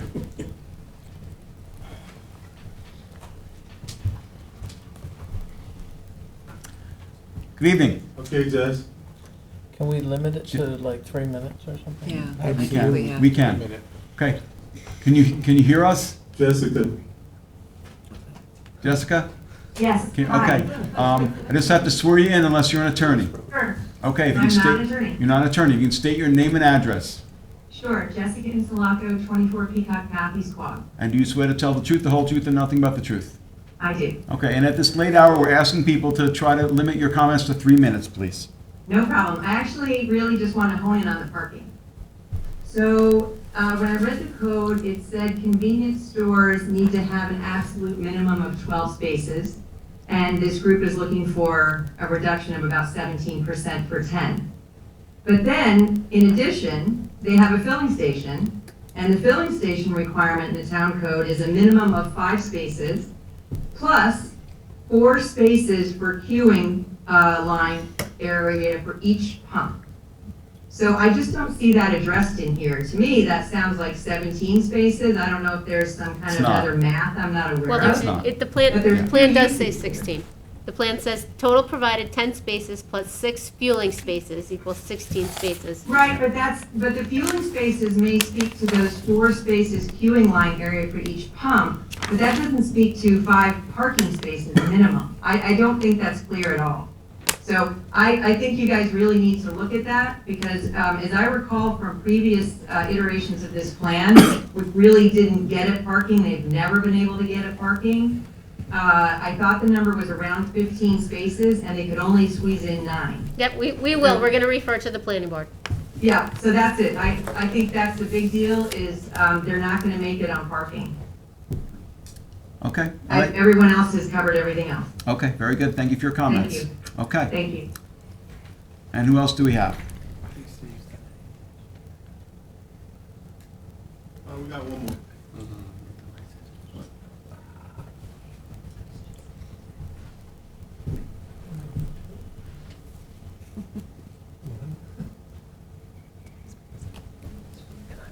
Hello? Hello? Hello, Hi, this is- we can hear you, but hold on a second, now we can see you. Just have to swear you in unless you're an attorney, so if you can just state your name and address, please. Sure, my name is Donna Balone, 16 Jackson Avenue, EQ. And do you swear to tell the truth, the whole truth, and nothing but the truth? I do. Okay, thank you. If you can give us your comments, but we're asking people to limit them to 3 minutes at this point, at this late hour. Okay, so I hear you, continuing to say that this issue or that issue goes to the planning board, and we already have a zoning for this area, so I'm wondering, under what justification would you say yes to this? That's what I don't even understand why we're this far along in this process. Well- Why is this being considered? Well, because we have a revised application. And we, as a zoning board of appeal, when we have an application or a revised application, we have to have a public hearing. And when we're at the public hearing, we listen to the applicant and we listen to the neighbors. And that's what we're doing. And as for the planning board, there are some aspects of, if this happens at all, that are part of what's called site plan. So the zoning board of appeals does not handle issues that are part of a site plan of a project. So often, we'll have a project that part of it will be variance relief and part of it will be site plan relief from the planning board. Right, but am I correct in saying we already have a zoning? We already have a zoning rule, and this violates that zoning rule, and so if you were to approve this, there would have to be some justification that you're gonna put forward to the community? Is that the way it goes? It's not the way it goes. The way it goes is that we are a zoning board of appeals. We hear variances from the zoning code. Every application, feel free to watch hours and hours, weeks and weeks of meetings. Every application we hear is about variances from the zoning code of the town of Southampton. That is what we do. Just because we hear an application doesn't mean we're going to grant the relief, but we have to hear what an applicant has to say and what the neighbors have to say, and that's exactly what we're doing. Right now. Yep. Okay, but this has been going on now for probably, I'd say at least 2 years. And you're taking up all of these neighbors' time and effort. We because this- are taking up people's time and effort, excuse me. Yep. Really? How is that so? Did we submit the application to ourselves? What are you talking about? No, This is an who- application that has been going on. This has been a request for variance. I was actually at the CAC meeting, and I completely support Mr. LeCant's assertion that there was no advance notice, and that this process has been going on for years. And I want to understand at what point. You know what? I'm not gonna answer any more questions. for your If comment. you'd like to say something else, feel free to say something else. This is not a question and answer session. I want to go on record as saying that these rules and regulations are extremely difficult with very little time for people to prepare and review. And on some level, this is a sham. And I will tell you that if this goes forward, the community will again rise up and reject this type of process. Okay, thank you for your comments. Hold on. Thank you for your comments. Next. Okay. That's Charles. I just want to Charles- state, if I can, one sec. Sure. Fear, what she's probably getting at is, I have a fear right now that the next step, we won't be notified or we won't know what's going on, just because of the way the process is each time we turn around. I try to go online, I look at the minutes from the last meetings, and as I went through, I found in December, something was sort of on the agenda. So how can we be, me, as an next door neighbor, how can I know when the topic is going to be covered again? We have a wonderful secretary, Candace Oh, yeah, Cowell. I know. We have an So I can just exceptional call her. attorney, Call her. Kitty Garvin. They Okay. will both be responsive to any of you that Okay. have any questions or concerns about truthfully, what's that's going right. on. I will, I will call. She is very responsive. Okay. Thank you very much. No problem, thank you. Any other comments? No other hands? Oh, we gotta move on now. Yeah, okay. We can't Okay. have somebody come up repeats. again? Okay. Not further comments. What do you want to ask? will we be notified when the planning board hears it, and will the planning board hold a hearing, or will they just? The planning board will hold a hearing, and I believe you will be notified if there's a site plan application. Yep. And take everybody's number, please. Okay, I think we're done. All right, I think we're done. Any other last comments? Couple things about what was said and everything. Let's remember that we'd gone through the CEQA process. We received a negative deck on the CEQA. Most of the, Did you receive a Anthony? Oh, we did. What was the secret determination on this? Oh, sorry. I thought. So we did remember, the planning board did a secret determination Yep. on the previous application, Yes. which had a larger footprint, had Yes. more But variances. it wasn't a And they issued a negative- conditional neg deck at the Yeah, time, that's if what you I'm saying. It remember. wasn't a neg deck. It was. It was a conditional neg Okay. deck, but it was a neg deck, but conditional neg deck. Okay. But these things have been addressed in the past. Number two, there's something, they're concerned about the light. There's something called dark skies, which all lights in the town of Southampton have to be dark skies compatible. We submitted a lighting plan to the planning board on the previous application, which showed that none of the light went off of the site as required. Again, the impervious coverage of the site, which I just want to clear up. The site is basically 100% impervious coverage right now. We're reducing that by cutting out a lot of it, adding landscaping where there is none, and we've also added drainage, storm drainage, underground storm drainage. So there will be no issue of water runoff of this property into the roadway. Okay. And one other thing, I was not at that meeting. Mr. Bedenti was. I wasn't available for that meeting, so Okay. my name was mentioned as being there, and I wasn't. Okay. Well, we have some very unhappy neighbors, as you could hear. So, I thought you took care of well, they're very as unhappy, I think, as they were before. So, but in any case, that's where we are.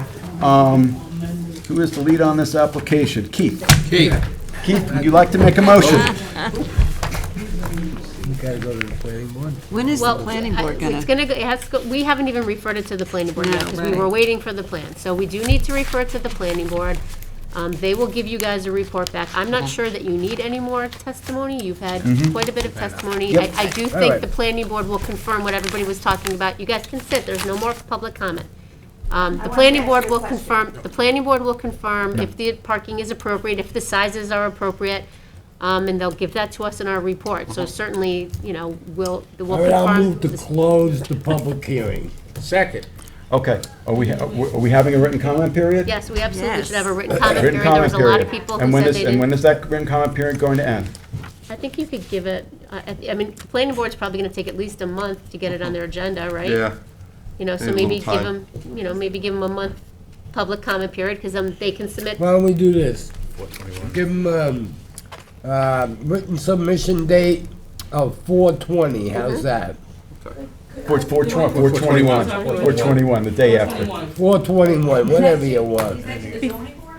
To the zoning board. Before you But anybody who wants to submit anything up until 4/21 and the business can submit it to us, And you guys can't vote or move on this until you hear from the planning board now, or we step back a step? Normally, we get this referral, okay? And, yeah. Yeah, we wait to hear from them. Generally, that's what we do. We've stepped Yep, back with yep. the new draw. Second meeting in May. Thank you, guys. May 18th. May The 18th for decision on 5/18. Okay. Do we That's have, my motion. And when is the Second. next meeting? I think, The next meeting is May 18th. No, this board will be done with public we're meetings. done with the public hearing in terms of testimony, but you can submit in writing up until April 21st. Okay? Yep. All right. Do we have a second on the motion? Second. Okay. Mr. Tudhill. Aye. Mr. Macedonia. Aye. Mr. Daly. Aye. Ms. Kern. Aye. Ms. Burgess. Ms. Burgess. Aye. Aye. Chair votes aye. Thank you all for being here. Thank you. We're not done. Let me get mine in. Okay. All right, let's wait until, Yeah. I'll give him all right. I know, Good but luck. you guys have to resolve it. Good luck. Thanks so much. Have fun. That's the rub. I mean that politely. Can we have to do No, I know more that. business if everybody could If you guys leave, could please? please leave the boardroom, because we have to do decisions now. All right, Thank you. move Good out, night. out, out, out. Good night. Good night. All right, I have all right, out, please. You can speak outside, please. Have a good night. All right, I have a decision in the matter of the application of Megan Bishop and Sean Muthik. This property is located on a non-conforming lot at 3 Oakfield Road, North Sea, Suffolk County Tax Map 900-60-1-15. Applicants request relief from a principal front yard setback and pyramid encroachment in order to construct a single-family dwelling with covered porch and screened-in porch with deck above. Applicants desire to replace the existing structure to address issues caused by previous fire and provide more habitable space for the family. The new house is approximately 1,300 square feet on a very narrow property burdened with 2 front yards, and then the property itself is only 8,795 feet in an R40 zone. Some of the mitigating factors for this application include limiting the height of the proposed structure to 29.8 feet, building on the existing footprint of the old premises, and maintaining ceiling heights for both levels at 8 feet. No objections from neighbors were received. The Zoning Board of Appeals finds in this instance that the applicant has established it is entitled to the requested variance relief in that the benefit to the applicants outweighs the detriment to the health, safety, and welfare of the neighborhood and meets the 5-part test set forth in Town Code and New York State law, town law. In particular, the benefits sought by applicant cannot be achieved by some other method feasible for the applicant to pursue, given the small size and narrowness of the property and the burden of 2 front yards. Therefore, this board grants relief from the following provision of the Town Code for a proposed single-family dwelling with covered porch and screen porch with deck above on a non-conforming lot. 1, Section 330-115C continuance for a principal front yard setback of 38 feet where 48.5 feet is existing, and 2, Section 330-84D pyramid height for a proposed encroachment in the amount of 3,652 cubic feet, as shown on the site plan prepared by Mark Matthews, Architect, PC, dated 2/9/23. I may have that wrong. And based on information taken from a survey. Oh, hold on a second. Let me just correct that last part. All right, I'm sorry. Do you have the new decision? Hold on. You want me to go print it out again? All right. I don't have the final, I'm sorry, the final surveys that Mark Matthews, you had different dates, and I didn't bring that with I'll me. get it. Just let Adam do the rest of All his, right, and I'll go Adam, get you it. do the rest. Okay, all right, I Sorry, have a determination. to be returned. I have the determination in the matter of the application of the Brock Riley Living Trust for property located at Suffolk County Tax Map Number 900-189-113. This application is for property located at 8 Hampton Place, Hampton Bays. Applicant requests relief for an addition and various improvements to the existing dwelling in order to level off the floors and make the house ADA compliant. This application passes the standards set forth in New York State Town Law and the Town Code. Therefore, this board grants relief for the following provisions of the Town Code. 1, Town Code 330-84D, pyramid height, for a total pyramid encroachment in the amount of 903.4 cubic feet as follows. 1, 38 cubic feet proposed on the east side for a proposed overhang addition to the existing sunroom and to allow the roof of said sunroom to be raised. 2, 24.4 cubic feet proposed on the north side. 22 cubic feet for the proposed expansion of the existing garage with deck above, where 1.9 cubic feet currently exists, and 2.4 cubic feet where 0.55 cubic feet currently exists, to allow the roof of the existing dwelling to be raised. And 3, 841 cubic feet proposed on the south side, where 636 cubic feet currently exists, to allow the roof of the existing dwelling to be raised. 2, Town Code 330-115C, continuance for a principal front yard setback of 11.6 feet where 17.8 feet exists for a proposed covered deck. 3, Town Code 330-11, Residence Districts Table of Dimensional Regulations for a total lot coverage of 32.1% where a maximum of 20% is permitted, and for a principal total side yard setback of 30.5 feet where 35 feet is required for the proposed expansion of the existing garage with deck above. And 4, Town Code 330-83C, yards, to allow the roof overhang on the north side of the dwelling to encroach 4.9 feet into a required yard, and to allow a roof overhang on the east side of the dwelling to encroach 24 inches into a required yard where a maximum encroachment of 18 inches is allowed. These variances are granted for structures as shown on the survey prepared by Michael K. Wicks, last revised March 13, 2023, and the pyramid plans and elevations prepared by Benjamin Andres, architect, last dated December 19, 2022, and received by this board on January 26, 2023. The grant of this relief is subject to such of the conditions and permits as applicant has already acquired and may otherwise have to acquire for final approval of the subject premises, including the removal of all decking as shown on the aforementioned survey. Second. Mr. Daly? Aye. Ms. Kern? Aye. Ms. Burgess? Can't hear She Helen. said aye. Okay. Aye. Mr. Macedonia? Aye. Mr. Tuttle? Chair votes aye. Next, Let me do mine. go ahead. All right, so just to correct on the previous decision of Megan Bishop and Sean Methick at 3 Oakfield Lane, the second approval was for Section 330D-84D, pyramid height, for a proposed encroachment in the amount of 3,621 cubic feet, as shown on the site plan, floor plans, and pyramid diagrams prepared by Mark Matthews, Architect PC, dated February 10, 2023, and the survey prepared by Francis X. Carl, LS, dated February 6, 2023, and incorporated herein. Grant of the foregoing relief is subject to the conditions of such other permits as the applicant has heretofore acquired or may otherwise be necessary for final approval. I'm sorry about that. Second. Ms. Kern? Aye. Mr. Daly? Aye. Mr. Macedonia? Aye. Mr. Tuthill? Aye. Ms. Burgess? Chair votes aye. I hope I read all four in the Brock Riley Living Trust decision. I think can't you did. remember. You Okay, did. I hope I so. think you did, yes. All right, next I have a determination in the matter of the Town of Southampton Housing Authority for Suffolk County Tax Map Number 900-139-236.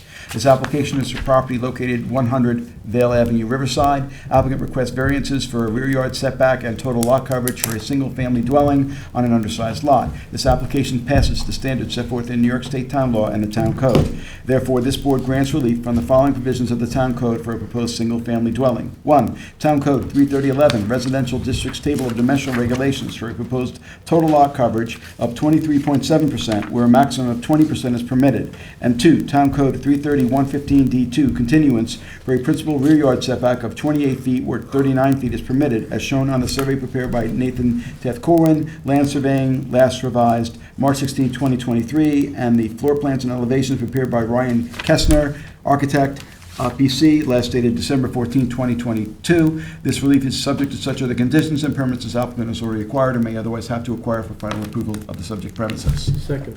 Mr. Daly? Aye. Ms. Kern? Aye. Ms. Burgess? Mr. Tudhill? Aye. Mr. Macedonia? Aye. Chair votes aye. I next have a determination in the matter of the application of Matthew Roden and Jessica Vieira for property located at Suffolk County Tax Map Number 900-380-148. This application is for property located at 1 Seatuck Lane, Remsenburg. Applicants request relief for proposed additions to an existing one-family dwelling, decking, and pool on a waterfront lot burdened by wetlands and 3 front yards. This application passes the standards set forth in New York State Town Law and the Town Code. Therefore, this board grants relief from the following provisions of the Town Code. 1. For proposed additions to an existing one-family dwelling on a non-conforming lot, relief from 330-84D Pyramid Law for a total pyramid encroachment in the amount of 6,134 cubic feet, 5,516 cubic feet on the northwest side where 1,524 cubic feet currently exists, and 618 cubic feet on the southeast side where 57 cubic feet currently exists. 2. For a proposed elevated deck, relief from Town Code 330-83A4 and C yards to allow a deck higher than 1 foot above the ground to be located within the required front yard. And 3, for a proposed swimming pool, relief from 33011 Residence District Table of Dimensional Regulations for an accessory front yard setback of 32.5 feet where 70 feet is required from the southerly property, Mauritius Bay, and an accessory distance from street setback of 28 feet where 70 feet is required from Rogers Lane. These variances are granted for structures as shown on the survey prepared by Pat Zacafico, last revised July 26, 2022, and the plans and elevations prepared by Christopher Jeffrey, last revised August 31st, 2022, and are subject to such other conditions and permits as applicants have already acquired or may otherwise have to acquire for final approval of the subject premises. Second. Ms. Kern? Aye. Mr. Daly? Aye. Mr. Macedonia? Aye. Mr. Tuthill? Aye. Ms. Burgess? No. Chair votes aye. Next, I have a determination in the matter of the application of Dominic Fortino for property located at Suffolk County Tax Map Number 900-2 269-122. This application is for property located at 9 Sun Valley Road, Hampton Bays. Applicant requests relief for a one-story addition with garage underneath. This application passes the standards set forth in New York State Town Law and the Town Code. Therefore, this board grants relief from the following provisions of the Town Code for a proposed one-story addition with a garage beneath on a non-conforming lot. Town Code 330-115C, continuance for a front yard setback of 20 feet where 38.1 feet is existing, and Town Code 330-84D, pyramid law, for an encroachment to the amount of 9 cubic feet, as shown on the site plan, floor plans, and elevations prepared by architect Todd O'Connell, dated September 7th, 2022. This decision is subject to such other conditions and permits as applicant has already acquired or may otherwise have to acquire for final approval of the subject premises. Second. Mr. Macedonia. Aye. Mr. Tudhill. Aye. Ms. Burgess. Aye. Ms. Kern. Aye. Mr. Daly. Aye. Chair votes aye. Next, I have a determination in the matter of the application of Sarah Birmingham. This is for property located at Suffolk County Tax Map Number 900-176-111. This application is for property located at 67 Inlet Road West, Shinnecock Hills. Applicant requests variances for a proposed detached garage on a narrow lot burdened by 2 front yards and wetlands. This application passes the standards set forth in New York State Town Law and the Town Code. Therefore, this board grants relief from the following provisions of the Town Code for a proposed detached garage. 1. Town Code 33011, Residence District's Table of Dimensional Regulations for an accessory distance from street setback, front yard, boathouse road of 14.5 feet where 50 feet is required, and a lot coverage of 24.13% where 20% is permitted. Town Code 330-84D, pyramid height for encroachment to the amount of 32 cubic feet. And 3, Town Code 330-77D, maximum rear yard coverage to allow a rear yard coverage of 25.4% where 20% is permitted. All for structures as shown on the site plan prepared by architect Michelle Wagner, last revised December 26, 2022, and the floor plans and elevations prepared by Michelle Wagner, last revised May 24, 2022. This decision is subject to such other conditions and permits as applicant has already acquired or may otherwise have to acquire for final approval of the subject premises. Second. Mr. Daly. Aye. Ms. Kern. Aye. Ms. Burgess. Aye. Mr. Macedonia. Aye. Mr. Tudhill. Aye. Chair votes aye. Last one I have is a decision on the matter of the application of 111 Schwenks LLC for property located at Suffolk County Tax Map Number 900-100-182.1. This application is for property located at 111 Schwenks Road, Watermill. Applicant requests variances for a proposed one-story addition and to legalize an outdoor shower and AC unit built without the benefit of a building permit on a narrow, non-conforming lot burdened by 2 front yards. While this board does not condone construction done without a building permit, it notes that these structures existed when a previous variance was granted for the premises and will have no impact on the character of the neighborhood as the premises is and will remain heavily vegetated. This application passes the standards set forth in New York State Town Law and the Town Code.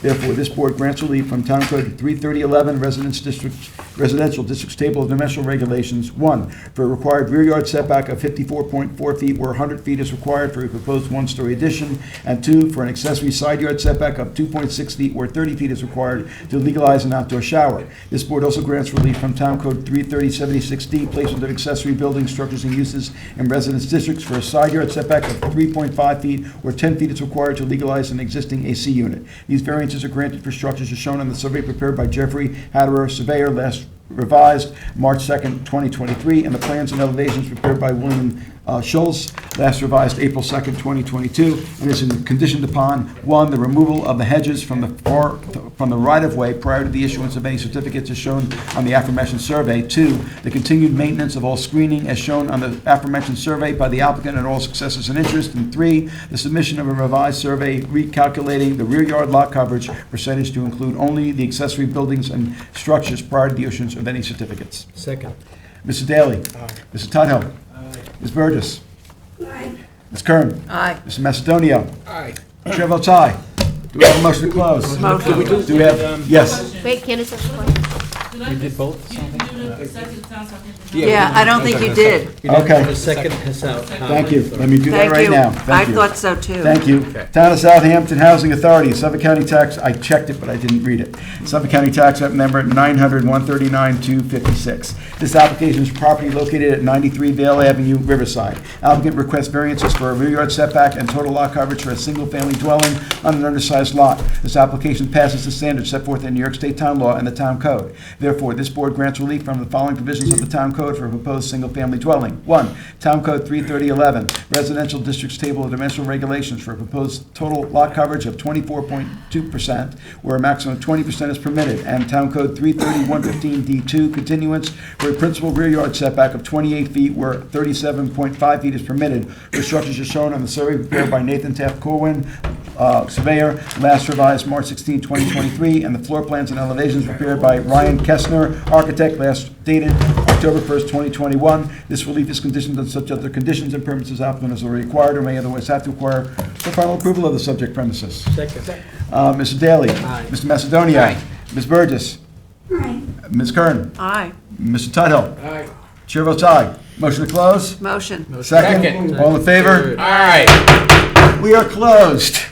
Well, that was fun.